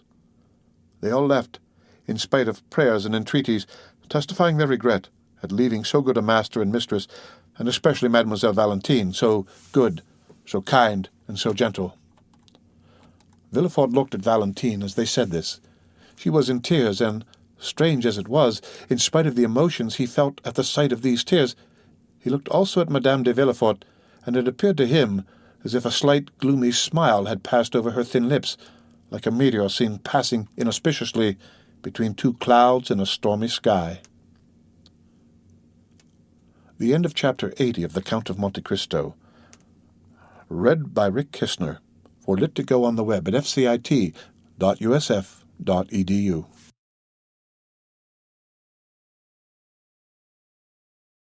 The Count of Monte Cristo by Alexandre Dumas. Chapter 106. Dividing the Proceeds. The apartment on the second floor of the house in the Rue Saint-Germain-des-Prés, where Albert de Morcerf had selected a home for his mother, was let to a very mysterious person. This was a man whose face the concierge himself had never seen, for in the winter his chin was buried in one of the large red handkerchiefs worn by a gentleman's coachman on a cold night, and in the summer he made a point of always blowing his nose just as he approached the door. Contrary to custom, this gentleman had not been watched, for as the report ran that he was a person of high rank, and one who would allow no impertinent interference, his incognito was strictly respected. His visits were tolerably regular, though occasionally he appeared a little before or after his time, but generally, both in summer and winter, he took possession of his apartment about 4 o'clock, though he never spent the night there. At 3:30 in the winter the fire was lighted by the discreet servant, who had the superintendence of the little apartment, and in the summer ices were placed on the table at the same hour. At 4 o'clock, as we have already stated, the mysterious personage arrived. 20 minutes afterwards, a carriage stopped at the house. A lady alighted in a black or dark blue dress, and always thickly veiled. She passed like a shadow through the lodge and ran upstairs without a sound escaping under the touch of her light foot. No one ever asked her where she was going.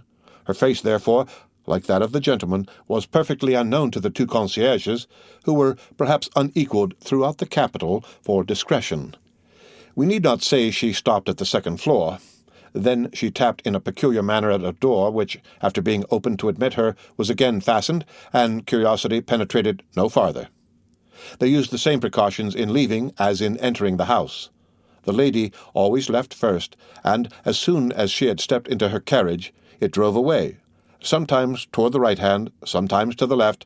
Then, about 20 minutes afterwards, the gentleman would also leave, buried in his cravat or concealed by his handkerchief. The day after Monte Cristo had called upon Danglars, the mysterious lodger entered at 10 o'clock in the morning instead of 4 in the afternoon. Almost directly afterwards, without the usual interval of time, a cab arrived, and the veiled lady ran hastily upstairs. The door opened, but before it could be closed, the lady exclaimed, "Oh, Lucien! Oh, my friend!" The concierge, therefore, heard for the first time that the lodger's name was Lucien. Still, as he was the very perfection of a doorkeeper, he made up his mind not to tell his wife. "Well, what is the matter, my dear?" asked the gentleman, whose name the lady's agitation revealed. "Tell me, what is the matter?" "Oh, Lucien, can I confide in you?" "Of course, you know you can do so, but what can be the matter? Your note of this morning has completely bewildered me. This precipitation, this unusual appointment. Come, ease me of my anxiety, or else frighten me at once." "Lucien, a great event has happened," said the lady, glancing inquiringly at Lucien. "Monsieur Danglars left last night." "Left? Monsieur Danglars left? Where is he gone?" "I do not know." "What do you mean? Has he gone intending not to return?" "Undoubtedly. At 10 o'clock at night his horses took him to the barrier of Charenton. There a post-chaise was waiting for him. He entered it with his valet de chambre, saying that he was going to Fontainebleau." "Then what did you mean—" "Stay. He left a letter for me." "A letter?" "Yes. Read it." And the Baroness took from her pocket a letter which she gave to Debray. Debray paused a moment before reading, as if trying to guess its contents, or perhaps while making up his mind how to act whatever it might contain. No doubt his ideas were arranged in a few minutes, for he began reading the letter which caused so much uneasiness in the heart of the Baroness, and which ran as follows: "Madame and most faithful wife." Debray mechanically stopped and looked at the Baroness, whose face became covered with blushes. "Read," she said. Debray continued: "When you receive this, you will no longer have a husband. Oh, you need not be alarmed. You will only have lost him as you have lost your daughter. I mean that I shall be travelling on one of the 30 or 40 roads leading out of France.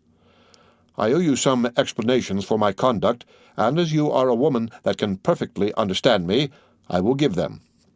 Listen, then. I received this morning 5 millions, which I paid away almost directly afterwards. Another demand for the same sum was presented to me. I put this creditor off till tomorrow, and I intend leaving today to escape that tomorrow, which would be rather too unpleasant for me to endure. You understand this, do you not, my most precious wife? I say you understand this because you are as conversant with my affairs as I am. Indeed, I think you understand them better, since I am ignorant of what has become of a considerable portion of my fortune, once very tolerable, while I am sure, madam, that you know perfectly well. For women have infallible instincts. They can even explain the marvelous by an algebraic calculation they have invented. But I, who only understand my own figures, know nothing more than that one day these figures deceived me. Have you admired the rapidity of my fall? Have you been slightly dazzled at the sudden fusion of my ingots? I confess I have seen nothing but the fire. Let us hope you have found some gold among the ashes. With this consoling idea I leave you, madam, and most prudent wife, without any conscientious reproach for abandoning you. You have friends left, and the ashes I have already mentioned, and above all the liberty I hastened to restore to you. And here, madame, I must add another word of explanation. So long as I hoped you were working for the good of our house and for the fortune of our daughter, I philosophically closed my eyes. But as you have transformed that house into a vast ruin, I will not be the foundation of another man's fortune. You were rich when I married you, but little respected. Excuse me for speaking so very candidly, but as this is intended only for ourselves, I do not see why I should weigh my words.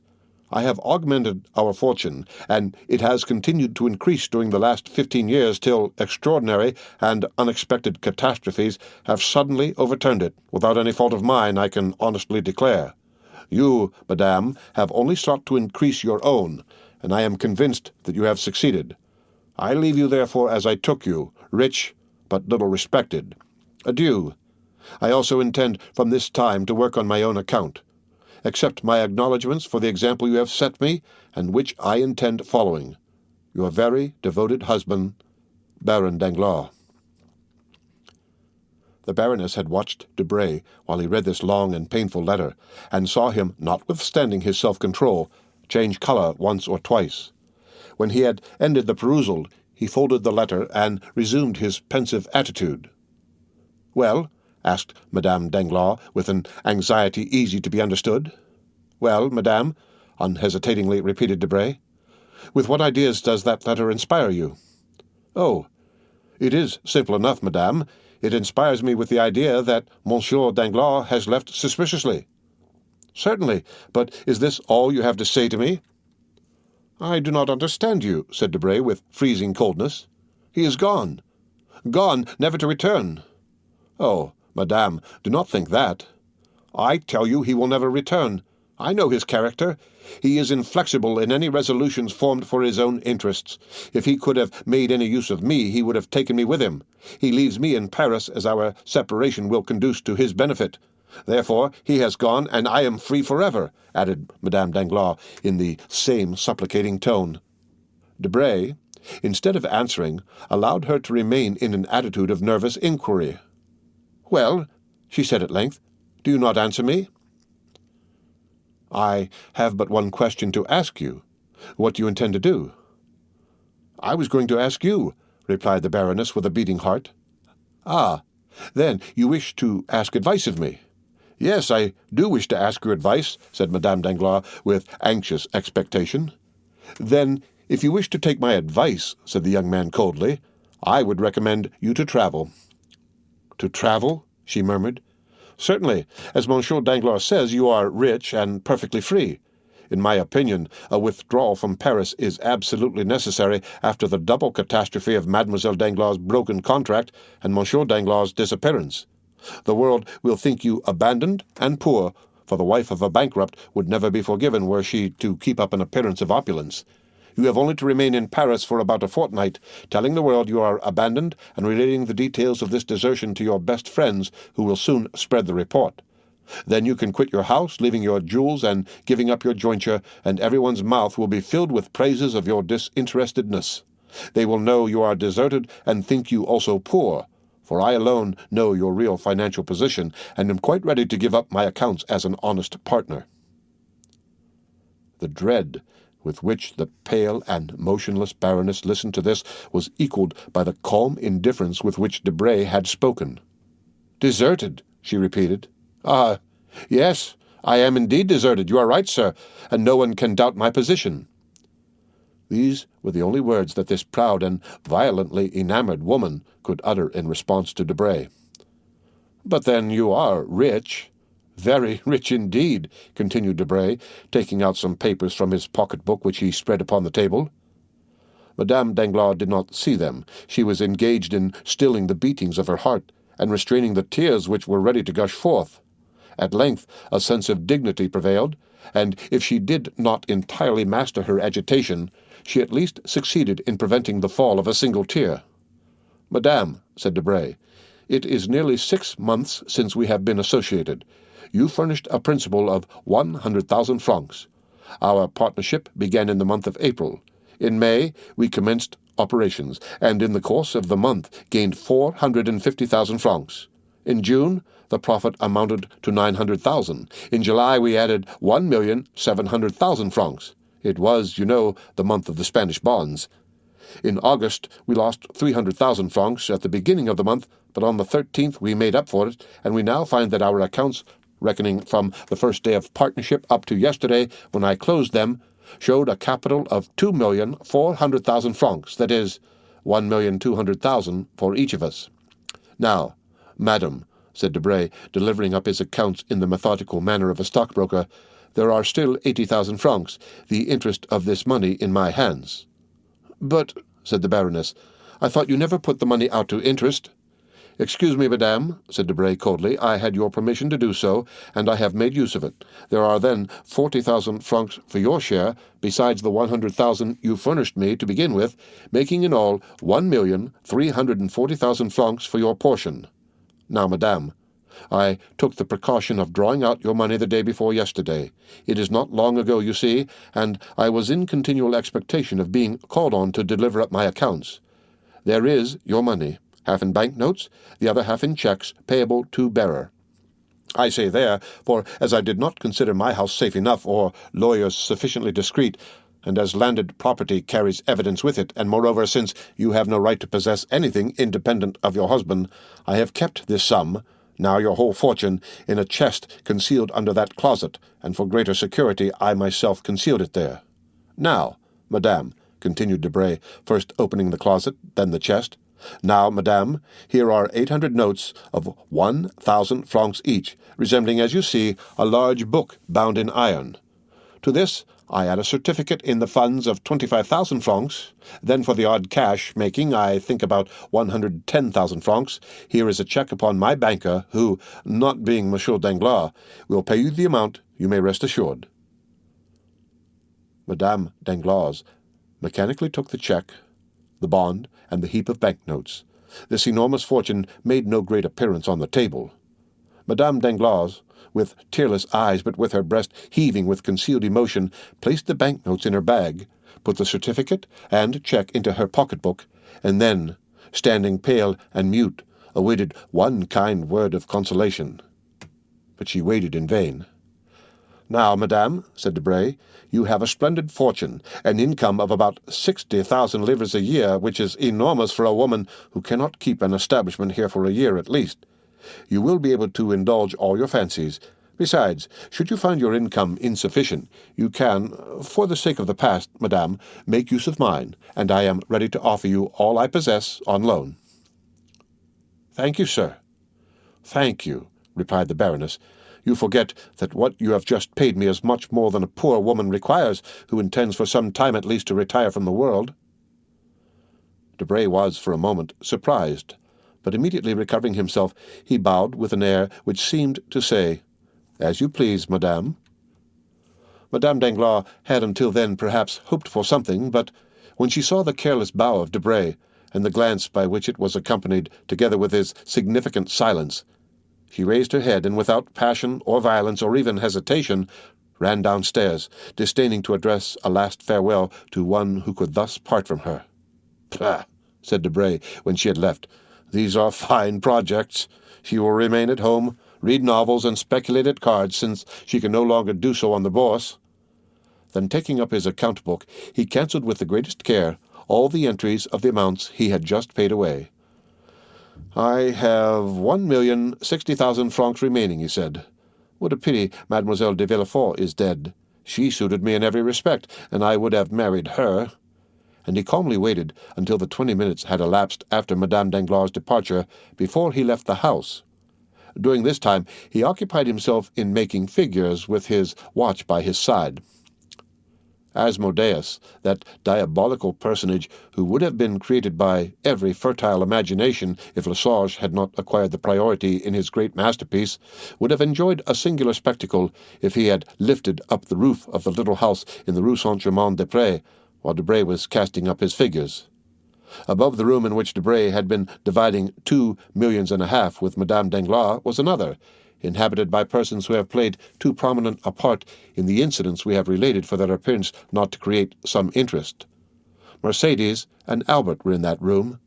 Mercédès was much changed within the last few days.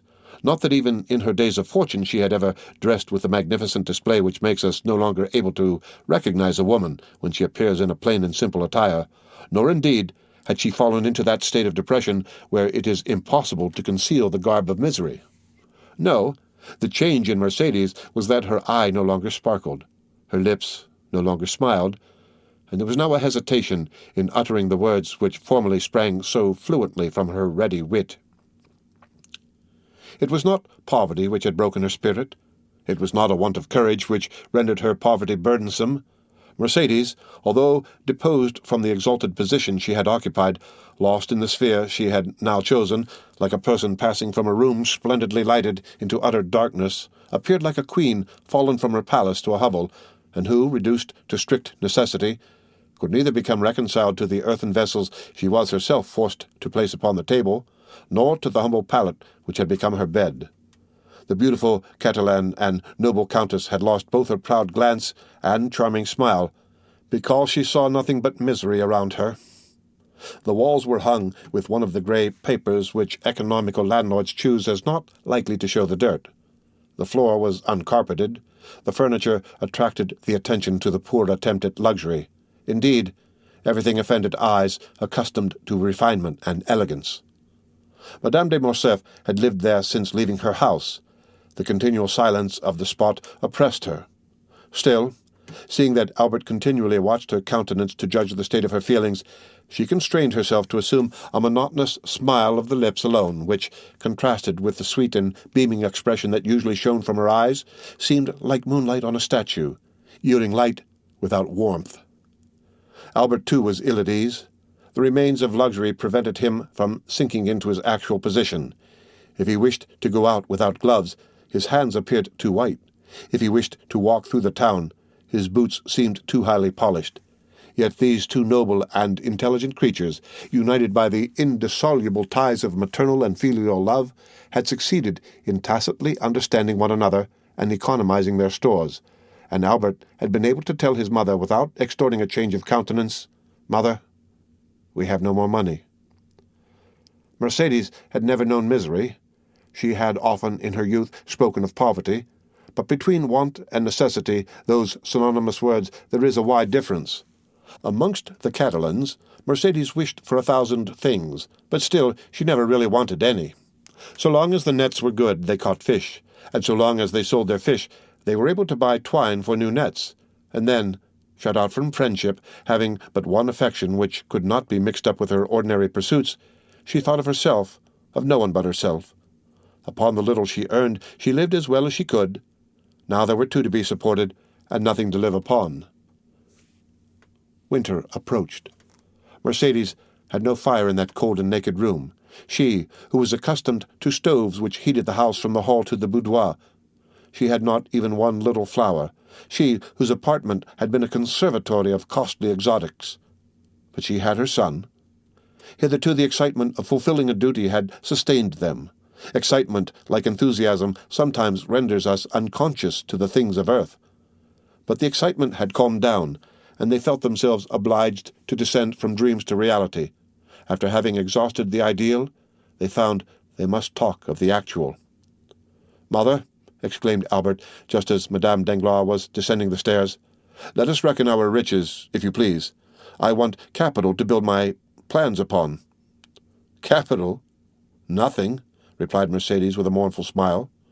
"No, mother, capital 3,000 francs, and I have an idea of our leading a delightful life upon this 3,000 francs. "Child," sighed Mercedes.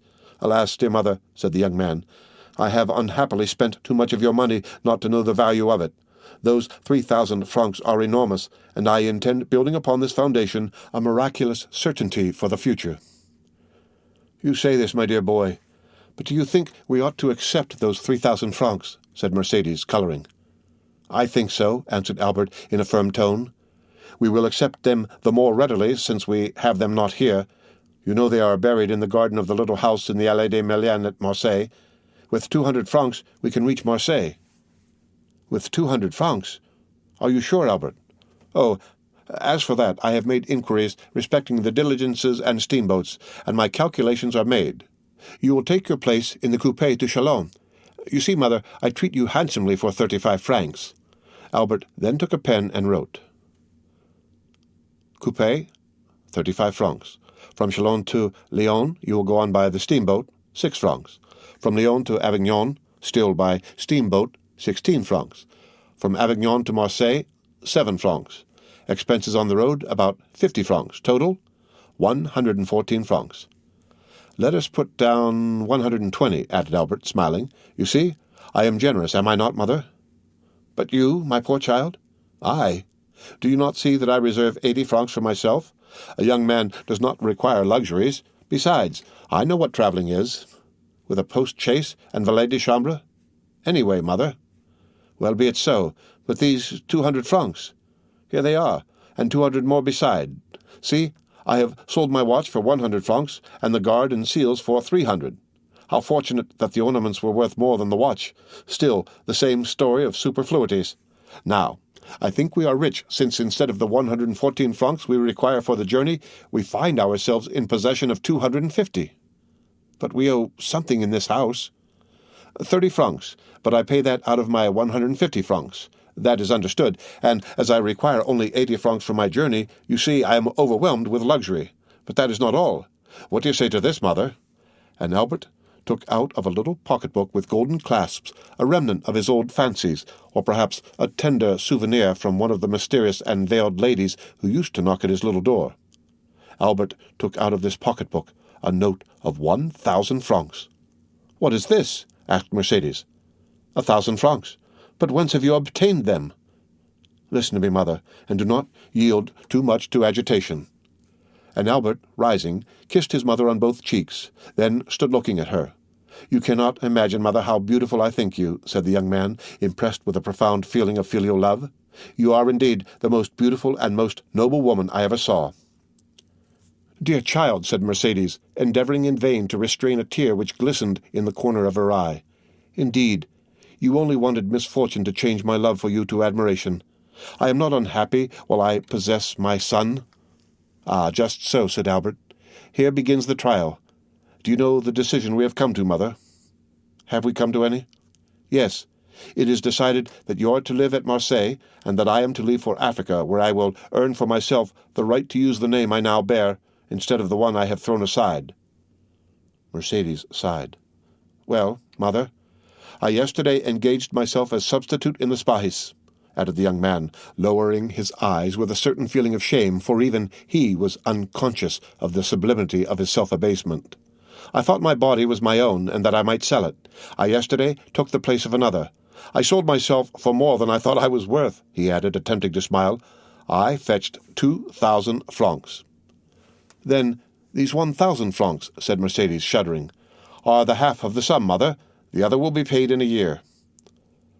Mercedes raised her eyes to heaven with an expression it would be impossible to describe, and tears which had hitherto been restrained now yielded to her emotion and ran down her cheeks. "The price of his blood," she murmured. "Yes, if I am killed," said Albert, laughing. "But I assure you, mother, I have a strong intention of defending my person, and I never felt half so strong an inclination to live as I do now. Merciful heavens! Besides, mother, why should you make up your mind that I am to be killed? Has Lemercier, that nay of the South, been killed? Has Changarnier been killed? Has Bedeau been killed? Has Morel, whom we know, been killed? Think of your joy, mother, when you see me return with an embroidered uniform. I declare I expect to look magnificent in it, and chose that regiment only from vanity." Mercedes sighed while endeavoring to smile. The devoted mother felt that she ought not to allow the whole weight of the sacrifice to fall upon her son. "Well, now you understand, mother," continued Albert. "Here are more than 4,000 francs settled on you. Upon these you can live at least 2 years." "Do you think so?" said Mercedes. These words were uttered in so mournful a tone that their real meaning did not escape Albert. He felt his heart beat, and taking his mother's hand within his own, he said tenderly, "Yes, you will live." "I shall live. Then you will not leave me, Albert?" "Mother, I must go," said Albert in a firm, calm voice. "You love me too well to wish me to remain useless and idle with you. Besides, I have signed." "You will obey your own wish and the will of heaven." "Not my own wish, mother, but reason, necessity. Are we not two despairing creatures? What is life to you? Nothing. What is life to me? Very little without you, mother. For believe me, but for you, I should have ceased to live on the day I doubted my father and renounced his name." "Well, I will live, if you promise me still to hope, and if you grant me the care of your future prospects, you will redouble my strength.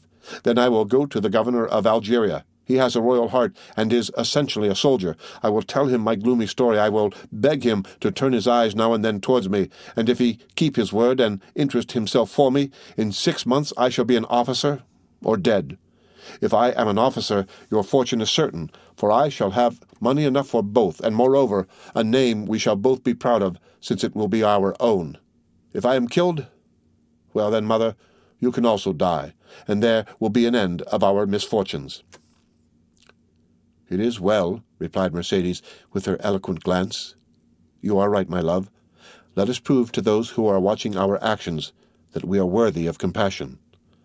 "But let us not yield to gloomy apprehensions," said the young man. "I assure you we are, or rather we shall be, very happy. You are a woman at once full of spirit and resignation. I have become simple in my tastes, and am without passion, I hope. Once in service, I shall be rich. Once in Monsieur Dante's house, you will be at rest. Let us strive, I beseech you. Let us strive to be cheerful." "Yes, let us strive, for you ought to live, and to be happy, Albert." "And so our division is made, mother," said the young man, affecting ease of mind. "We can now part. Come, I shall engage your passage. And you, my dear boy?" "I shall stay here for a few days longer. We must accustom ourselves to parting. I want recommendations and some information relative to Africa. I will join you again at Marseilles." "Well, be it so. Let us part," said Mercedes, folding around her shoulders the only shawl she had taken away, and which accidentally happened to be a valuable black cashmere. Albert gathered up his papers hastily, rang the bell to pay the 30 francs he owed to the landlord, and, offering his arm to his mother, they descended the stairs. Someone was walking down before them, and this person, hearing the rustling of a silk dress, turned around. "Debray," muttered Albert. "You, Morcerf," replied the secretary, resting on the stairs. Curiosity had vanquished the desire of preserving his incognito, and he was recognized. It was indeed strange in this unknown spot to find the young man whose misfortunes had made so much noise in Paris. Morcerf, repeated Debray. Then, noticing in the dim light the still youthful and veiled figure of Madame de Morcerf, "Pardon me," he added with a smile. "I leave you, Albert." Albert understood his thoughts. "Mother," he said, turning towards Mercedes, "this is Monsieur Debray, secretary of the Minister for the Interior, once a friend of mine." "How once?" stammered Debray. "What do you mean?" "I say so, Monsieur Debray, because I have no friends now, and I ought not to have any. I thank you for having recognized me, sir." Debray stepped forward and cordially pressed the hand of his interlocutor. "Believe me, dear Albert," he said, with all the emotion he was capable of feeling, "believe me, I feel deeply for your misfortunes, and if in any way I can serve you, I am yours." "Thank you, sir," said Albert, smiling. "In the midst of our misfortunes we are still rich enough not to require assistance from anyone. We are leaving Paris, and when our journey is paid we shall have 5,000 francs left." The blood mounted to the temples of Debray, who held 1,000,000 in his pocketbook, and, unimaginative as he was, he could not help reflecting that the same house had contained 2 women, one of whom, justly dishonored, had left it poor with 1,500,000 francs under her cloak, while the other, unjustly stricken but sublime in her misfortune, was yet rich with a few deniers. This parallel disturbed his usual politeness. The philosophy he witnessed appalled him. He muttered a few words of general civility and ran downstairs. That day the minister's clerks and the subordinates had a great deal to put up with from his ill humor. But that same night he found himself the possessor of a fine house situated on the Boulevard de la Madeleine, and an income of 50,000 livres.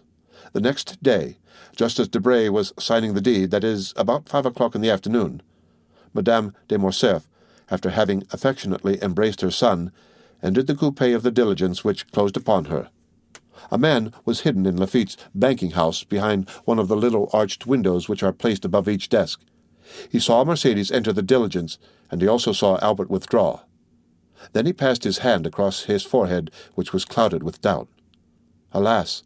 he exclaimed, "how can I restore the happiness I have taken away from these poor, innocent creatures? God help me!" The end of Chapter 106 of The Count of Monte Cristo, read by Rick Kistner for Lit to Go on the web at fcit.usf.edu.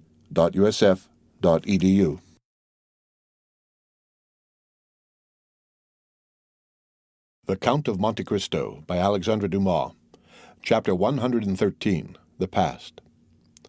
The Count departed with a sad heart from the house in which he had left Mercedes, probably never to behold her again. Since the death of little Edward, a great change had taken place in Monte Cristo. Having reached the summit of his vengeance by a long and tortuous path, he saw an abyss of doubt yawning before him. More than this, the conversation which had just taken place between Mercedes and himself had awakened so many recollections in his heart that he felt it necessary to combat with them. A man of the Count's temperament could not long indulge in that melancholy which can exist in common minds, but which destroys superior ones. He thought he must have made an error in his calculations if he now found cause to blame himself. "I cannot have deceived myself," he said. "I must look upon the past in a false light. What?" he continued. "Can I have been following a false path? Can the end which I proposed be a mistaken end? Can 1 hour have sufficed to prove to an architect that the work upon which he founded all his hopes was an impossible, if not a sacrilegious undertaking? I cannot reconcile myself to this idea. It would madden me. The reason why I am now dissatisfied is that I have not a clear appreciation of the past. The past, like the country through which we walk, becomes indistinct as we advance. My position is like that of a person wounded in a dream. He feels the wound, though he cannot recollect when he received it.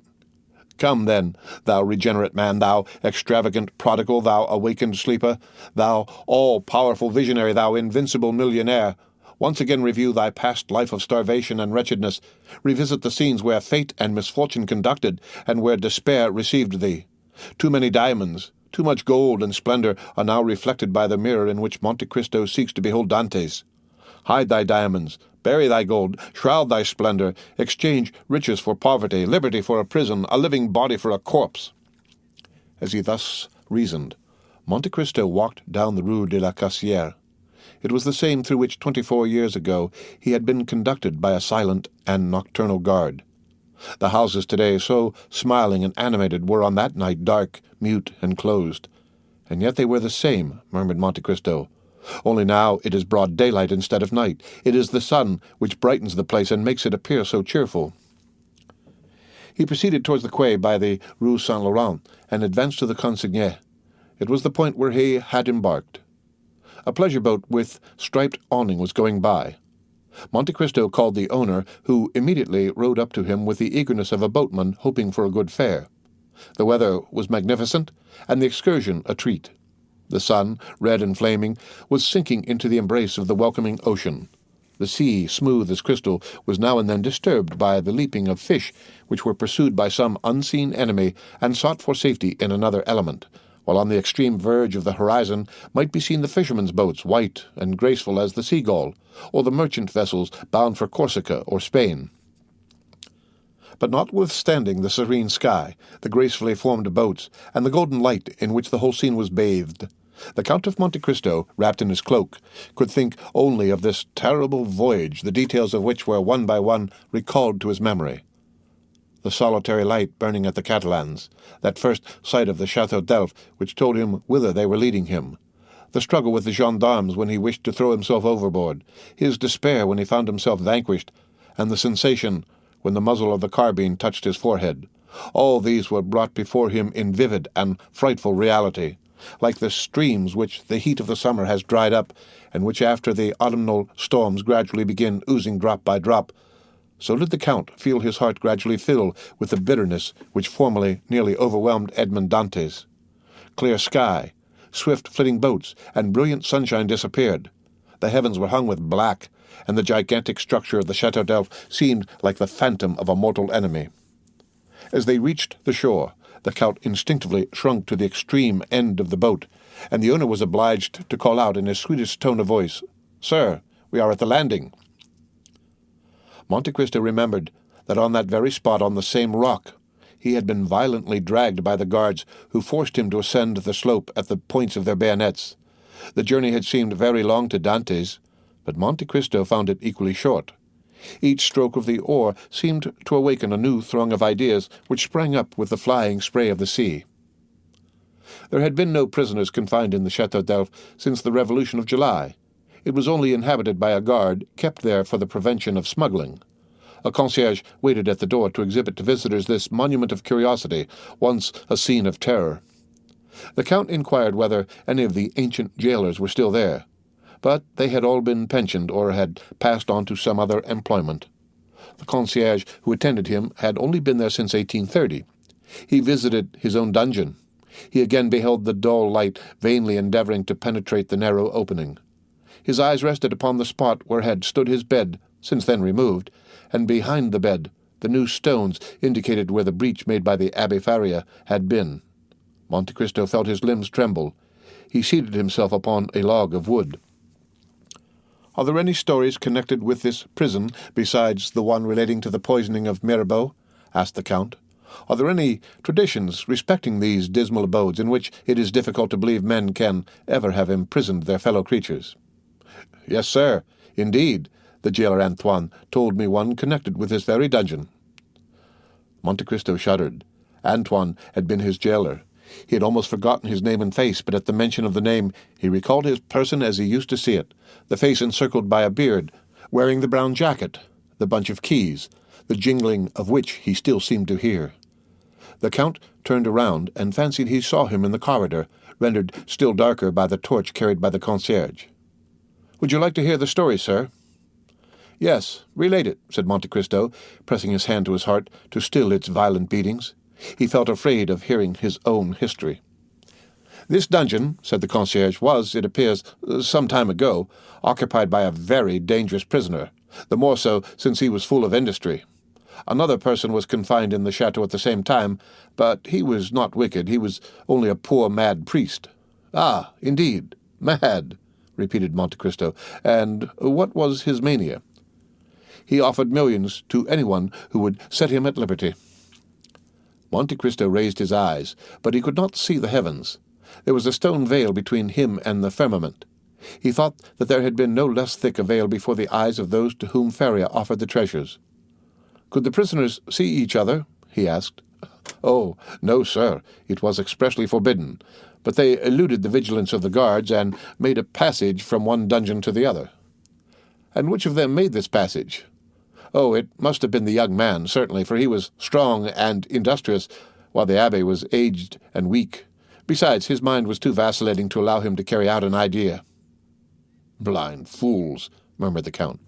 However, be that as it may, the young man made a tunnel, how or by what means no one knows, but he made it, and there is the evidence yet remaining of his work. Do you see it? And the man held the torch to the wall. Ah, yes, I see, said the Count, in a voice hoarse from emotion. The result was that the two men communicated with one another. How long they did so, nobody knows. One day the old man fell ill and died. Now, guess what the young one did? Tell me. He carried off the corpse, which he placed in his own bed, with its face to the wall. Then he entered the empty dungeon, closed the entrance, and slipped into the sack which had contained the dead body. Did you ever hear of such an idea? Monte Cristo closed his eyes, and seemed again to experience all the sensations he had felt when the coarse canvas, yet moist with the cold dews of death, had touched his face. The jailer continued. Now, this was his project. He fancied that they buried the dead at the Château d'Elf, and, imagining they would not expend much labor on the grave of a prisoner, he calculated on raising the earth with his shoulders. But unfortunately their arrangements at the chateau frustrated his projects. They never buried the dead. They merely attached a heavy cannonball to the feet and then threw them into the sea. This is what was done. The young man was thrown from the top of the rock. The corpse was found on the bed the next day, and the whole truth was guessed, for the men who performed the office then mentioned what they had not dared to speak of before, that at the moment the corpse was thrown into the deep, they heard a shriek, which was almost immediately stifled by the water in which it disappeared. The Count breathed with difficulty. The cold drops ran down his forehead, and his heart was full of anguish. No, he muttered. The doubt I felt was but the commencement of forgetfulness, but here the wound reopens, and the heart again thirsts for vengeance. And the prisoner, he continued aloud, was he ever heard of afterwards? Oh, no, of course not. You can understand that one of two things must have happened. He must either have fallen flat, in which case the blow from a height of 90 feet must have killed him instantly, or he must have fallen upright, and then the weight would have dragged him to the bottom, where he remained. Poor fellow. Then you pity him? Said the Count. Ma foi, yes, though he was in his own element. What do you mean? The report was that he had been a naval officer who had been confined for plotting with the Bonapartists. Great is truth, muttered the Count. Fire cannot burn, nor water drown it. Thus the poor sailor lives in the recollection of those who narrate his history. His terrible story is recited in the chimney-corner, and a shudder is felt at the description of his transit through the air to be swallowed by the deep. Then the Count added aloud, Was his name ever known? Oh, yes, but only as number 34. Oh, Villefort, Villefort, murmured the Count. This scene must often have haunted thy sleepless hours. Do you wish to see anything more, sir? Said the concierge. Yes, especially if you will show me the poor abbé's room. Ah, number 27. Yes, number 27, repeated the Count, who seemed to hear the voice of the abbé answering him in those very words through the wall when asked his name. Come, sir. Wait, said Monte Cristo. I wish to take one final glance around this room. This is fortunate, said the guide. I have forgotten the other key. Go and fetch it. I will leave you the torch, sir. No, take it away. I can see in the dark. Why, you're like number 34. They said he was so accustomed to darkness that he could see a pin in the darkest corner of his dungeon. He spent 14 years to arrive at that, muttered the Count. The guide carried away the torch.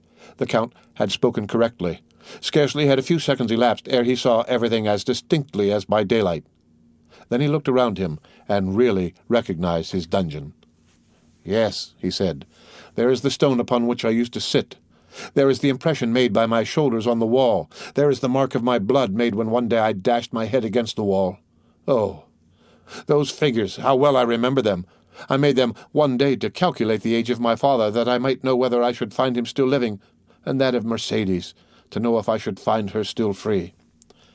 After finishing that calculation, I had a minute's hope. I did not reckon upon hunger and infidelity. and a bitter laugh escaped the Count. He saw in fancy the burial of his father and the marriage of Mercedes. On the other side of the dungeon he perceived an inscription, the white letters of which were still visible on the green wall. "O God," he read, "preserve my memory." "Oh, yes," he cried, "that was my only prayer at last. I no longer begged for liberty, but memory. I dreaded to become mad and forgetful. O God, thou hast preserved my memory. I thank thee. I thank thee." At this moment the light of the torch was reflected on the wall. The guide was coming. Monte Cristo went to meet him. "Follow me, sir." And without ascending the stairs, the guide conducted him by a subterraneous passage to another entrance. There again Monte Cristo was assailed by a multitude of thoughts. The first thing that met his eyes was the meridian drawn by the abbey on the wall by which he calculated the time. Then he saw the remains of the bed on which the poor prisoner had died. The sight of this, instead of exciting the anguish experienced by the Count in the dungeon, filled his heart with a soft and grateful sentiment, and tears fell from his eyes. "This is where the mad abbey was kept, sir, and that is where the young man entered," and the guide pointed to the opening which had remained unclosed. "From the appearance of the stone," he continued, "a learned gentleman discovered that the prisoners might have communicated together for 10 years. Poor things, those must have been 10 weary years." Dantes took some louis from his pocket and gave them to the man who had twice unconsciously pitied him. The guide took them, thinking them merely a few pieces of little value, but the light of the torch revealed their true worth. "Sir," he said, "you have made a mistake. You have given me gold." "I know it." The concierge looked upon the Count with surprise. "Sir," he cried, scarcely able to believe his good fortune, "sir, I cannot understand your generosity." "Oh, it is very simple, my good fellow. I have been a sailor, and your story touched me more than it would others. Then, sir, since you are so liberal, I ought to offer you something." "What have you to offer to me, my friend? Shells? Straw work?" "Thank you." "No, sir, neither of those. Something connected with this story." "Really? What is it?" "Listen," said the guide. "I said to myself, something is always left in a cell inhabited by one prisoner for 15 years, so I began to sound the wall." "Ah," cried Monte Cristo, remembering the abbey's 2 hiding-places. "After some search, I found that the floor gave a hollow sound near the head of the bed and at the hearth." "Yes," said the Count, "yes. I raised the stones and found—" "A rope ladder and some tools." "How do you know that?" asked the guide in astonishment. "I do not know. I only guess it because that sort of thing is generally found in prisoners' cells." "Yes, sir. A rope, ladder, and tools. And you have them yet?" "No, sir, I sold them to visitors who considered them great curiosities, but I have still something left." "What is it?" asked the Count impatiently. "A sort of book written upon strips of cloth." "Go and fetch it, my good fellow, and if it be what I hope, you will do well." "I will run for it, sir," and the guide went out. Then the Count knelt down by the side of the bed, which death had converted into an altar. "O second father," he exclaimed, "thou who hast given me liberty, knowledge, riches, thou who, like beings of a superior order to ourselves, couldst understand the science of good and evil, if in the depths of the tomb there still remains something within us which can respond to the voice of those who are left on earth, if, after death, the soul ever revisit the places where we have lived and suffered, then, noble heart, sublime soul, then I conjure thee by the paternal love thou didst bear me, by the filial obedience I vowed to thee, grant me some sign, some revelation. Remove from me the remains of doubt, which, if it change not to conviction, must become remorse." The Count bowed his head and clasped his hands together. "Here, sir," said a voice behind him. Monte Cristo shuddered and arose.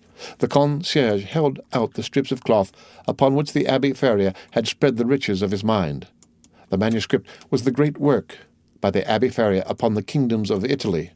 The Count seized it hastily. His eyes immediately fell upon the epigraph, and he read, "Thou shalt tear out the dragon's teeth, and shalt trample the lions under foot, saith the Lord." "Ah," he exclaimed, "here is my answer. Thanks, father, thanks."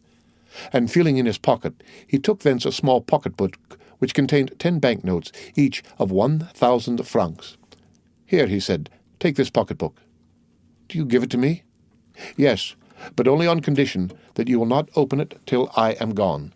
And placing it in his breast, the treasure he had just found, which was more valuable to him than the richest jewel, he rushed out of the corridor, and, reaching his boat, cried, "To Marseille!"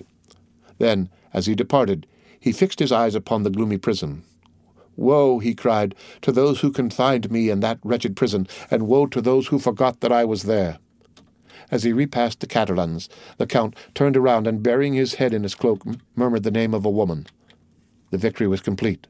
Twice he had overcome his doubts. The name he pronounced in a voice of tenderness, amounting almost to love, was that of Heidi. On landing, the Count turned towards the cemetery, where he felt sure of finding Morel. He, too, 10 years ago, had piously sought out a tomb, and sought it vainly. He, who returned to France with millions, had been unable to find the grave of his father, who had perished from hunger. Morel had indeed placed a cross over the spot, but it had fallen down, and the grave-digger had burnt it, as he did all the old wood in the churchyard. The worthy merchant had been more fortunate. Dying in the arms of his children, he had been by them laid by the side of his wife, who had preceded him in eternity by 2 years. 2 large slabs of marble, on which were inscribed their names, were placed on either side of a little enclosure, railed in and shaded by 4 cypress trees. Morel was leaning against one of these, mechanically fixing his eyes on the graves. His grief was so profound that he was nearly unconscious. "Maximilian," said the Count, "you should not look on the graves, but there," and he pointed upwards. "The dead are everywhere," said Morel. "Did you not yourself tell me so as we left Paris?" "Maximilian," said the Count, "you asked me during the journey to allow you to remain some days at Marseille. Do you still wish to do so?" "I have no wishes, Count. Only I fancy I could pass the time less painfully here than anywhere else." "So much the better, for I must leave you, but I carry your word with me, do I not?" "Ah, Count, I shall forget it." "No, you will not forget it, because you are a man of honor, Morel, because you have taken an oath, and are about to do so again." "Oh, Count, have pity upon me, I am so unhappy." "I have known a man much more unfortunate than you, Morel. Impossible."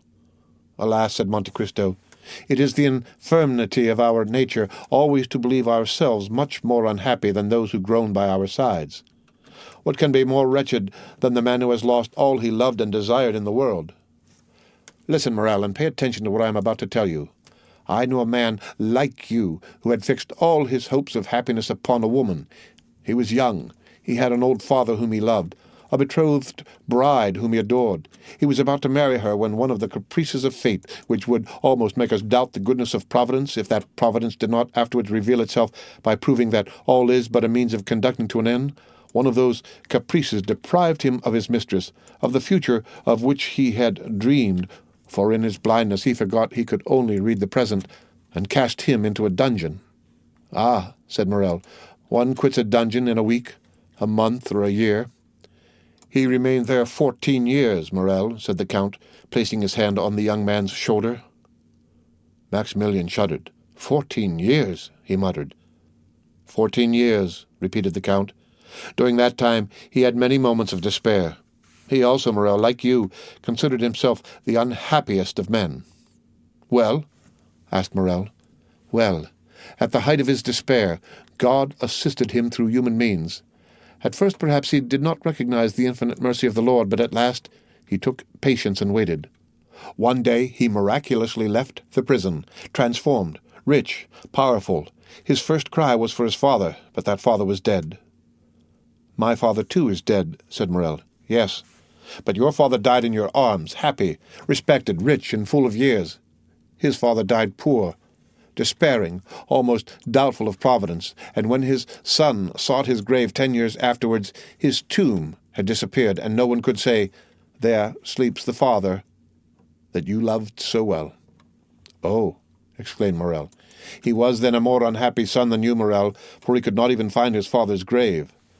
But then he had the woman he loved still remaining." "You are deceived, Morel. That woman—" "She was dead?" "Worse than that. she was faithless and had married one of the persecutors of her betrothed. You see then, Morel, that he was a more unhappy lover than you. And has he found consolation? He has at least found peace. And does he ever expect to be happy? He hopes so, Maximilian. The young man's head fell on his breast. You have my promise, he said after a minute's pause, extending his hand to Monte Cristo. Only remember, on the 5th of October, Morel, I shall expect you at the island of Monte Cristo. On the 4th, a yacht will wait for you in the port of Bastia. It will be called the Eureka. You will give your name to the captain, who will bring you to me. It is understood, is it not? But, Count, do you remember that the 5th of October— Child, replied the Count, not to know the value of a man's word, I have told you 20 times that if you wish to die on that day, I will assist you. Morel, farewell. Do you leave me? Yes, I have business in Italy. I leave you alone with your misfortunes and with your hope, Maximilian. When do you leave? Immediately. The steamer waits, and in an hour I shall be far from you. Will you accompany me to the harbor, Maximilian? I am entirely yours, Count. Morel accompanied the Count to the harbor. The white steam was ascending like a plume of feathers from the black chimney. The steamer soon disappeared, and in an hour afterwards, as the Count had said, was scarcely distinguishable in the horizon amidst the fogs of the night. The end of Chapter 113 of The Count of Monte Cristo. Read by Rick Kishner for Lit2Go on the web at fcit.usf.edu.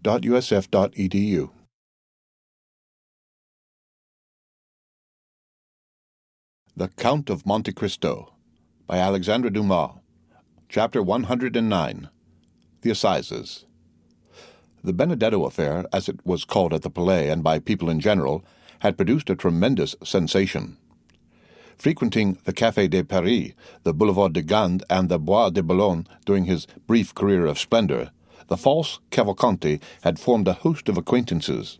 The papers had related his various adventures both as the man of fashion and the galley slave, and as everyone who had been personally acquainted with Prince Andrea Cavalcanti experienced a live curiosity in his fate, they all determined to spare no trouble in endeavoring to witness the trial of Monsieur Benedetto for the murder of his comrade in chains. In the eyes of many, Benedetto appeared, if not a victim, to at least an instance of the fallibility of the law. Monsieur Cavalcanti, his father, had been seen in Paris, and it was expected that he would reappear to claim the illustrious outcast. Many also, who were not aware of the circumstances attending his withdrawal from Paris, were struck with the worthy appearance, the gentlemanly bearing, and the knowledge of the world displayed by the old patrician, who certainly played the nobleman very well, so long as he said nothing and made no arithmetical calculations. As for the accused himself, many remembered him as being so amiable, so handsome, and so liberal that they chose to think him the victim of some conspiracy, since, in this world, large fortunes frequently excite the malevolence and jealousy of some unknown enemy. Every one, therefore, ran to the court, some to witness the sight, others to comment upon it. From 7 o'clock in the morning a crowd was stationed at the iron gates, and an hour before the trial commenced the hall was full of the privileged. Before the entrance of the magistrates, and indeed frequently afterwards, a court of justice on days when some especial trial is to take place resembles a drawing-room where many persons recognize each other and converse, if they can do so without losing their seats, or, if they are separated by too great a number of lawyers, communicate by signs. It was one of the magnificent autumn days which make amends for a short summer. The clouds which Monsieur de Villefort had perceived at sunrise had all disappeared as if by magic, and one of the softest and most brilliant days of September shone forth in all its splendor. Beauchamp, one of the kings of the press, and therefore claiming the right of a throne everywhere, was eyeing everybody through his monocle. He perceived Chateau Renaud and Debray, who had just gained the good graces of a sergeant-at-arms, and who had persuaded the latter to let them stand before instead of behind him, as they ought to have done. The worthy sergeant had recognized the minister's secretary and the millionaire, and, by way of paying extra attention to his noble neighbors, promised to keep their places while they paid a visit to Beauchamp. "Well," said Beauchamp, "we shall see our friend." "Yes, indeed," replied Debray, "that worthy prince. Deuce take those Italian princes." A man, too, who could boast of Dante for a genealogist and could reckon back to the Divine Comedy. "A nobility of the rope," said Chateau Renaud phlegmatically. "He will be condemned, will he not?" asked Debray of Beauchamp. "My dear fellow, I think we should ask you that question. You know such news much better than we do. Did you see the President at the minister's last night?" "Yes." "What did he say?" "Something which will surprise you." "Oh, make haste and tell me then. It is a long time since that has happened."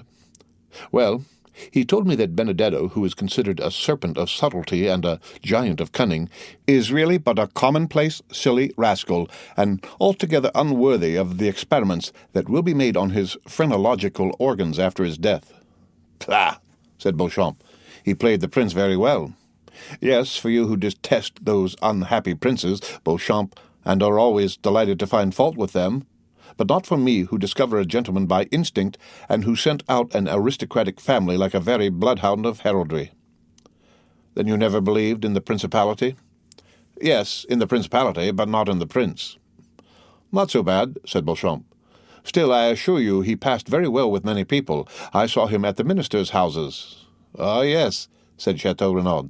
"The idea of thinking ministers understand anything about princes." "There is something in what you have just said," said Beauchamp, laughing.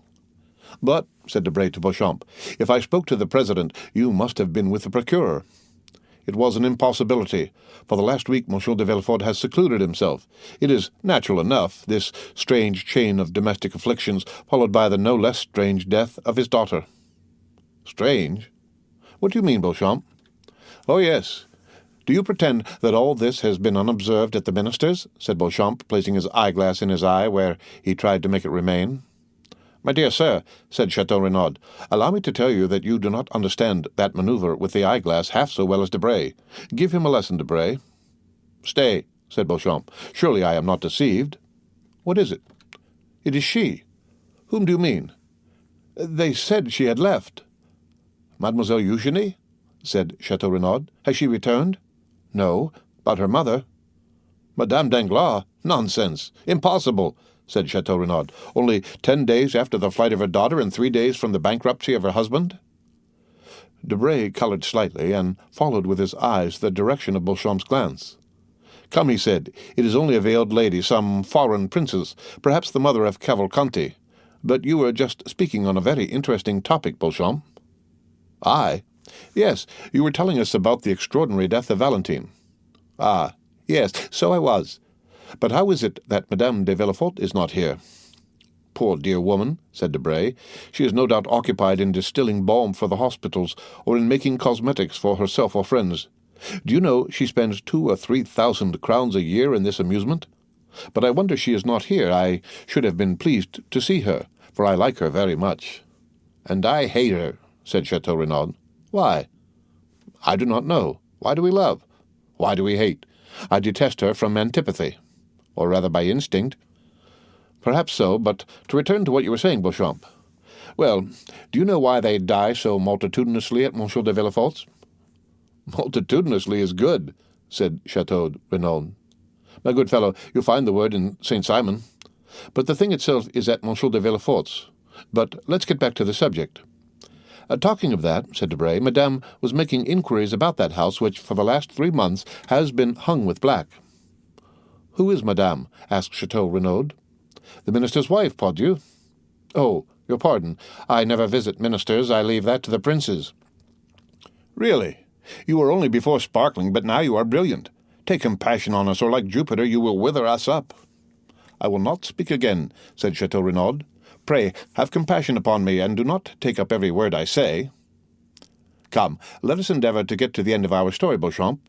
I told you that yesterday Madame made inquiries of me upon the subject. Enlighten me, and I will then communicate my information to her." "Well, gentlemen, the reason people die so multitudinously, I like that word, at Monsieur de Villefort's, is that there is an assassin in the house." The 2 young men shuddered, for the same idea had more than once occurred to them. "And who is the assassin?" they asked together. "Young Edward." A burst of laughter from the auditors did not in the least disconcert the speaker, who continued, "Yes, gentlemen, Edward, the infant phenomenon, who is quite an adept in the art of killing." "You are jesting." "Not at all. I yesterday engaged a servant who had just left Monsieur de Villefort. I intend sending him away tomorrow, for he eats so enormously to make up for the fast imposed upon him by his terror in that house. Well, now, listen. We are listening. It appears the dear child has obtained possession of a bottle containing some drug, which he every now and then uses against those who have displeased him. First, Monsieur and Madame de Saint-Méran incurred his displeasure, so he poured out 3 drops of his elixir. 3 drops were sufficient, then followed by Roy, the old servant of Monsieur Noirtier, who sometimes rebuffed this little wretch. He therefore received the same quantity of the elixir. The same happened to Valentine, of whom he was jealous. He gave her the same dose as the others, and all was over for her as well as the rest. "Why, what nonsense are you telling us?" said Chateau Renaud. "Yes, it is an extraordinary story," said Beauchamp, "is it not?" "It is absurd," said Debray. "Ah," said Beauchamp, "you doubt me? Well, you can ask my servant, or rather him who will no longer be my servant tomorrow. It was the talk of the house. And this elixir, where is it? What is it? The child conceals it. But where did he find it? In his mother's laboratory. Does his mother, then, keep poisons in her laboratory? How can I tell? You are questioning me like a king's attorney. I only repeat what I have been told, and like my informant, I can do no more. The poor devil would eat nothing from fear. It is incredible. No, my dear fellow, it is not at all incredible. You saw the child pass through the Rue Richelieu last year, who amused himself with killing his brothers and sisters by sticking pins in their ears while they slept. The generation who follow us are very precocious. Come, Beauchamp, said Chateau Renaud, I will bet anything you do not believe a word of all you have been telling us. I do not see the Count of Monte Cristo here. He is worn out, said Debray. Besides, he could not well appear in public, since he has been the dupe of the Cavalcanti, who it appears presented themselves to him with false letters of credit, and cheated him out of 100,000 francs upon the hypothesis of this principality. By the way, Monsieur de Chateau Renaud, asked Beauchamp, how is Morel? Ma foi, I have called 3 times without once seeing him. Still, his sister did not seem uneasy, and told me that, though she had not seen him for 2 or 3 days, she was sure he was well. Ah, now I think of it, the Count of Monte Cristo cannot appear in the hall, said Beauchamp. Why not? Because he is an actor in the drama. Has he assassinated anyone, then? No. On the contrary, they wished to assassinate him. You know that it was in leaving his house that Monsieur de Cadreau was murdered by his friend Benedetto. You know that the famous waistcoat was found in his house containing the letter which stopped the signature of the marriage contract. Do you see the waistcoat? There it is, all blood-stained on the desk, as testimony of the crime. Ah, very good. Hush, gentlemen, here is the court. Let us go back to our places. A noise was heard in the hall. The sergeant called his 2 patrons with an energetic ahem, and the doorkeeper, appearing, called out with that shrill voice peculiar to his order ever since the days of Beaumarchais. "Their court, gentlemen." The end of Chapter 109. Read by Rick Kishner. For Lit to Go on the web at fcit.usf.edu.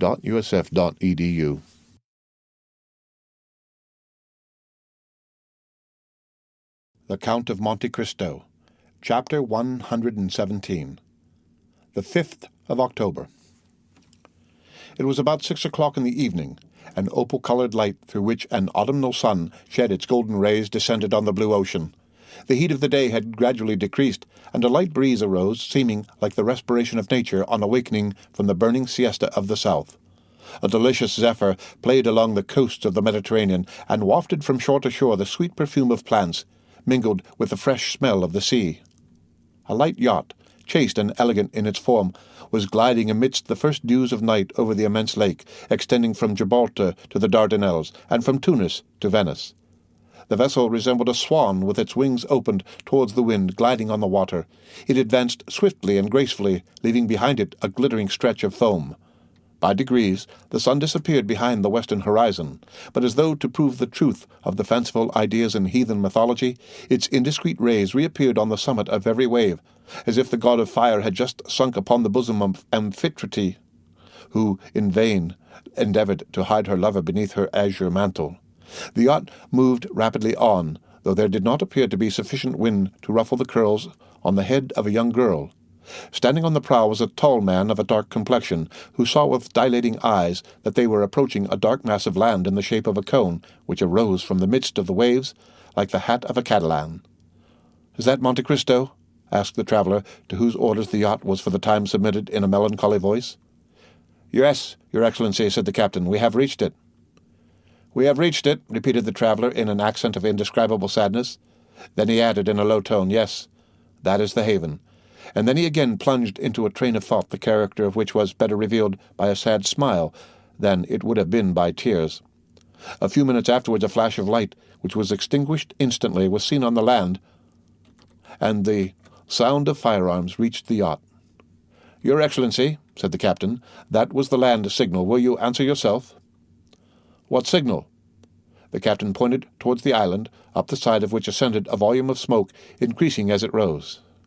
"Ah, yes," he said, as if awaking from a dream. "Give it to me." The captain gave him a loaded carbine. The traveller slowly raised it and fired in the air. 10 minutes afterwards the sails were furled, and they cast anchor about 100 fathoms from the little harbour. The gig was already lowered, and in it were 4 oarsmen and a coxswain. The traveller descended, and instead of sitting down at the stern of the boat, which had been decorated with a blue carpet for his accommodation, stood up with his arms crossed. The rowers waited, their oars half lifted out of the water like birds drying their wings. "Give way," said the traveller. The 8 oars fell into the sea simultaneously without splashing a drop of water, and the boat, yielding to the impulsion, glided forward. In an instant they found themselves in a little harbour formed in a natural creek. The boat grounded on the fine sand. "Will Your Excellency be so good as to mount the shoulders of 2 of our men? They will carry you ashore." The young man answered this invitation with a gesture of indifference, and stepped out of the boat. The sea immediately rose to his waist. "Ah, Your Excellency," murmured the pilot, "you should not have done so. Our master will scold us for it." The young man continued to advance, following the sailors, who chose a firm footing. 30 strides brought them to dry land. The young man stamped on the ground to shake off the wet, and looked around for someone to show him his road, for it was quite dark. Just as he turned, a hand rested on his shoulder, and a voice which made him shudder exclaimed, "Good evening, Maximilian. You are punctual. Thank you."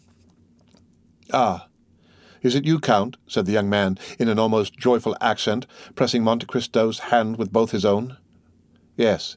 You see, I am as exact as you are. But you are dripping, my dear fellow.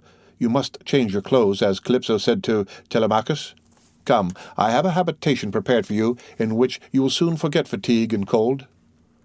Monte Cristo perceived that the young man had turned around. Indeed, Morrel saw with surprise that the men who had brought him had left without being paid or uttering a word. Already the sound of their oars might be heard as they returned to the yacht. "Oh, yes," said the Count. "You are looking for the sailors." "Yes, I paid them nothing, and yet they are gone." "Never mind that, Maximilian," said Monte Cristo, smiling. "I have made an agreement with the Navy that the access to my island shall be free of all charge. I have made a bargain." Morrel looked at the Count with surprise. "Count," he said, "you are not the same here as in Paris." "How so?" "Here you laugh." The Count's brow became clouded. "You are right to recall me to myself, Maximilian," he said. "I was delighted to see you again, and forgot for the moment that all happiness is fleeting." "Oh, no." "No, Count," cried Maximilian, seizing the Count's hands. "Pray, laugh, be happy, and prove to me by your indifference that life is endurable to sufferers." "Oh, how charitable, kind, and good you are! You affect this gaiety to inspire me with courage." "You are wrong, Morrel. I was really happy." "Then you forget me, so much the better." "How so?" "Yes, for as the gladiator said to the emperor when he entered the arena, he who is about to die salutes you." "Then you are not consoled?" asked the Count, surprised. "Oh," exclaimed Morrel with a glance full of bitter reproach, "do you think it possible that I could be?" "Listen," said the Count. "Do you understand the meaning of my words? You cannot take me for a commonplace man, a mere rattle, emitting a vague and senseless noise. When I ask you if you are consoled, I speak to you as a man for whom the human heart has no secrets. Well, Morrel, let us both examine the depths of your heart. Do you still feel the same feverish impatience of grief which made you start like a wounded lion? Have you still that devouring thirst which can only be appeased in the grave? Are you still actuated by the regret which drags the living to the pursuit of death? Or are you only suffering from the prostration of fatigue and the weariness of hope deferred?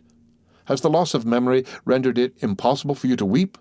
Oh, my dear friend, if this be the case, if you can no longer weep, if your frozen heart be dead, if you put all your trust in God, then, Maximilian, you are consoled. Do not complain.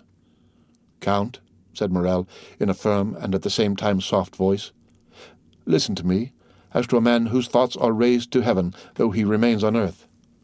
I come to die in the arms of a friend. Certainly, there are people whom I love. I love my sister Julie. I love her husband Emmanuel. But I require a strong mind to smile on my last moments.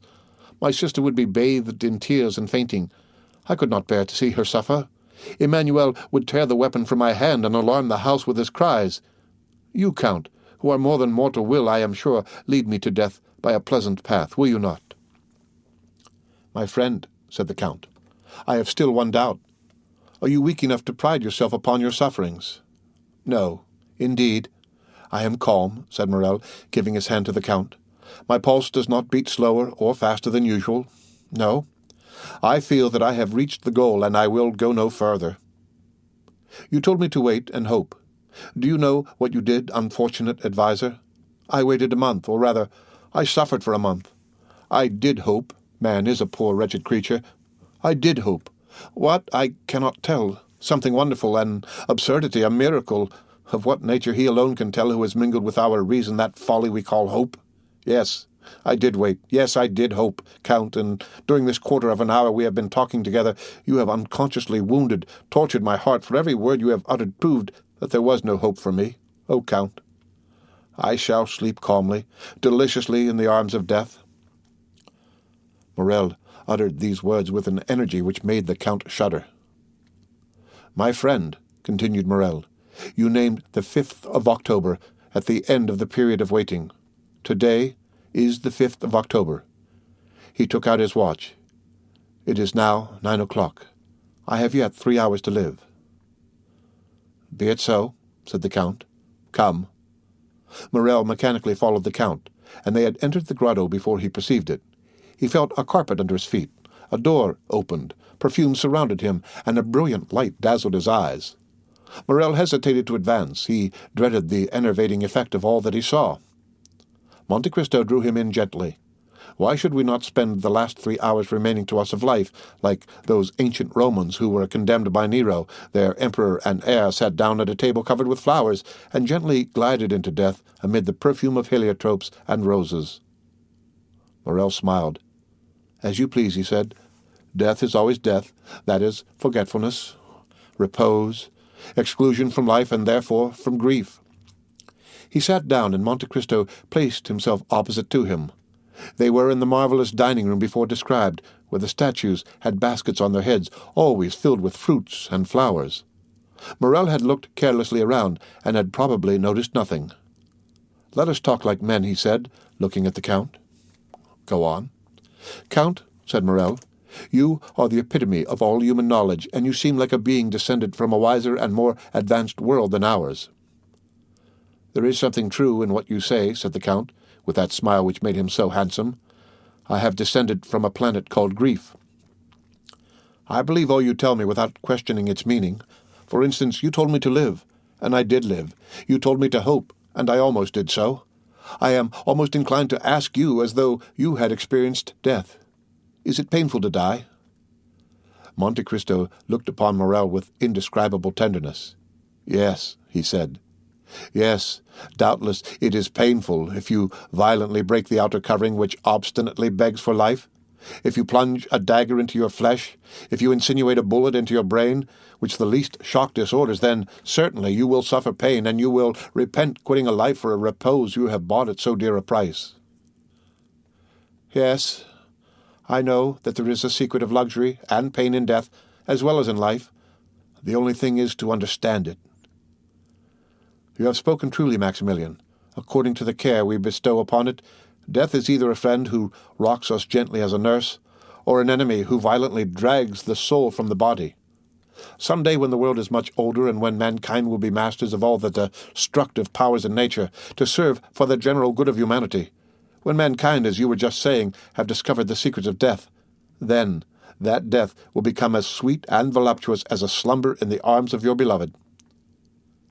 And if you wished to die, you would choose this death, Count? Yes. Morrel extended his hand. Now I understand, he said, why you had me brought here to this desolate spot in the midst of the ocean, to this subterranean palace. It was because you loved me, was it not, Count? It was because you loved me well enough to give me one of those sweet means of death of which we were speaking, a death without agony, a death which allows me to fade away while pronouncing Valentine's name and pressing your hand. Yes, you have guessed rightly, Morrel, said the Count. That is what I intended. Thanks. The idea that tomorrow I shall no longer suffer is sweet to my heart. Do you then regret nothing? No, replied Morrel. Not even me? Asked the Count, with deep emotion. Morrel's clear eye for the moment clouded. Then it shone with unusual luster, and a large tear rolled down his cheek. What? Said the Count. Do you still regret anything in the world, and yet die?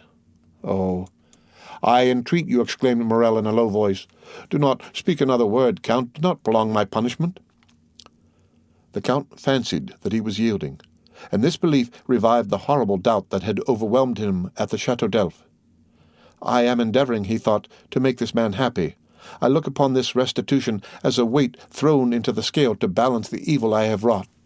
Now supposing I am deceived, supposing this man has not been unhappy enough to merit happiness, alas, what would become of me who can only atone for evil by doing good? Then he said aloud, Listen, Morrel, I see your grief is great, but still you do not like to risk your soul. Morrel smiled sadly. Count, he said, I swear to you my soul is no longer my own. Maximilian, you know I have no relation in the world. I have accustomed myself to regard you as my son. Well then, to save my son, I will sacrifice my life, nay, even my fortune. What do you mean? I mean that you wish to quit life because you do not understand all the enjoyments which are the fruits of a large fortune. Morrel, I possess nearly 100 millions, and I give them to you. With such a fortune you can attain every wish. Are you ambitious? Every career is open to you.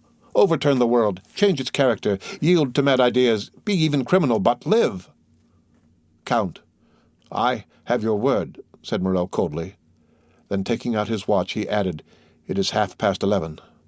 Morrel, can you intend it in my house, under my very eyes? Then let me go, said Maximilian, or I shall think you did not love me for my own sake, but for yours. And he arose. It is well, said Monte Cristo, whose countenance brightened at these words. You wish? You are inflexible. Yes, as you said, you are indeed wretched, and a miracle alone can cure you. Sit down, Morrel, and wait. Morrel obeyed. The Count arose, and unlocking a closet with a key suspended from his gold chain, took from it a little silver casket, beautifully carved and chased, the corners of which represented 4 bending figures similar to the Caratides, the forms of women, symbols of the angels aspiring to heaven. He placed the casket on the table. Then opening it, took out a little golden box, the top of which flew open when touched by a secret spring. This box contained an unctuous substance, partly solid, of which it was impossible to discover the color owing to the reflection of the polished gold, sapphires, rubies, emeralds, which ornamented the box. It was a mixed mass of blue, red, and gold. The Count took out a small quantity of this with a gilt spoon, and offered it to Morrel, fixing a long, steadfast glance upon him. It was then observable that the substance was greenish. This is what you asked for, he said, and what I promised to give you. I thank you from the depths of my heart, said the young man, taking the spoon from the hands of Monte Cristo. The Count took another spoon, and again dipped it into the golden box. What are you going to do, my friend? Asked Morrel, arresting his hand. Well, the fact is, Morrel, I was thinking that I too am weary of life, and since an opportunity presents itself— Stay, said the young man, you who love and are beloved, you who have faith and hope, oh, do not follow my example. In your case it would be a crime. Adieu, my noble and generous friend, adieu. I will go and tell Valentine what you have done for me. And slowly, though without any hesitation, only waiting to press the Count's hand fervently, He swallowed the mysterious substance offered by Monte Cristo. Then they were both silent. Ali, mute and attentive, brought the pipes and coffee and disappeared. By degrees the light of the lamps gradually faded in the hands of the marble statues which held them, and the perfumes appeared less powerful to Morel. Seated opposite to him, Monte Cristo watched him in the shadow, and Morel saw nothing but the bright eyes of the Count. An overpowering sadness took possession of the young man. His hands relaxed their hold, the objects in the room gradually lost their form and color, and his disturbed vision seemed to perceive doors and curtains open in the walls. "Friend," he cried, "I feel that I am dying. Thanks." He made a last effort to extend his hand, but it fell powerless beside him. Then it appeared to him that Monte Cristo smiled, not with the strange and fearful expression which had sometimes revealed to him the secrets of his heart, but with the benevolent kindness of a father for a child. At the same time the Count appeared to increase in stature. His form, nearly double its usual height, stood out in relief against the red tapestry. His black hair was thrown back, and he stood in the attitude of an avenging angel. Morel, overpowered, turned around in the armchair. A delicious torpor permeated every vein. A change of ideas presented themselves to his brain like a new design on the kaleidoscope. Enervated, prostrate, and breathless, he became unconscious of outward objects. He seemed to be entering that vague delirium preceding death. He wished once again to press the Count's hand, but his own was immovable. He wished to articulate a last farewell, but his tongue lay motionless and heavy in his throat, like a stone at the mouth of a sepulchre. Involuntarily his languid eyes closed, and still, through his eyelashes, a well-known form seemed to move amid the obscurity with which he thought himself enveloped. The Count had just opened a door. Immediately a brilliant light from the next room, or rather from the palace adjoining, shone upon the room in which he was gently gliding into his last sleep. Then he saw a woman of marvelous beauty appear on the threshold of the door separating the two rooms. Pale and sweetly smiling, she looked like an angel of mercy conjuring the angel of vengeance. "Is it heaven that opens before me?" thought the dying man. "That angel resembles the one I have lost." Monte Cristo pointed out Morel to the young woman, who advanced towards him with clasped hands and a smile upon her lips. "Valentine! Valentine!" he mentally ejaculated, but his lips uttered no sound, and as though all his strength were centered in that internal emotion, he sighed and closed his eyes. Valentine rushed towards him. His lips again moved. "He is calling you," said the Count. "He to whom you have confided your destiny, he from whom death would have separated you, calls you to him. Happily I vanquished death. Henceforth, Valentine, you will never again be separated on earth, since he has rushed into death to find you. Without me, you would both have died. May God accept my atonement in the preservation of these two existences." Valentine seized the Count's hand, and in her irresistible impulse of joy carried it to her lips. "Oh, thank me again," said the Count. "Tell me too you are weary that I have restored you to happiness. You do not know how much I require this assurance." "Oh, yes, yes, I thank you with all my heart," said Valentine, "and if you doubt the sincerity of my gratitude, then ask Heidi, ask my beloved sister Heidi, who ever since our departure from France has caused me to wait patiently for this happy day while talking to me of you." "You then love Heidi?" asked Monte Cristo, with an emotion he in vain endeavored to dissimulate. "Oh, yes, with all my soul." "Well, then, listen, Valentine," said the Count. "I have a favor to ask of you." "Of me? Oh, am I happy enough for that?" "Yes. You have called Heidi your sister. Let her become so indeed. Valentine, render her all the gratitude you fancy that you owe to me. Protect her, for—" The Count's voice was thick with emotion. "Henceforth she will be alone in the world." "Alone in the world?" repeated a voice behind the Count. "And why?" Monte Cristo turned around. Heidi was standing pale, motionless, looking at the Count with an expression of fearful amazement. "Because tomorrow, Heidi, you will be free. You will then assume your proper position in society, for I will not allow my destiny to overshadow yours. Daughter of a prince, I restore to you the riches and name of your father."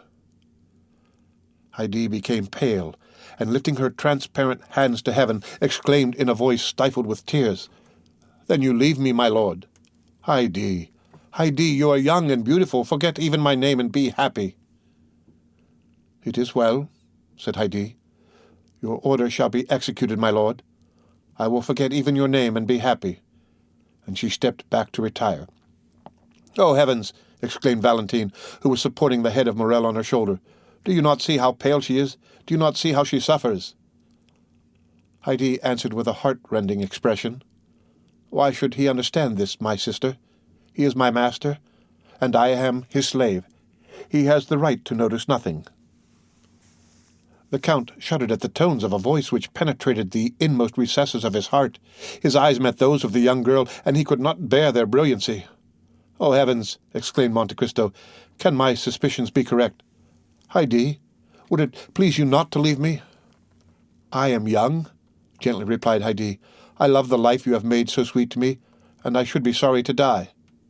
"You mean, then, that if I leave you, Heidi, I should die?" "Yes, my lord." "Do you then love me?"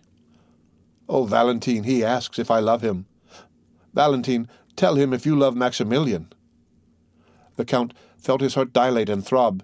He opened his arms, and Heidi, uttering a cry, sprang into them. "Oh, yes," she cried, "I do love you. I love you as one loves a father, brother, husband. I love you as my life, for you are the best, the noblest of created beings." "Let it be, then, as you wish, sweet angel. God has sustained me in my struggle with my enemies, and has given me this reward. He will not let me end my triumph in suffering. I wished to punish myself, but he has pardoned me. Love me then, Heidi.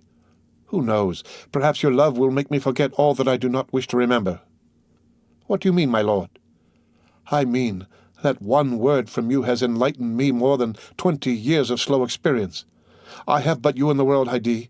Through you I again take hold on life. Through you I shall suffer. Through you rejoice." "Do you hear him, Valentine?" exclaimed Heidi. "He says that through me he will suffer. Through me, who would yield my life for his." The Count withdrew for a moment. "Have I discovered the truth?" he said. "But whether it be for recompense or punishment, I accept my fate.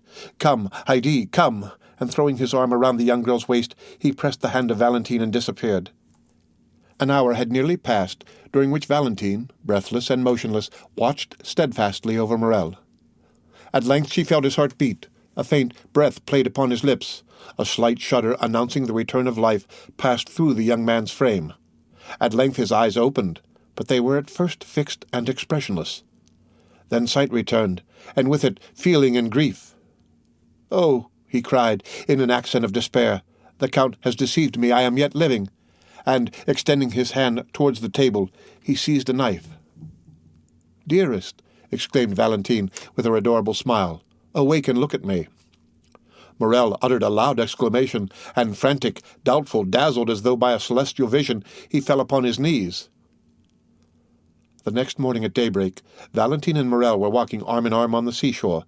Valentine relating how Monte Cristo had appeared in her room, explained everything, revealed the crime, and finally, how he had saved her life by enabling her to simulate death. They had found the door of the grotto opened and gone forth. On the azure dome of heaven still glittered a few remaining stars.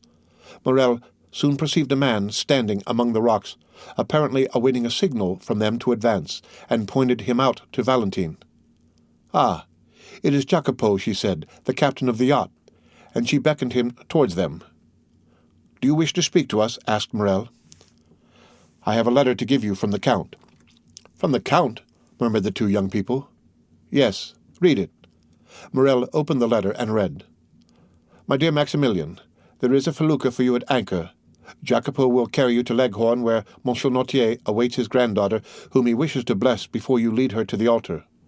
All that is in this grotto, my friend, my house in the Champs-Élysées, and my chateau at Tréport, are the marriage gifts bestowed by Edmond Dantes upon the son of his old master Morel. Mademoiselle de Villefort will share them with you, for I entreat her to give the poor the immense fortune reverting to her from her father, now a madman, and her brother, who died last September with his mother. Tell the angel who will watch over your future destiny, Morel, to pray sometimes for a man who, like Satan, thought himself for an instant equal to God, but who now acknowledges with Christian humility that God alone possesses supreme power and infinite wisdom. Perhaps those prayers may soften the remorse he feels in his heart. As for you, Morel, this is the secret of my conduct towards you. There is neither happiness nor misery in the world. There is only the comparison of one state with another, nothing more. He who has felt the deepest grief is best able to experience supreme happiness. We must have felt what it is to die, Morel, that we may appreciate the enjoyments of living. Live then, and be happy, beloved children of my heart, and never forget that until the day when God shall deign to reveal the future to man, all human wisdom is summed up in these two words: wait and hope. Your friend, Edmond Dantes, Count of Monte Cristo. During the perusal of this letter, which informed Valentine for the first time of the madness of her father and the death of her brother, she became pale. A heavy sigh escaped from her bosom, and tears, not the less painful because they were silent, ran down her cheeks. Her happiness cost her very dear. Morel looked around uneasily. "But," he said, "the Count's generosity is too overwhelming. Valentine will be satisfied with my humble fortune. Where is the Count, friend? Lead me to him." Jacopo pointed towards the horizon. "What do you mean?" asked Valentine. "Where is the Count? Where is Haydée?" "Look," said Jacopo. The eyes of both were fixed upon the spot indicated by the sailor, and on the blue line separating the sky from the Mediterranean Sea they perceived a large white sail. "Gone," said Morel, "gone. Adieu, my friend. Adieu, my father." "Gone," murmured Valentine. "Adieu, my sweet Haydée. Adieu, my sister." "Who can say whether we shall ever see them again?" said Morel with tearful eyes. "Darling," replied Valentine, "has not the Count just told us that all human wisdom is summed up in two words: wait and hope?" The End of The Count of Monte Cristo by Alexandre Dumas. Read by Rick Kistner. For Lit to go on the web at fcit.usf.edu.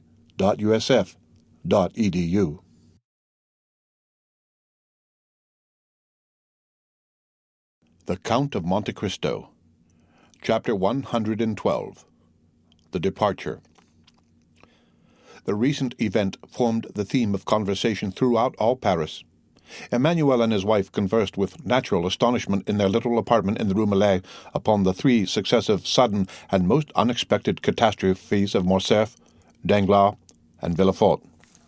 Maximilian, who was paying them a visit, listened to their conversation, or rather was present at it, plunged in his accustomed state of apathy. "Indeed," said Julie, "might we not almost fancy, Emmanuel, that those people, so rich, so happy but yesterday, had forgotten in their prosperity that an evil genius, like the wicked fairies in Perrault's story, who present themselves unbidden at a wedding or baptism, hovered over them, and appeared all at once to revenge himself for their fatal neglect?" "What a dire misfortune," said Emmanuel, thinking of Morcerf and Danglars. "What dreadful sufferings," said Julie, remembering Valentine, but whom, with a delicacy natural to women, she did not name before her brother.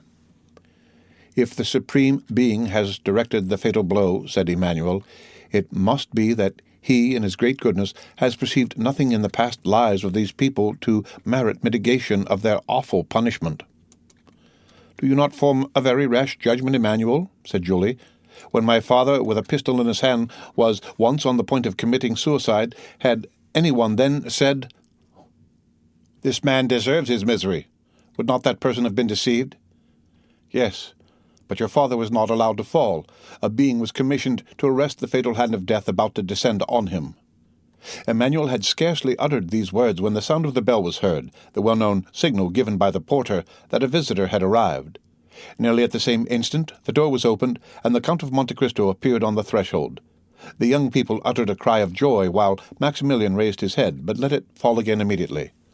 "Maximilian," said the Count, without appearing to notice the different impressions which his presence produced in one little circle, "I came to seek you." "To seek me?" repeated Morel, as if awakening from a dream. "Yes," said Monte Cristo. "Has it not been agreed that I should take you with me, and did I not tell you yesterday to prepare for departure?" "I am ready," said Maximilian. "I came expressly to wish them farewell."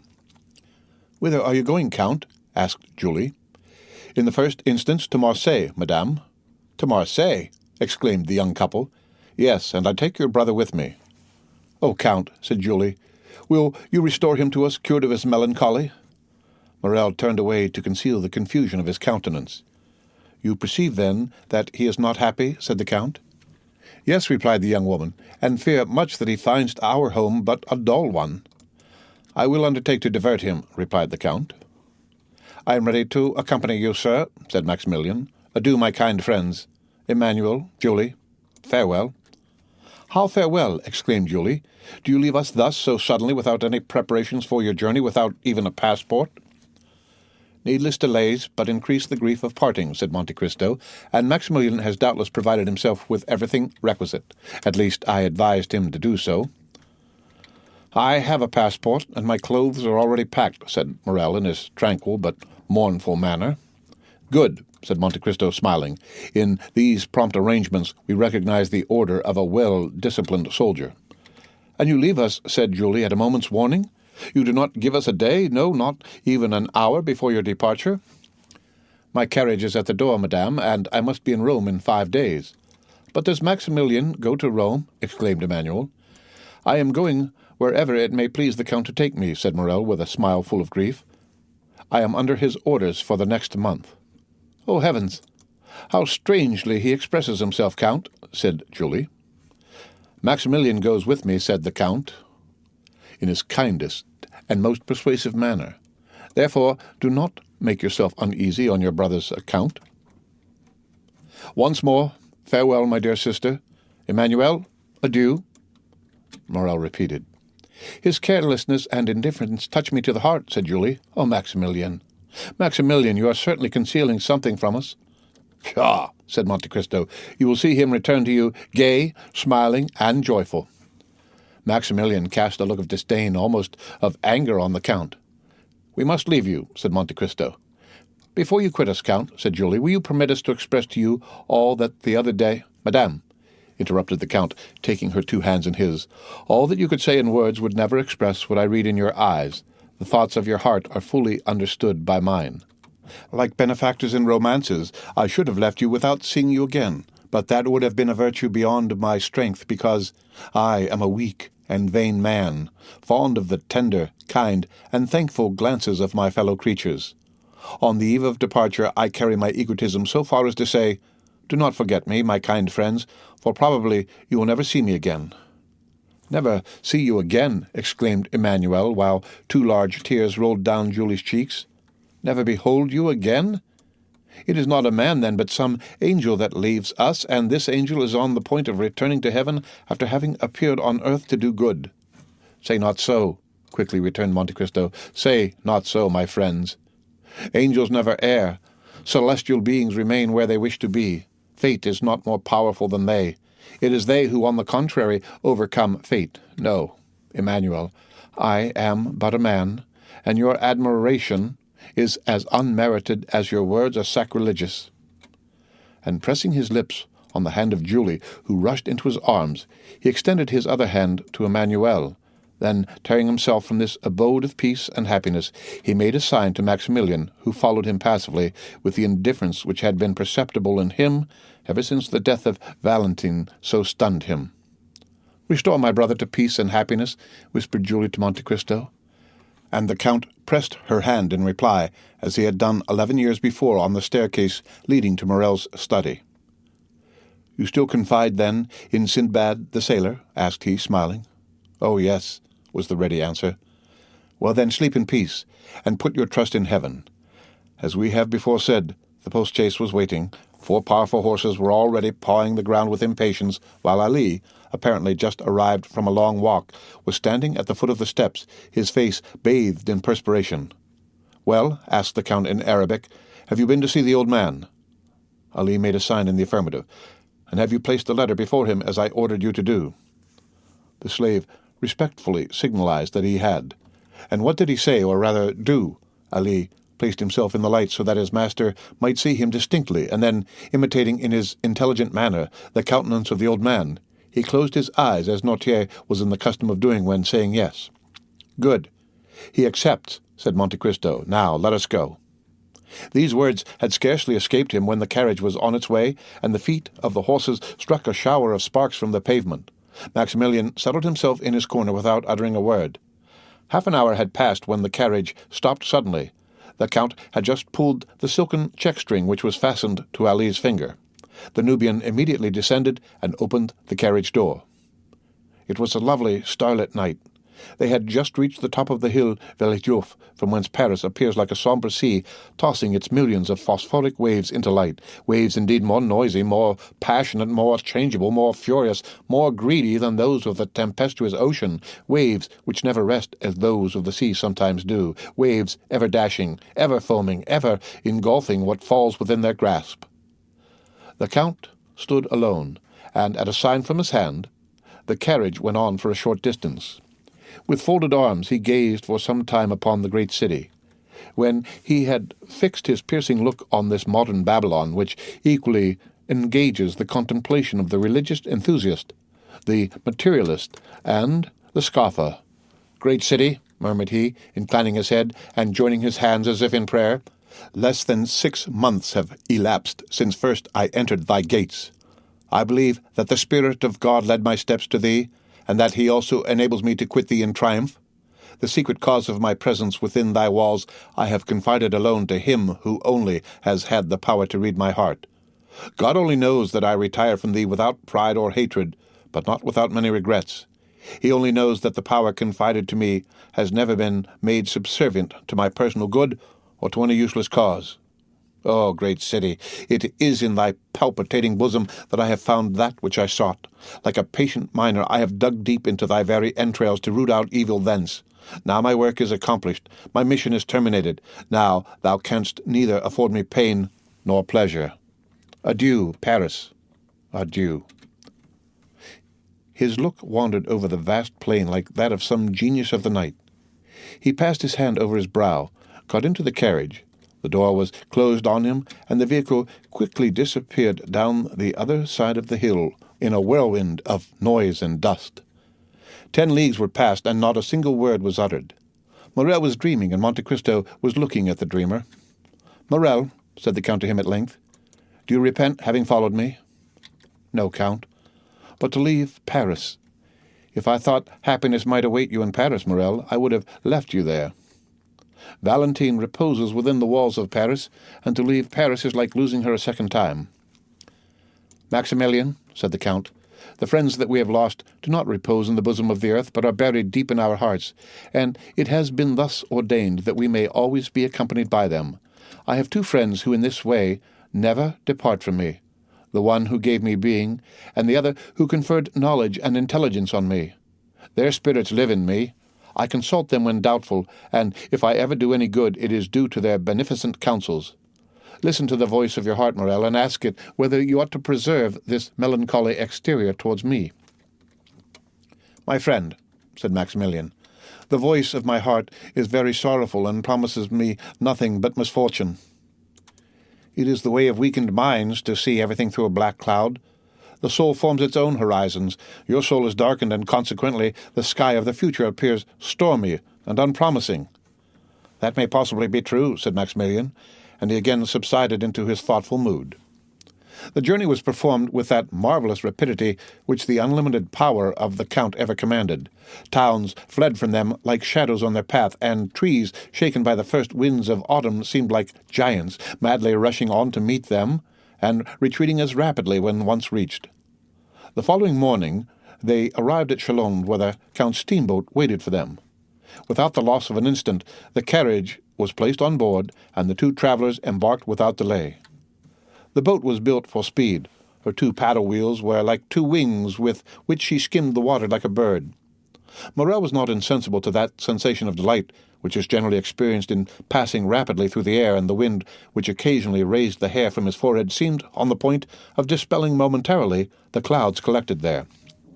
As the distance increased between the travellers and Paris, almost superhuman serenity appeared to surround the Count. He might have been taken for an exile about to revisit his native land. Ere long, Marseille presented herself to view. Marseille, white, fervid, full of life and energy. Marseille, the younger sister of Tyre and Carthage, the successor to them in the empire of the Mediterranean. Marseille, old, yet always young.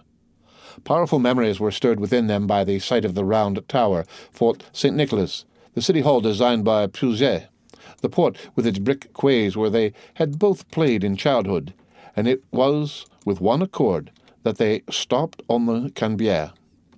A vessel was setting sail for Algiers, on board of which the bustle usually attending departure prevailed.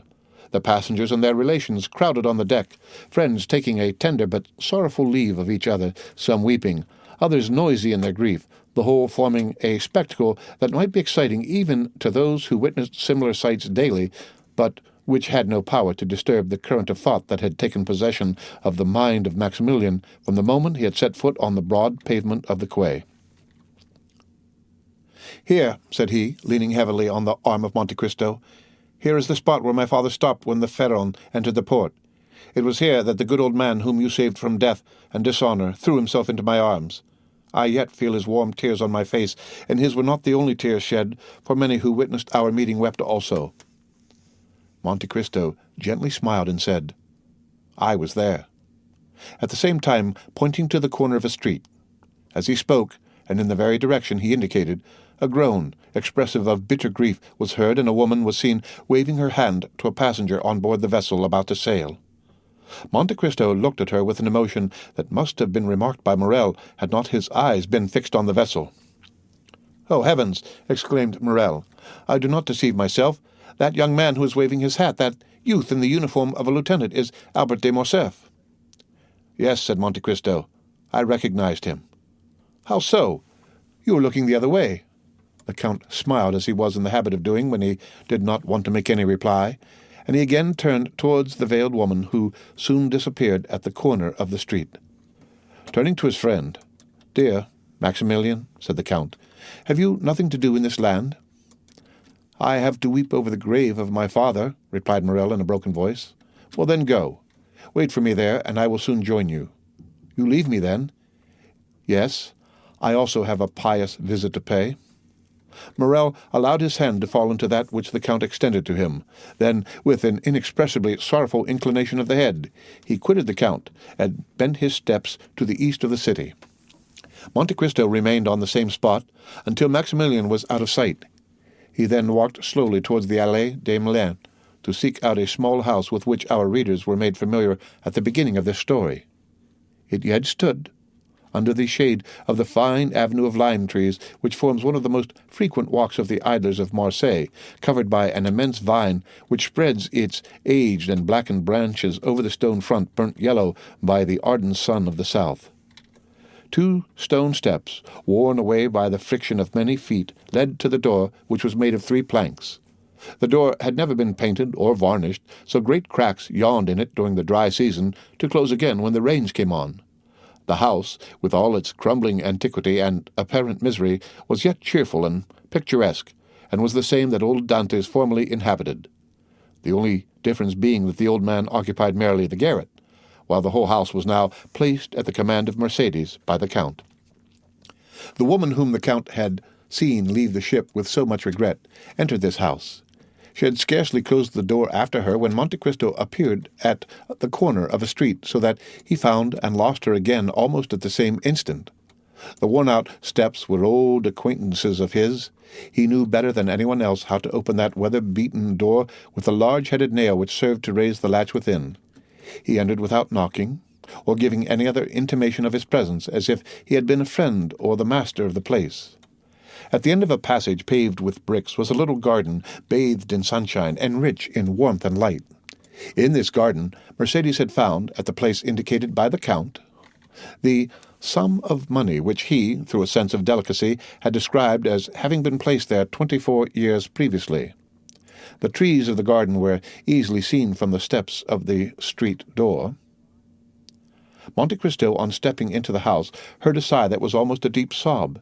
He looked in the direction whence it came, and there, under an arbor of Virginia jessamine, with its thick foliage and beautiful long purple flowers, he saw Mercédès, seated with her head bowed and weeping bitterly.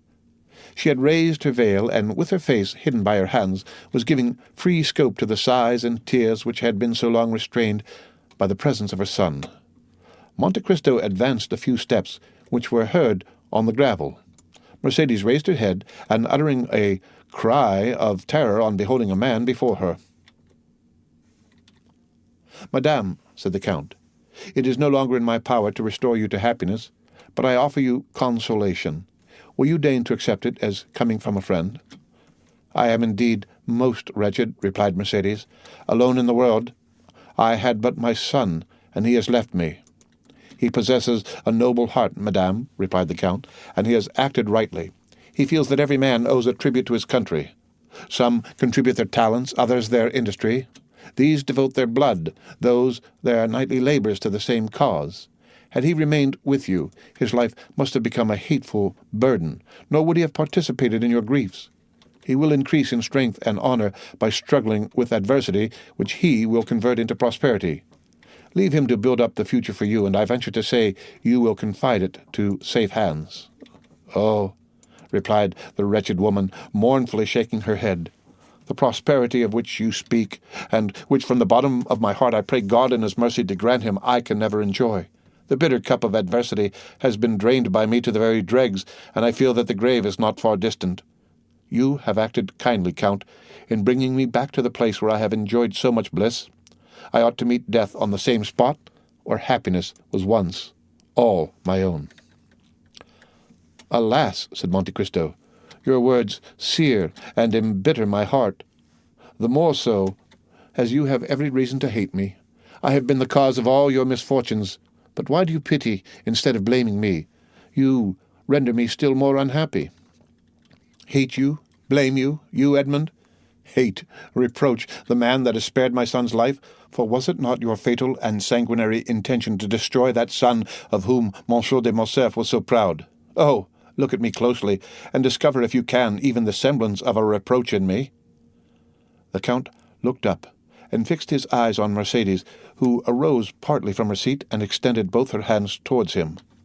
"Oh, look at me," continued she, with a feeling of profound melancholy. "My eyes no longer dazzle by the brilliancy, for the time has long fled since I used to smile on Edmond Dantes, who anxiously looked out for me from the window of yonder garret, then inhabited by his old father. Years of grief have created an abyss between those days and the present. I neither reproach you nor hate you, my friend. Oh, no, Edmund, it is myself that I blame, myself that I hate. Oh, miserable creature that I am," cried she, clasping her hands and raising her eyes to heaven. "I once possessed piety, innocence, and love, the three ingredients of the happiness of angels, and now what am I?" Monte Cristo approached her, and silently took her hand. "No," said she, withdrawing it gently. "No, my friend, touch me not. You have spared me, yet of all those who have fallen under your vengeance I was the most guilty. They were influenced by hatred, by avarice, and by self-love. But I was base, and for want of courage acted against my judgment. Nay, do not press my hand, Edmund. You are thinking, I am sure, of some kind speech to console me, but do not utter it to me. Reserve it for others more worthy of your kindness. See," and she exposed her face completely to view, "see, misfortune has silvered my hair. My eyes have shed so many tears that they are encircled by a rim of purple, and my brow is wrinkled. You, Edmund, on the contrary, you are still young, handsome, dignified. It is because you have had faith, because you have had strength, because you have had trust in God, and God has sustained you. But as for me, I have been a coward. I have denied God, and he has abandoned me." Mercedes burst into tears. Her woman's heart was breaking under its load of memories. Monte Cristo took her hand and imprinted a kiss on it, but she herself felt that it was a kiss of no greater warmth than he would have bestowed on the hand of some marble statue of a saint. "It often happens," continued she, "that a first fault destroys the prospect of a whole life. I believed you dead. Why did I survive you?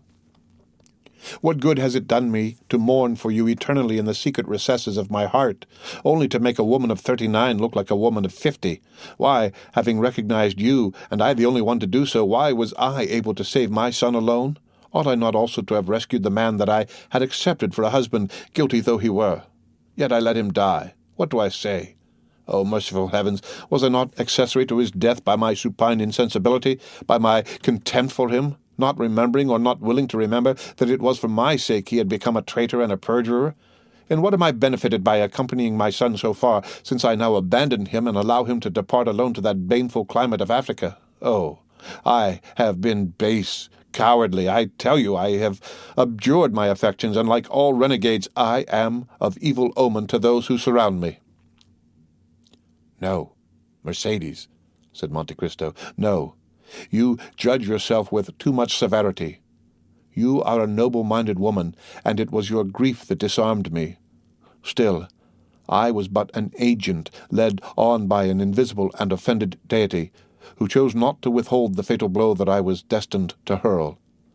I take that God to witness at whose feet I have prostrated myself daily for the last 10 years, that I would have sacrificed my life to you, and with my life the projects that were indissolubly linked with it.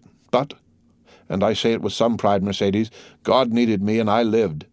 Examine the past and the present, and endeavor to dive into futurity, and then say whether I am not a divine instrument. The most dreadful misfortunes, the most frightful sufferings, the abandonment of all those who loved me, the persecution of those who did not know me, formed the trials of my youth, when suddenly from captivity, solitude, misery, I was restored to light and liberty, and became the possessor of a fortune so brilliant, so unbounded, so unheard of, that I must have been blind not to be conscious that God had endowed me with it to work out his own great designs. From that time I looked upon this fortune as something confided to me for an especial purpose. Not a thought was given to a life which you once, Mercedes, had the power to render blissful. Not 1 hour of peaceful calm was mine. But I felt myself driven on like an exterminating angel. Like adventurous captains about to embark on some enterprise full of danger, I laid in my provisions, I loaded my weapons, I collected every means of attack and defense. I inured my body to the most violent exercises, my soul to the bitterest trials. I taught my arm to slay, my eyes to behold excruciating sufferings, and my mouth to smile at the most horrid spectacles. Good-natured, confiding, and forgiving as I had been, I became revengeful, cunning and wicked, or rather immovable as fate. Then I launched out into the path that was open to me. I overcame every obstacle and reached the goal, but woe to those who stood in my pathway. "Enough," said Mercedes. "Enough, Edmund. Believe me that she who alone recognized you has been the only one to comprehend you, and had she crossed your path, and you had crushed her like glass, still, Edmund, still she must have admired you. Like the gulf between me and the past, there is an abyss between you, Edmund, and the rest of mankind, and I tell you freely that the comparison I draw between you and other men will ever be one of my greatest tortures. No, there is nothing in the world to resemble you in worth and goodness. But we must say farewell, Edmund, and let us part." "Before I leave you, Mercedes, have you no request to make?" said the Count. "I desire but one thing in the world, Edmund, the happiness of my son. Pray to the Almighty to spare his life, and I will take upon myself to promote his happiness." "Thank you, Edmund. But have you no request to make for yourself, Mercedes?" "For myself I want nothing. I live, as it were, between two graves. One is that of Edmond Dantes, lost to me long, long since. He had my love. That word ill becomes my faded lip now, but it is a memory dear to my heart, and one that I would not lose for all that the world contains. The other grave is that of the man who met his death from the hand of Edmond Dantes. I approve of the deed, but I must pray for the dead." "Your son shall be happy, Mercedes," repeated the Count. "Then I shall enjoy as much happiness as this world can possibly confer. But what are your intentions?" "To say that I shall live here, like the Mercedes of other times, gaining my bread by labor, would not be true, nor would you believe me. I have no longer the strength to do anything but to spend my days in prayer. However, I shall have no occasion to work, for the little sum of money buried by you, and which I found in the place you mentioned, will be sufficient to maintain me. Rumor will probably be busy respecting me, my occupations, my manner of living. That will signify but little." "Mercedes," said the Count, "I do not say it to blame you, but you made an unnecessary sacrifice in relinquishing the whole of the fortune amassed by Monsieur de Morcerf. Half of it, at least by right, belonged to you, in virtue of your vigilance and economy. I perceive what you are intending to propose to me, but I cannot accept it, Edmund. My son would not permit it. Nothing shall be done without the full approbation of Albert de Morcerf. I will make myself acquainted with his intentions, and will submit to them. But if he be willing to accept my offers, Will you oppose them? You well know, Edmund, that I am no longer a reasoning creature. I have no will unless it be the will to never decide. I have been so overwhelmed by the many storms that have broken over my head that I am become passive in the hands of the Almighty, like a sparrow in the talons of an eagle.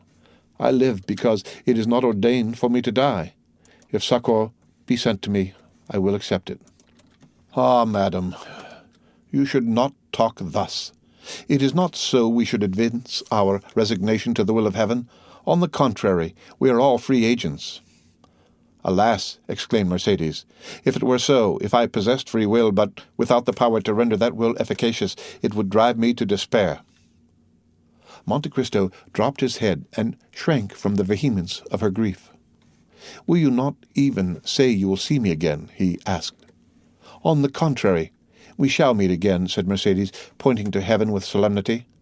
I tell you so to prove to you that I still hope.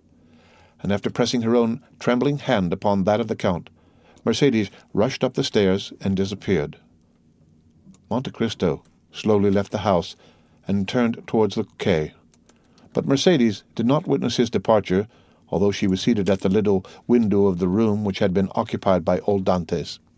Her eyes were straining to see the ship which was carrying her son over the vast sea, but still her voice involuntarily murmured softly, "Edmund, Edmund, Edmund." The end of Chapter 112 of The Count of Monte Cristo. Read by Rick Kishner for Lit2Go on the web at fcit.usf.edu.